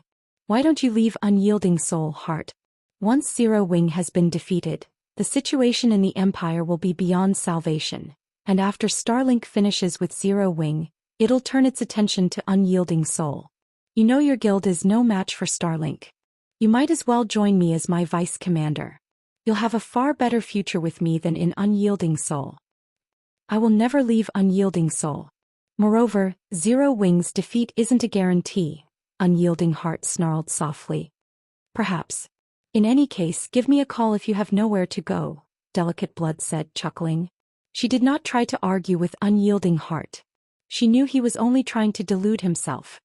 While the various powers discussed Starlink, another army emerged through the Divine Colosseum's entrance. The lowest-leveled player among this army was level 77, and many of them had reached level 78. In fact, this force had even more level 78 players than Starlink's. And every one of these players wore a silver six-winged emblem on their chests. Zero Wing. Chapter 22-24 Zero Wing's Foundations. Everyone in the Divine Colosseum was stunned when Zero Wing arrived. How are their levels so high? So many of them have already reached level 78. Starlink doesn't even have 1,000 level 78 players, yet Zero Wing has more than 3,000. Is this because of the benefits in Stone Forest City? The various powers' upper echelons were especially shocked when they saw the levels of Zero Wing's members. The fact that Zero Wing had level 78 players wasn't particularly surprising.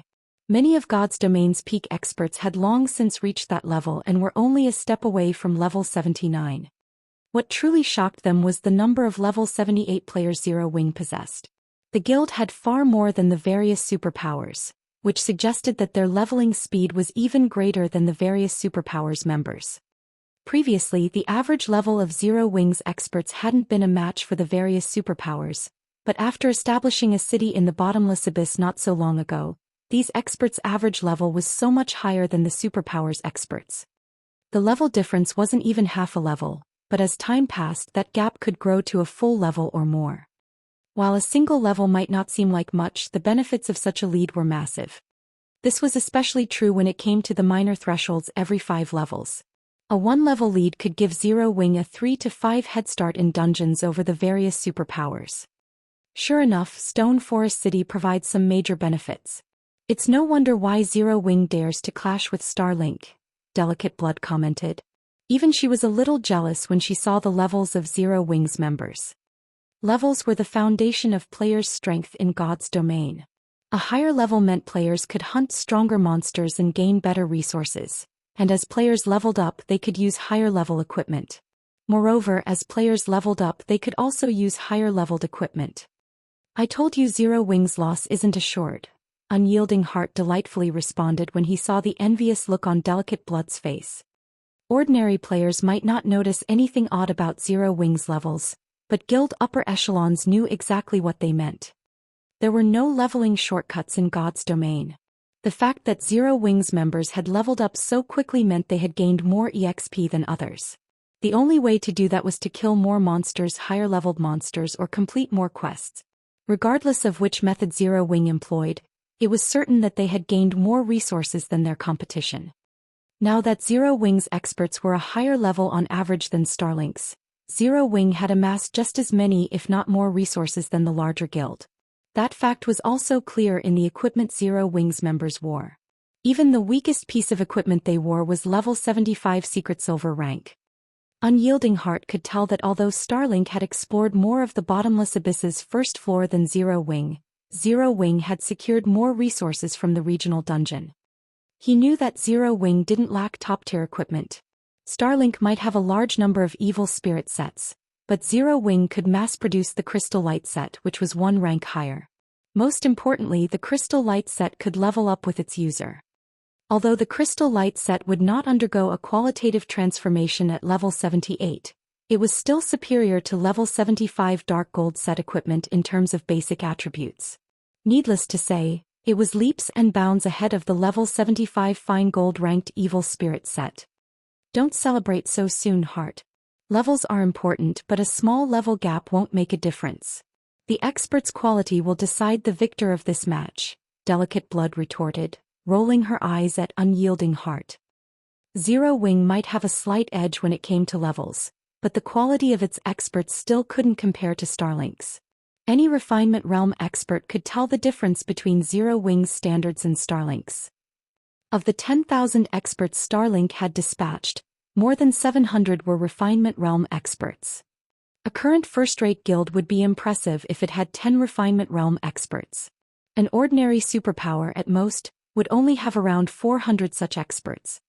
Yet Starlink had sent more than 700 Refinement Realm experts to this match. Starlink's foundations were much sturdier than an ordinary superpower's. This was why the various superpowers' upper echelons had been so surprised to see Starlink's experts. With so many Refinement Realm experts, Starlink's army could easily trample over a 10,000-man expert army. Although these upper echelons were surprised to see that Zero Wing had nearly 100 Refinement Realm experts, it was nothing compared to Starlink. Once experts had reached the Refinement Realm, they could exhibit far greater combat power when they cooperated. A 3-on-1 fight between Refinement Realm experts would end in seconds, and Starlink had nearly 8 times more Refinement Realm experts than Zero Wing.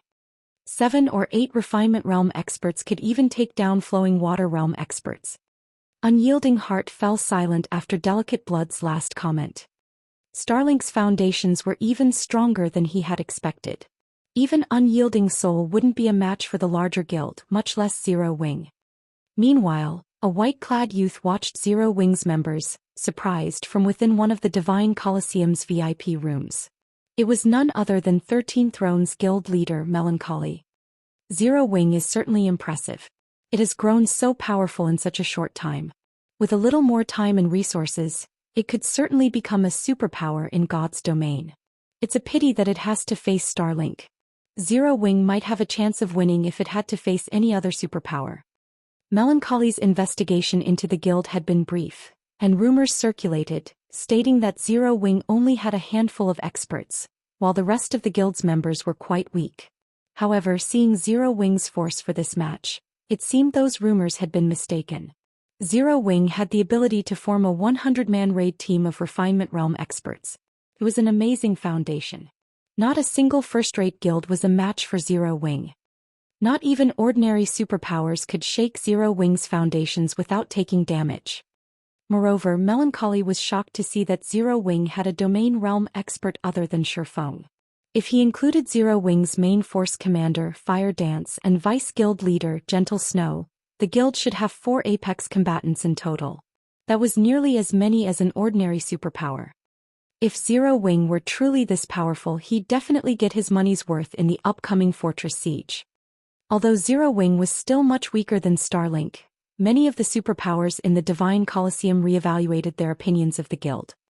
I have to say, Black Flame, you've really surprised me. To think you could actually gather so many experts without anyone finding out, it's no wonder why you spouted such nonsense, Lu Xingluo said, smiling at Shifeng, who led Zero Wing's army. Unfortunately, your force isn't strong enough. I'll give you one last chance. Admit defeat now and permit Starlink's members to enter Stone Forest City. Do that and I'll forget everything that has happened between us. The watching crowd was dumbfounded to hear Lu Xingluo's offer. This was Starlink's opportunity to destroy Zero Wing in the Dark Knight Empire, yet Lu Xingluo offered to let Zero Wing off the hook. I've really underestimated Lu Xingluo. It seems he's not as simple as I assumed. Melancholy carefully watched Lu Xingluo with narrowed eyes. The outcome of this match was already obvious. Regardless of whether or not these two guilds fought, the Dark Knight Empire's major powers recognized how powerful Starlink truly was. Not only could Lu Xingluo continue to hide Starlink's strength by offering such a deal, but he'd also gain entry into Stone Forest City, killing two birds with one stone. Zero Wing could also benefit from the deal. If Starlink's members entered Stone Forest City en masse, Zero Wing's income would rise significantly, and if Starlink stopped harassing Zero Wing, the smaller guild could increase its development speed. Moreover, by admitting defeat rather than fight a losing battle, Zero Wing could hide a portion of its strength from the public. Unyielding Heart breathed a sigh of relief. This wasn't a perfect outcome, but it wasn't the worst scenario either. The rest of the various powers' upper echelons sighed with disappointment. None of them had expected Lu Xingluo to make such an offer. Now they wouldn't get the show they were hoping for. The attending superpowers were particularly disappointed as they had hoped to discover Starlink's exact strength. The guild had simply been growing too fast.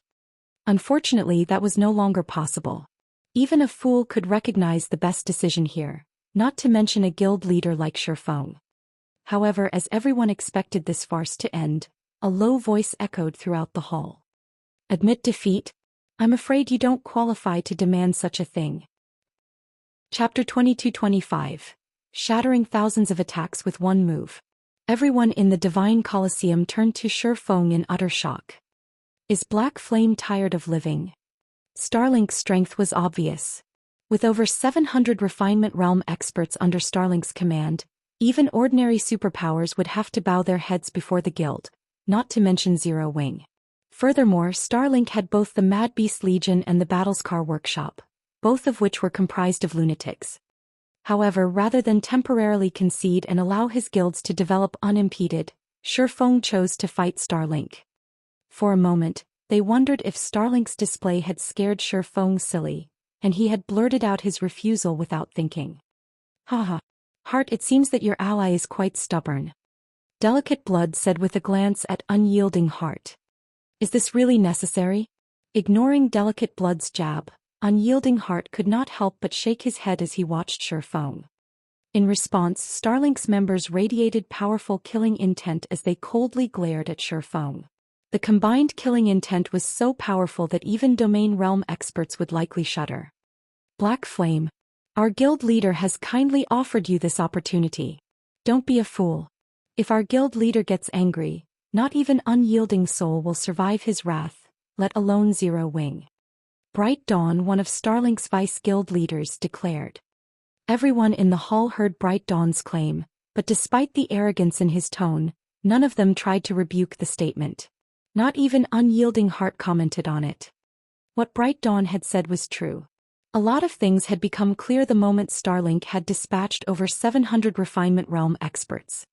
The various superpowers always hid a portion of their strength, only revealing a small fraction to the public.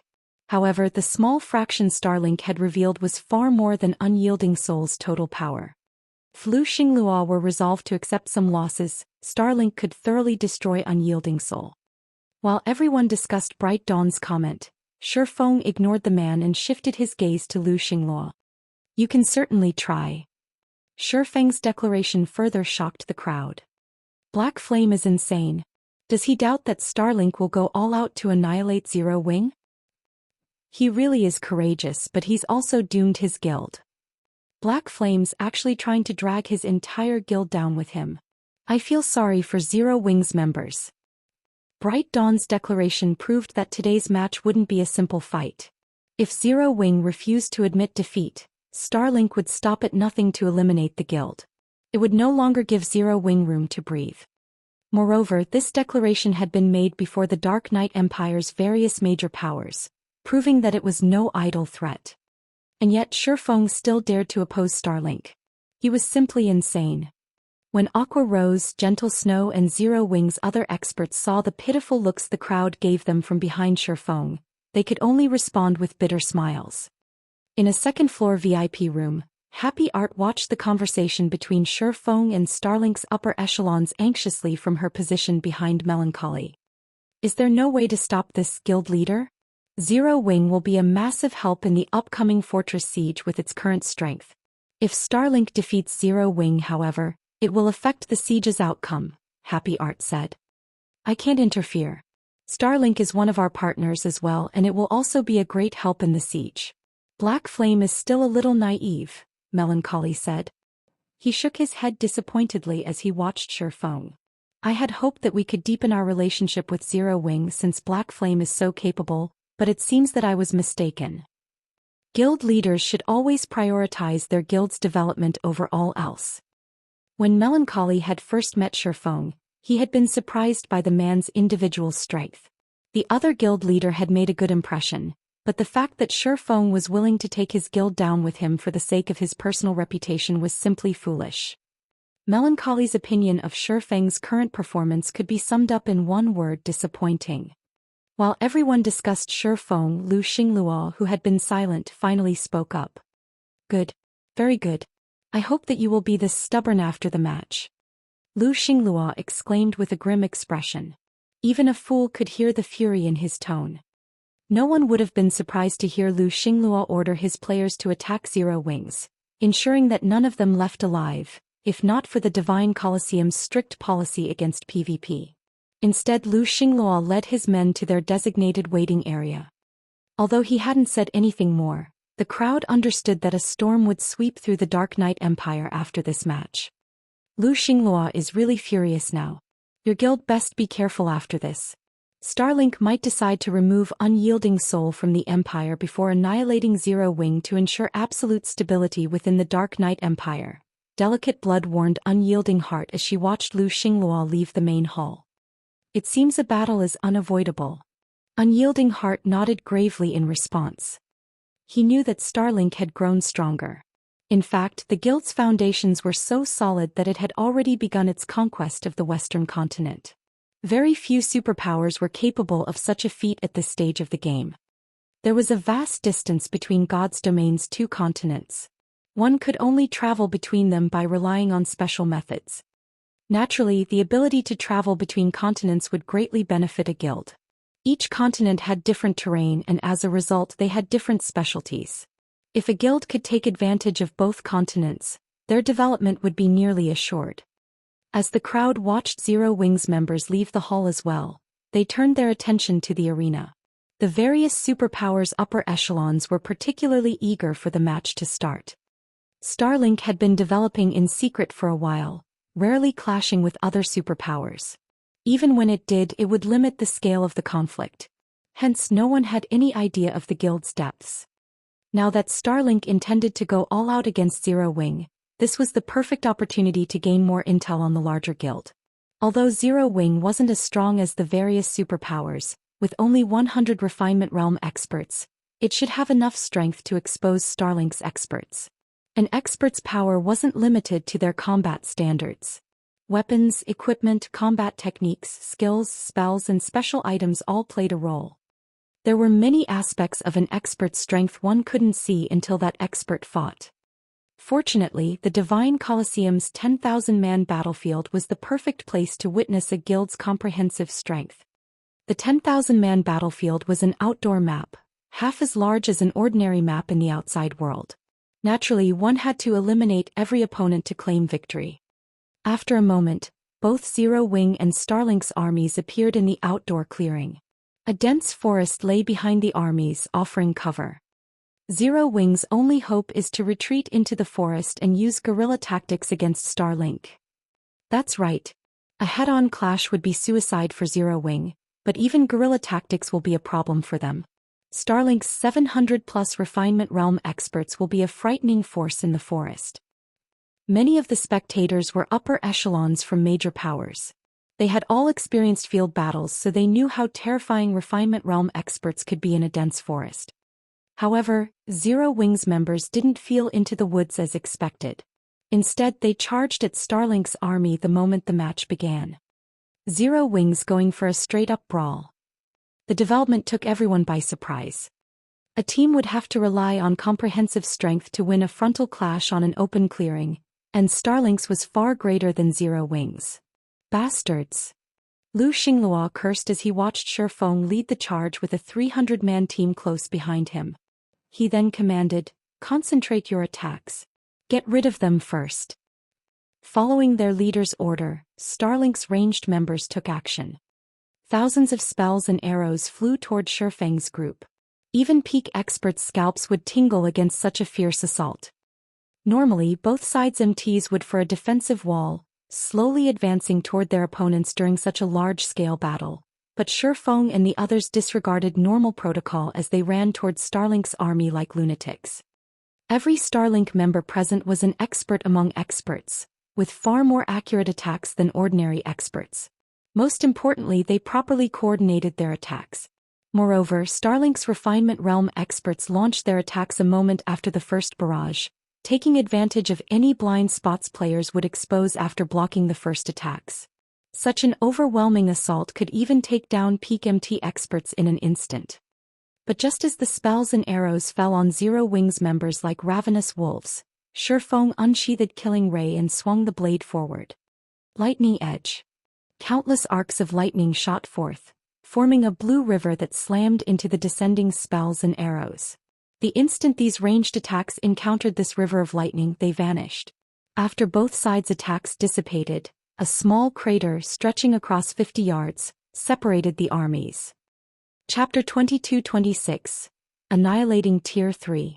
Everyone gasped as the river of lightning disappeared. How is that even possible? The spectators were astonished to see a single move counter thousands of spells and arrows. Some of the many incoming attacks Zero Wings members had faced were even as powerful as Tier 3. That first wave could have wiped out a 100-man expert team focused fully on defense. Yet Shifeng had countered every incoming attack by himself. Amazing. He actually managed to execute such a move. Unyielding Heart, who was watched from the spectator stands, was amazed by the way Shifeng had used his skill. Although Unyielding Heart normally used offensive skills to defend himself too, he hadn't thought it was possible to use an offensive skill to counter several thousand attacks. He realized that his thinking was still stuck in the earliest days of God's domain. He had thought that one could only cope with such a massive assault by dodging or blocking individual attacks. While the crowd reeled over Shifeng's performance, Xingluo, who led Starlink's army, sneered and said, "You might be clever for using an AoE skill to block those attacks, but how many times can you repeat that feat?" AoE skills and spells were extremely rare in God's domain, and the majority of them were exclusive to magical classes. How many AoE skills could Shifeng possibly possess? On the other hand, Starlink's army was more than capable of replicating that first wave without end. Xingluo's question snapped Starlink's members out of their daze, and they launched the second wave. Just as the second assault was about to slam into Zero Wings' vanguard, Aqua Rose waved her Sea Dragon staff.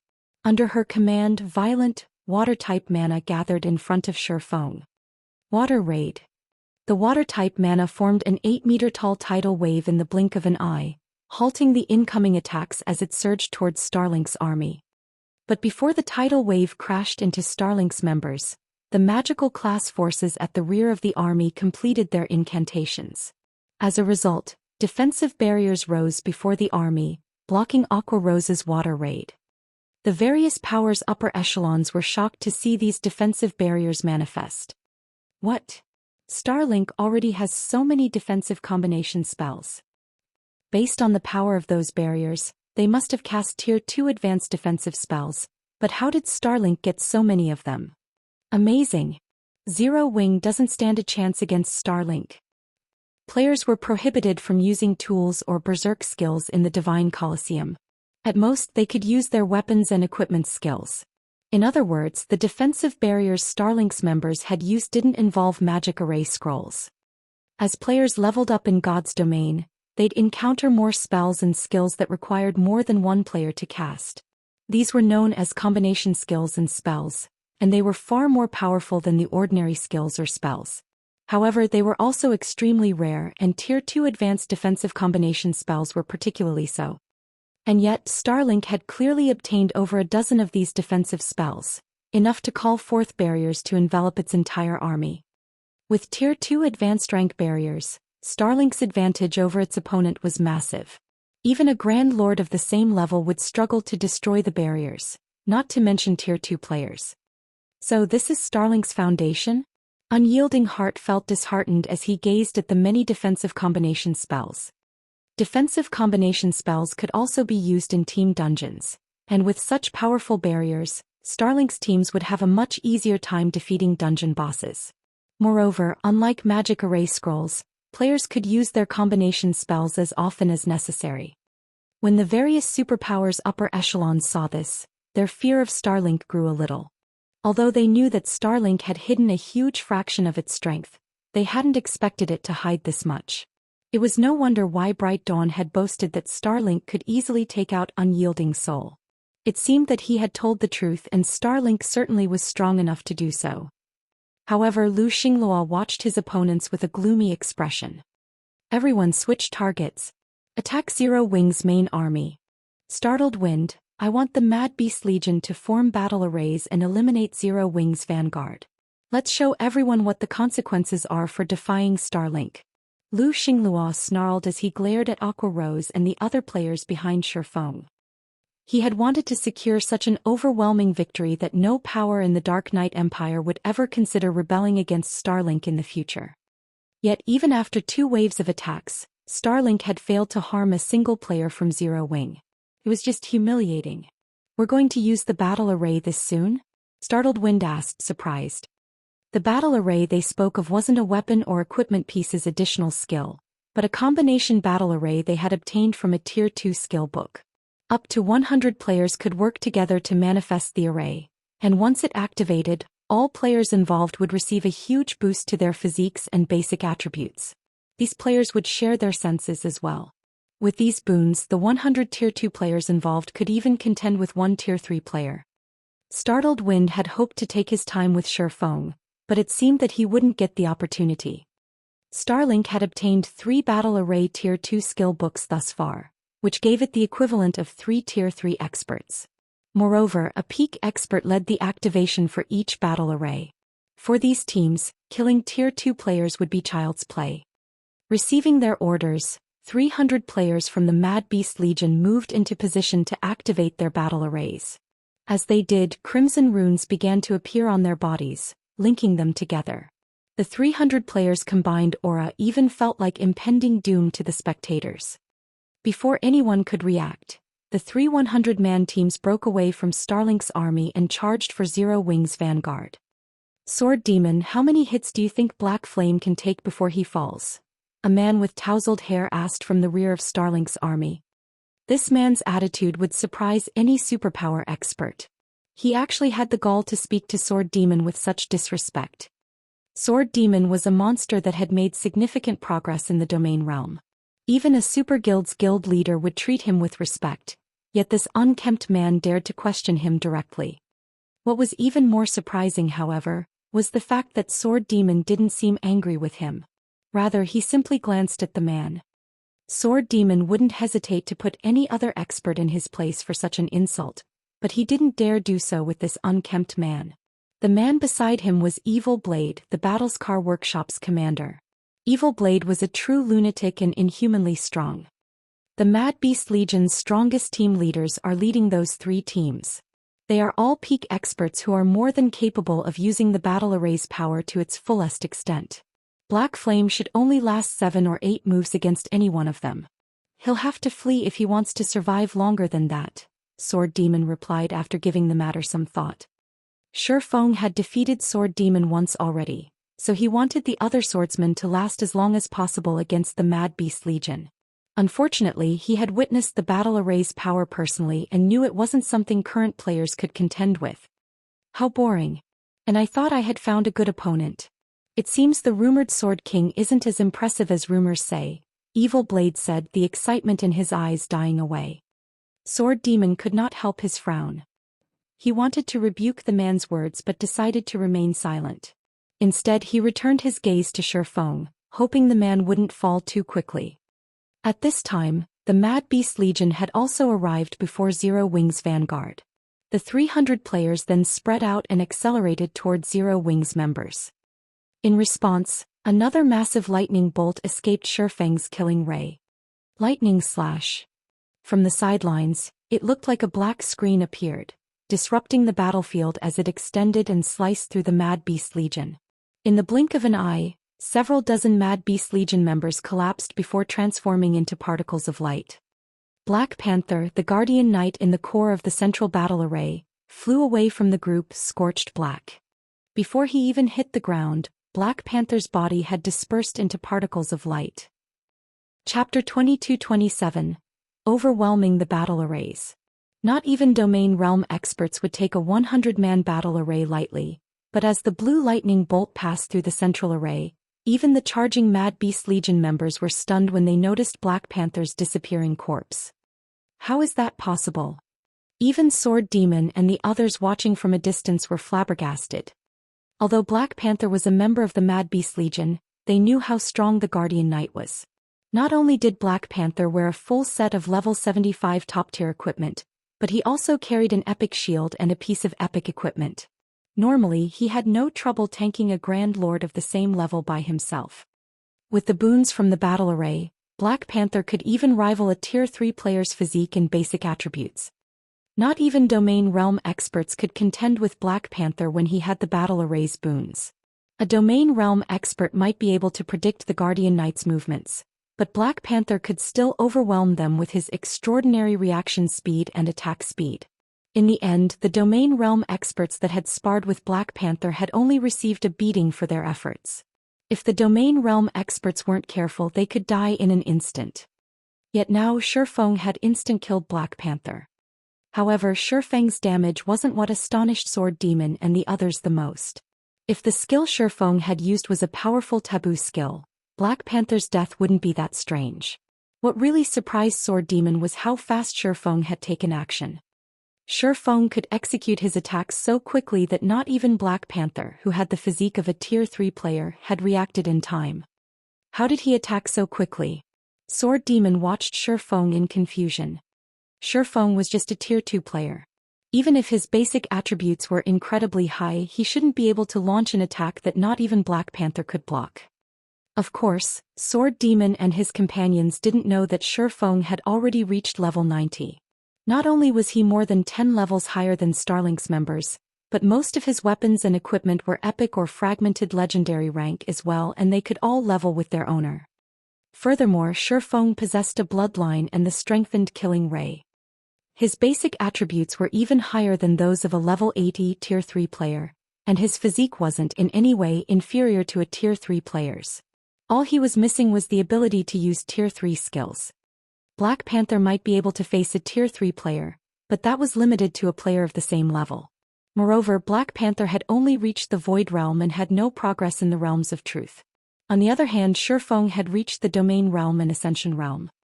Most importantly, Lightning Slash was an insanely fast attack and could easily reach across several dozen yards.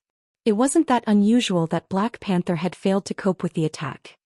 Although Shifeng's counterattack had been shocking, Startled Wind, who commanded the Mad Beast Legion from the rear line, continued to bark orders. Everyone surround him. He can't use that kind of skill multiple times. Startled Wind shouted. He had wanted to rely on the battle array to overwhelm Zero Wing's forces, but the strength Shifeng had displayed thus far made it clear that a single peak expert like Black Panther wouldn't be enough to take him down. In that case, they needed to gang up on him. After all was said and done, there was a limit to an individual's strength. Fortunately, the Mad Beast Legion members shared their senses when under the battle array's effects. Ordinary experts were no match for their coordination in this state. The scattered Mad Beast Legion members immediately reconcentrated their strength. They gave up on any hope of individual battles. Moving as one, dozens of ranged players fired over 100 spells and arrows at Shifeng.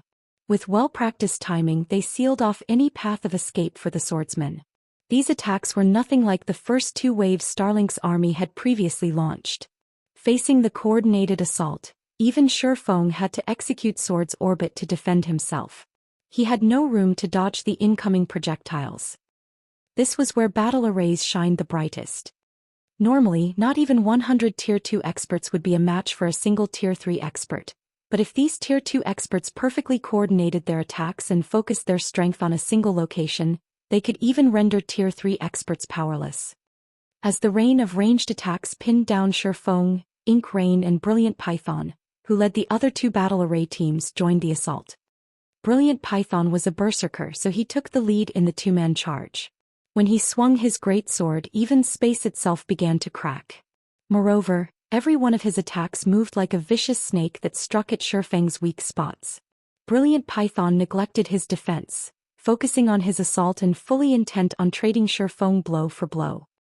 As for Ink Rain, the female assassin executed the combat technique 9 phantom steps, manifesting 9 copies of herself. She surrounded Shifeng and patiently waited for an opportunity to land the final blow. This forced Shifeng to focus on his defense, and as a result he continued to shove Brilliant Python back 2 or 3 steps, not giving the berserker the chance to land a direct hit.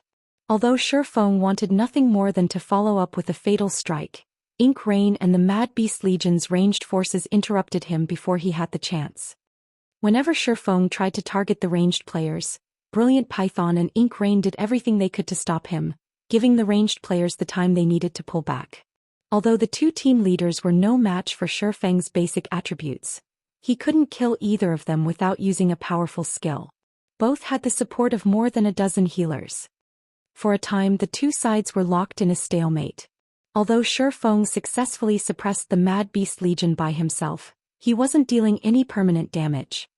Regardless, the watching crowd was shocked by Shifeng's prowess, especially Starlink's members. They hadn't dreamed that Shifeng would be so powerful. Despite facing an all-out assault from 2 battle array teams, he stood his ground. Even the weakest player on these battle array teams was a refinement realm expert, yet despite the boons from the battle arrays, Shifeng single-handedly contended with 200 of these experts. He was simply inhuman. Amazing. To think one player can wield such immense combat power. It's no wonder why you were spouting such nonsense earlier, but no matter how powerful you are, Black Flame, you're still only one man, Xingluo said as he watched Shifeng. The situation even surprised him. The combat power Shifeng displayed was truly frightening. Startled Wind and Evil Blade nodded in agreement. In such a high-speed battle where one did not even have the time to breathe, their stamina consumption would be extremely high. If Shifeng continued fighting at this pace, he would soon deplete his stamina, even if he still had HP remaining. After a few more minutes, Shifeng abruptly retreated, shaking off Ink Rain, Brilliant Python and the rest of the Mad Beast Legion. Sure enough, dealing with Tier 2 battle arrays is tough without a sure kill skill, Shifeng thought as he eyed Brilliant Python and Ink Rain. Battle arrays were one of the main weapons players relied on to defeat high-tiered players. Even Shifeng had used battle arrays to do so during his previous life, but he had never expected to be on the receiving end one day. He wouldn't have had so much trouble against a single 100-man battle array, but he currently had to deal with 2. In addition, both Ink Rain and Brilliant Python, the core of the 2 battle arrays, had impressively high combat standards. If he couldn't kill these 2, even he'd be helpless. What? Are you giving up already, Guild Leader Black Flame? Ink Rain teased. This game is too exhausting to continue. I don't want to play anymore, Shifeng replied. I'm afraid that is not up to you, Ink Rain said, smiling. She then led her team and charged at Shifeng once more. As the woman and her companions approached, Shifeng turned to Aqua Rose and his elite team, saying, "You guys can jump in now." Chapter 22-28. One after another. When they heard Shifeng's invitation, Aqua Rose and her comrades who had remained on standby revealed excited grins as they turned to the Mad Beast Legion before charging to meet their opponents. When Xingluo noticed that Aqua Rose and the others were joining the fray, he glanced at Shifeng with a sneer. "Black Flame, I suppose you want to rely on your people to cause chaos while you pick off the Mad Beast Legion members one by one?" Smiling, Xingluo continued, "Unfortunately, you're only digging your own graves." Although the battle array allowed players to fight higher-tiered opponents, it was truly a weapon to use against large groups. Shifeng's decision to take on the Mad Beast Legion by himself had been the wisest decision. If Aqua Rose and Zero Wings Vanguard joined the battle, they'd only be a liability, not an asset. Once the two armies truly clashed, chaos would rule this battlefield, and amidst such chaos, players couldn't rely on AoE skills or spells. A single misfire could kill one's allies. Without AoE skills or spells, Even peak experts would find the Mad Beast legions challenging in a one-on-one, not to mention Aqua Rose and the others, who were only flowing water and refinement realm experts. However, Brilliant Python realized that the atmosphere around Zero Wings members felt odd. What's up with these people? As Brilliant Python watched Zero Wings players charge forth, he was confused. Aqua Rose and the others didn't look at him and his teammates like they were powerful foes. Rather, their expressions seemed like they had just found the perfect practice targets. Ignore them. They are fools if they think they can defeat us in our own battle array. Ink Rain shouted to her team. She then turned her sights to Fire Dance, radiating intense killing intent. Her previous clash with Fire Dance was still fresh in her mind. Her strength was only second to the Mad Beast Legion's commander and vice commander, yet someone with weaker combat standards had defeated her. It would be hard not to remember such a humiliating defeat. Although she didn't know how Fire Dance had increased her life rating so drastically last time, she had the battle array. She was going to use this chance to toy with the other assassin. Ink Rain's figure blurred as she dashed forward, only taking a moment to reach her opponent. She thrust her blade at Fire Dance, who ran at the forefront of Zero Wings' team. As Ink Rain's dagger shot forth, she split into 9 identical copies. When Happy Art saw this from one of the VIP rooms, she couldn't help but gasp. That's 9 phantoms, 1 kill. Happy Art was astonished to see Ink Rain's 9 phantoms. 9 phantoms, 1 kill was a bronze combat technique and one of the most powerful the 13 Thrones had obtained from bronze legacy tablets. With a fraction of the combat technique, a Void Realm expert would be unrivaled among their peers. Had Happy Art fully mastered 9 phantoms, 1 kill, she could have even fought Sandbone, one of the Flower of Seven Sins senior cadre members, without losing ground. Unfortunately, despite the extensive time Happy Art had dedicated to learning the combat technique, she had failed to make any progress. It was simply too complex for her to comprehend and execute. Not even a domain realm expert was guaranteed to learn the technique. Why wouldn't Happy Art be surprised to see that Ink Rain execute 9 phantoms, 1 kill, despite the difficulties of learning the technique? However, Happy Art didn't know that the battle array's boons were the only reason that Ink Rain could execute 9 phantoms, 1 kill. Without those effects, she wouldn't be able to use the combat technique either. Ink is taking this too seriously. She's actually relying on such a forbidden move, Cloudy Mountain, the Mad Beast Legion's vice commander, muttered with a frown. 9 phantoms, 1 kill was Ink Rain's greatest trump card. They had wanted her to reserve this move for a domain realm expert, but now that she had used it, word would spread. Forget it. Just let her be. She might be able to take that final step after exacting her revenge, Startled Wind said, chuckling. Ink Rain was a prodigy he had set his sights on, and he had been surprised to learn that Fire Dance had actually defeated the young woman. Unfortunately, that defeat had maddened Ink Rain with thoughts of revenge. It had severely impacted her development.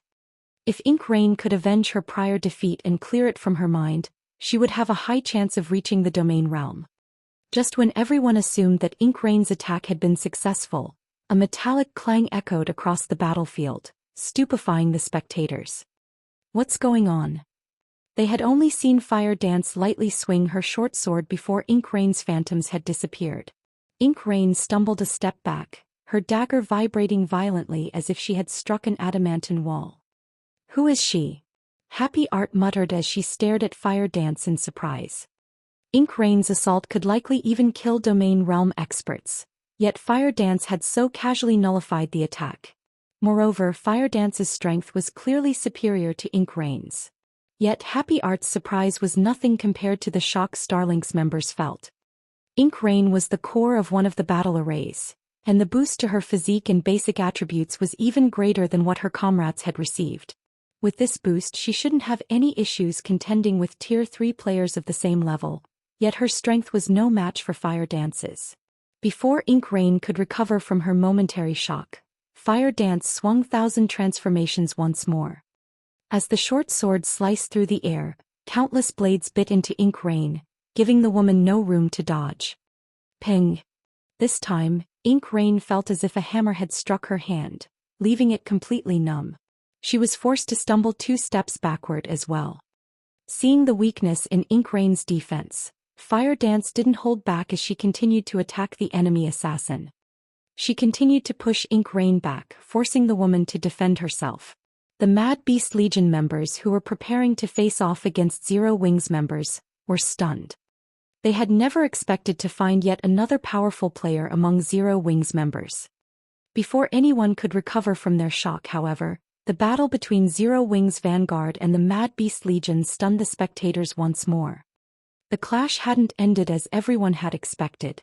They had expected the Mad Beast Legion's charge to shatter Zero Wings formation. After all, every Mad Beast Legion member was a refinement realm expert, and they were all empowered by their battle arrays. They should be able to annihilate Zero Wings Vanguard in a few moves.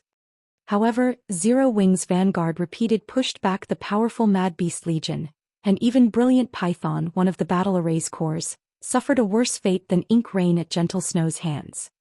As if swatting a helpless fly, every one of Gentle Snow's casual swings with her great sword sent Brilliant Python flying 5 or 6 yards away. What is going on? Xingluo's smile froze as he watched his Mad Beast Legion suffer. Baffled, he watched Fire Dance and Gentle Snow. Even the various spectating powers gaped in shock. They simply couldn't process what was happening before their very eyes. Chapter 22-29, Group Fight. The spectating crowd felt stifled by Zero Wing's unstoppable performance. Zero Wing is actually this strong. The players watching this battle from within the Divine Colosseum weren't ordinary experts. Some were even superpowers upper echelons. They had all seen the strength of the Mad Beast Legion's battle arrays. The boons the arrays provided were undeniably massive, yet despite such power, the Mad Beast Legion was no match for Zero Wing's 300-player vanguard. It was unbelievable. Fire Dance's and Gentle Snow's performances were especially stunning. Based on the combat power Ink Rain and Brilliant Python had displayed, the crowd knew they were peak experts.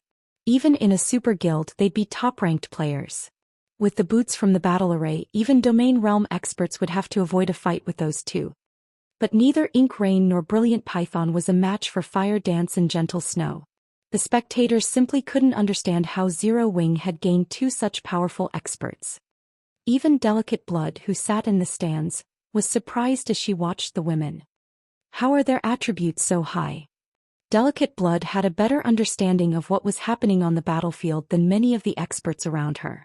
Although the two women's moves seemed special, as if they used a combat technique with every swing of their weapons, Delicate Blood could tell that they had only reached the flowing water realm. While incorporating combat techniques into every attack would increase their combat power, basic combat techniques could only offer a small boost. Furthermore, basic combat techniques didn't pose much of a threat to experts like Ink Rain and Brilliant Python. The real reason that Ink Rain and Brilliant Python were so miserable right now was because of how much higher Fire Dance's and Gentle Snow's basic attributes were.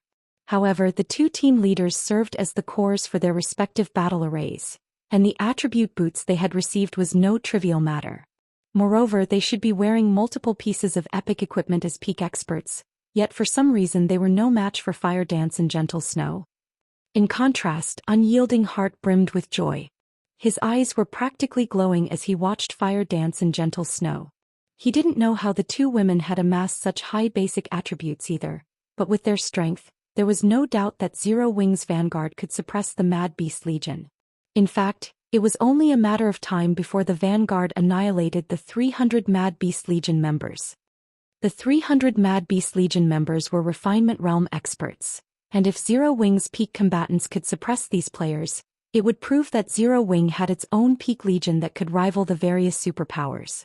Combined with Unyielding Soul's peak combatants, not even Starlink would find the two guilds an easy opponent to deal with. Meanwhile, on the battlefield, the fights continued for a short time as the Mad Beast Legion rapidly lost members.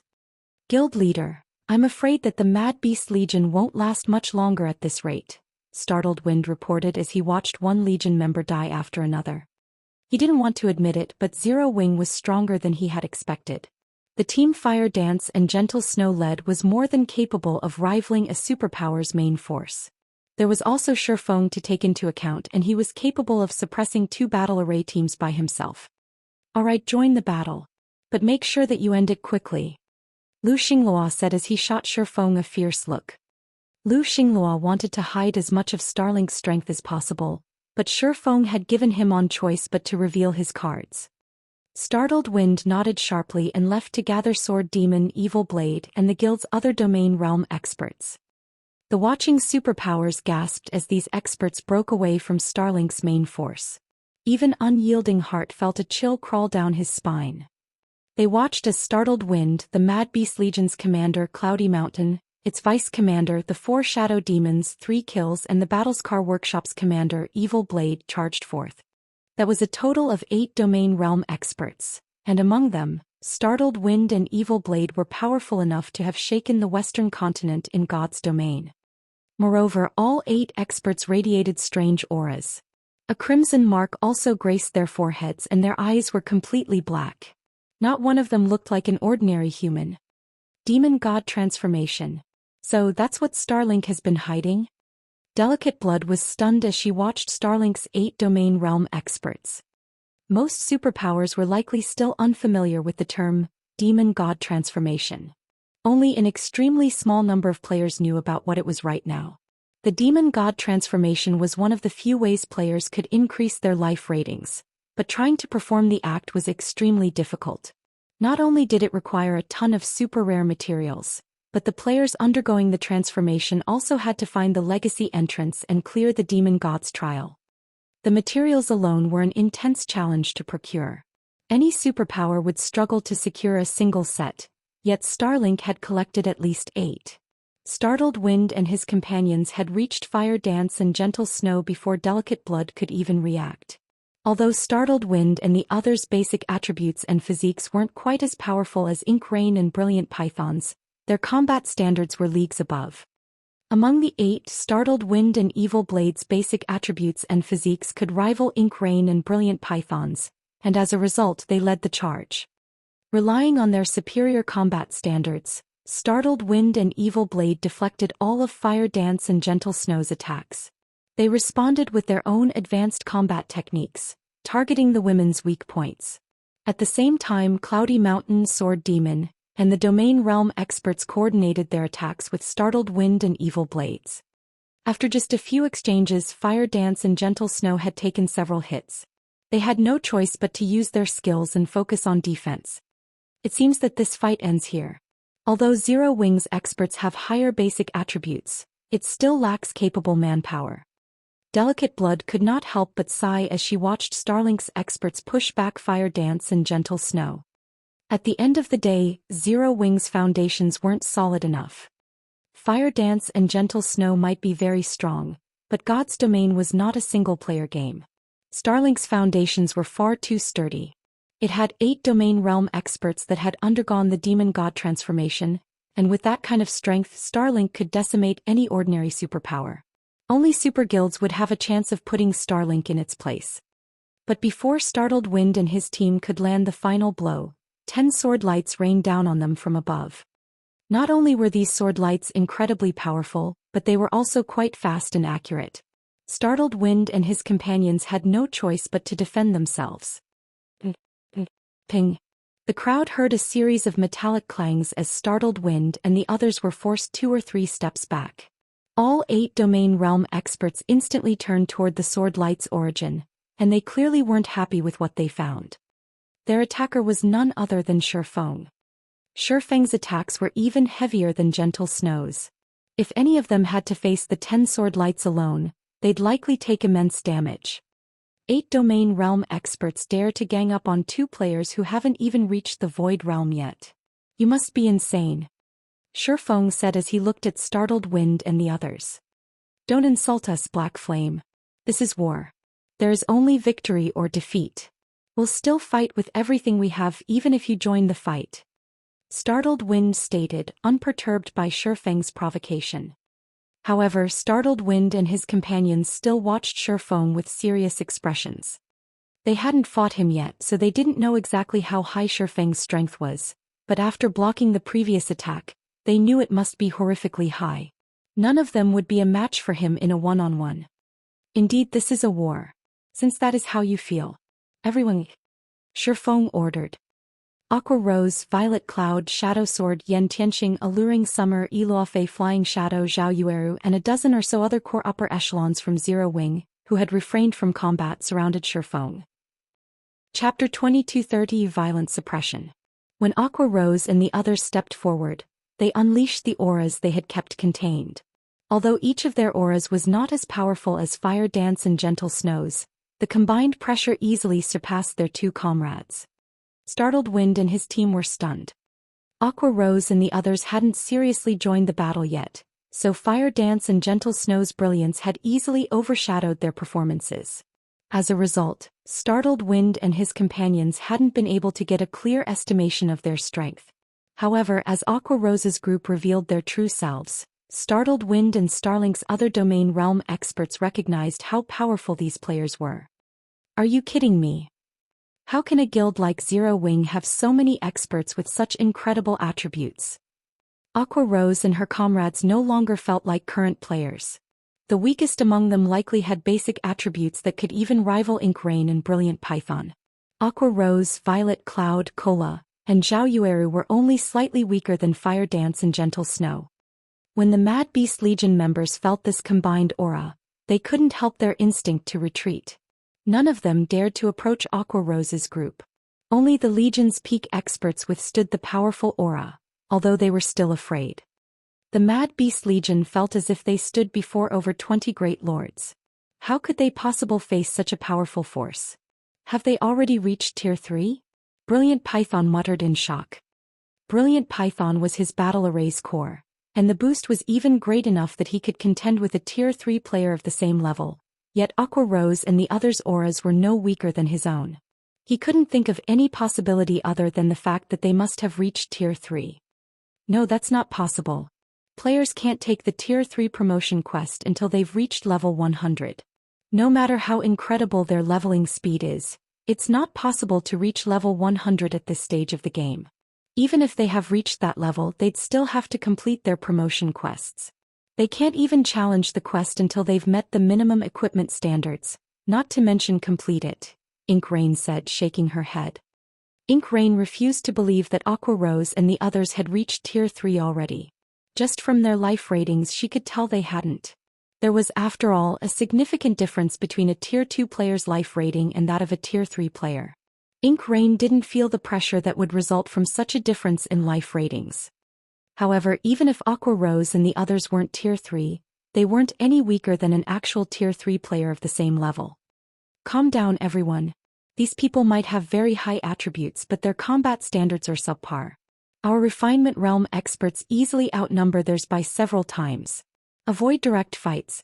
Split up and keep them distracted. Follow-up units, attack with combination spells. Evil Blade, you'll work with me to distract Black Flame.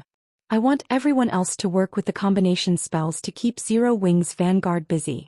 Once we've annihilated the rest of Zero Wing's army, we'll take out time whittling these players down. After taking a moment to calm down, Startled Wind commanded the Mad Beast Legion's refinement realm experts. It was impressive that Zero Wing had 20+ players with the combat power to rival Tier 3 players, but the difference between experts wasn't limited to basic attributes. Combat standards also played a massive role. After all was said and done, Zero Wing did not even have 100 refinement realm experts. Even if Zero Wing's refinement realm experts had higher basic attributes, they couldn't one-shot other players. They could simply split up and tackle these refinement realm experts using boss rating methods. With Startled Wind's orders, realization dawned on Starlink's members. Aqua Rose and the others were quite powerful, but the fact remained that Starlink had more refinement realm experts. Starlink's forces then took action. The refinement realm experts that had stood with the main army began to cast their Tier 2 combination spells, targeting Zero Wing's vanguard. These Tier 2 combination spells were even stronger than single-target Tier 3 spells, and could even cause a significant amount of damage against Grand Lords. Moreover, these refinement realm experts' aim was incredibly accurate. In the meantime, the 4 shadow demons, Cloudy Mountain and 3 kills made their way toward Aqua Rose's group. Their basic attributes might not be as high, but they had higher combat standards. With a single glance, they found plenty of weak points in the Vanguard's defenses. If they coordinated their attacks with the combination spells, killing Aqua Rose and the others would not be difficult. But the instant Starlink's members reached their targets, they discovered that they had been outrageously mistaken. Naturally, Aqua Rose, Violet Cloud, and Zhao Yueru didn't hold back. Facing several dozen incoming combination spells, Aqua Rose lightly waved her Sea Dragon staff and cast Aqua Precinct. 12 water serpents immediate appeared around Aqua Rose, radiating an aura no weaker than that of a level 75 Grand Lord. Under Aqua Rose's control, the serpents blocked most of Starlink's combination spells. Meanwhile, Violet Cloud activated her death-size Shadow Rage, summoning a total of 300 Shadow Blades. Every Shadow Blade effortlessly struck down a combination spell, and in the end, Aqua Rose shattered the remaining incoming attacks in an instant. In the end, it took only an instant for Aqua Rose to shatter the remaining combination spells. Zhao Yueru took a more direct approach than her companions. Her Frost Flame's Wrath was already capable of upgrading her spells by 1 tier, so they were currently Tier 3 spells. With her extraordinary basic attributes and physique, she'd have no issues defeating an actual Tier 3 Great Mage, much less a bunch of Tier 2 magical class players. After casting the Tier 2 spell Flame Sanctions, over 30 crimson magic arrays appeared around Zhao Yueru. Each released a fiery spear which was powerful enough on its own to warp the space around it. These spears were easily more powerful than Starlink's Tier 2 combination spells, and Zhao Yueru used them to bombard the Mad Beast Legion members. The Mad Beast Legion members responded in time and blocked the incoming spears, but they still stumbled back 7 or 8 steps, their arms trembling from the impact and their HPs plummeting. Zhao Yueru's attacks made her just as powerful as a humanoid defense turret. As long as magical class players had enough time to cast their spells, they'd wreak even more havoc on an open battlefield than their melee counterparts. A magical class player with a special legacy and a fragmented legendary weapon would be no more than a natural disaster. Although the 4 shadow demons and their companions wanted to stop the 3 women, Kola, Shadow Sword, Alluring Summer, Ilofei, Flying Shadow, and Yen Tianxing halted their advance. Despite having higher combat standards, the 4 shadow demons party struggled against Kola's due to the huge level gaps. Yen Tianxing in particular could suppress Sword Demon on his own. Meanwhile, Ilofei kept 3 kills, who was only second to Sword Demon's strength, busy. Fire Dance and Gentle Snow continued to push back Ink Rain and Brilliant Python, who fared far worse than Sword Demon and 3 kills. Elsewhere on the battlefield, the more startled Wind and Evil Blade fought Shi Feng, the more afraid they became of the swordsman's prowess. Not only could Shi Feng incorporate a combat technique in every move, but he also used his horrifying speed and strength to increase the lethality of his attacks. The 2 domain realm experts couldn't get close to him, forced to dodge or use skills to defend themselves. Even so, their HPs continued to decrease. If not for the rear line healer's support, they would have likely died already. However, even though Zero Wing had the advantage, Starlink simply had too many Refinement Realm experts. Although Zero Wing's Refinement Realm experts could face 5 opponents by themselves, it wasn't enough to compensate for Starlink's numerical advantage. Unfortunately, most of Zero Wing's Refinement Realm experts weren't quite that strong. After several minutes, Zero Wing's Vanguard had lost over 100 players, including over a dozen Refinement Realm experts. In contrast, Starlink had only lost around 300 players. As both guilds' main armies clashed, Zero Wing's losses were more severe. It wasn't just because of the quality difference between their experts, but the defensive barriers that protected Starlink's members. Black Flame Zero Wing's story ends here. If it were merely a 1,000-man battle, you might have had a chance of victory. Unfortunately, this is a 10-0-0-0 versus 10-0-0-0 battle. You alone aren't enough to influence the outcome. Startled Wind snarled, breathing a sigh of relief once he saw that this battle's outcome was assured. Zero Wing had already suffered more than 2,000 casualties on the main battlefield, while Starlink had only sustained around 500. As long as they could hold out until Zero Wing's main army fell, the rest of Starlink's players could wear Shi Feng and his companions down, even if Starlink's domain realm experts were annihilated. In such a high-speed battle, experts of their caliber were no trivial matter. Fighting at their peak consumed a lot of stamina and concentration, and executing one advanced combat technique after another would increase their consumption. Startled Wind only had around half of his stamina remaining, and with Shifeng facing 2 domain realm experts at the same time, he shouldn't fare any better. Startled Wind wasn't the only one to consider the issue. Everyone was aware of it.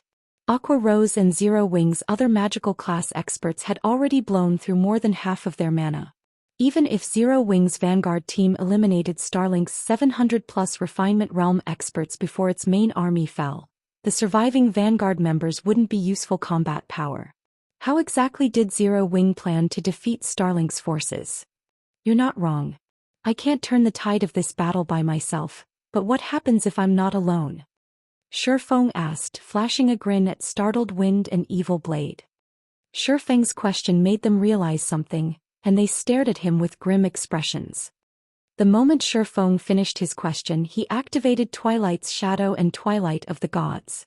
The swordsman then split into 8 identical clones.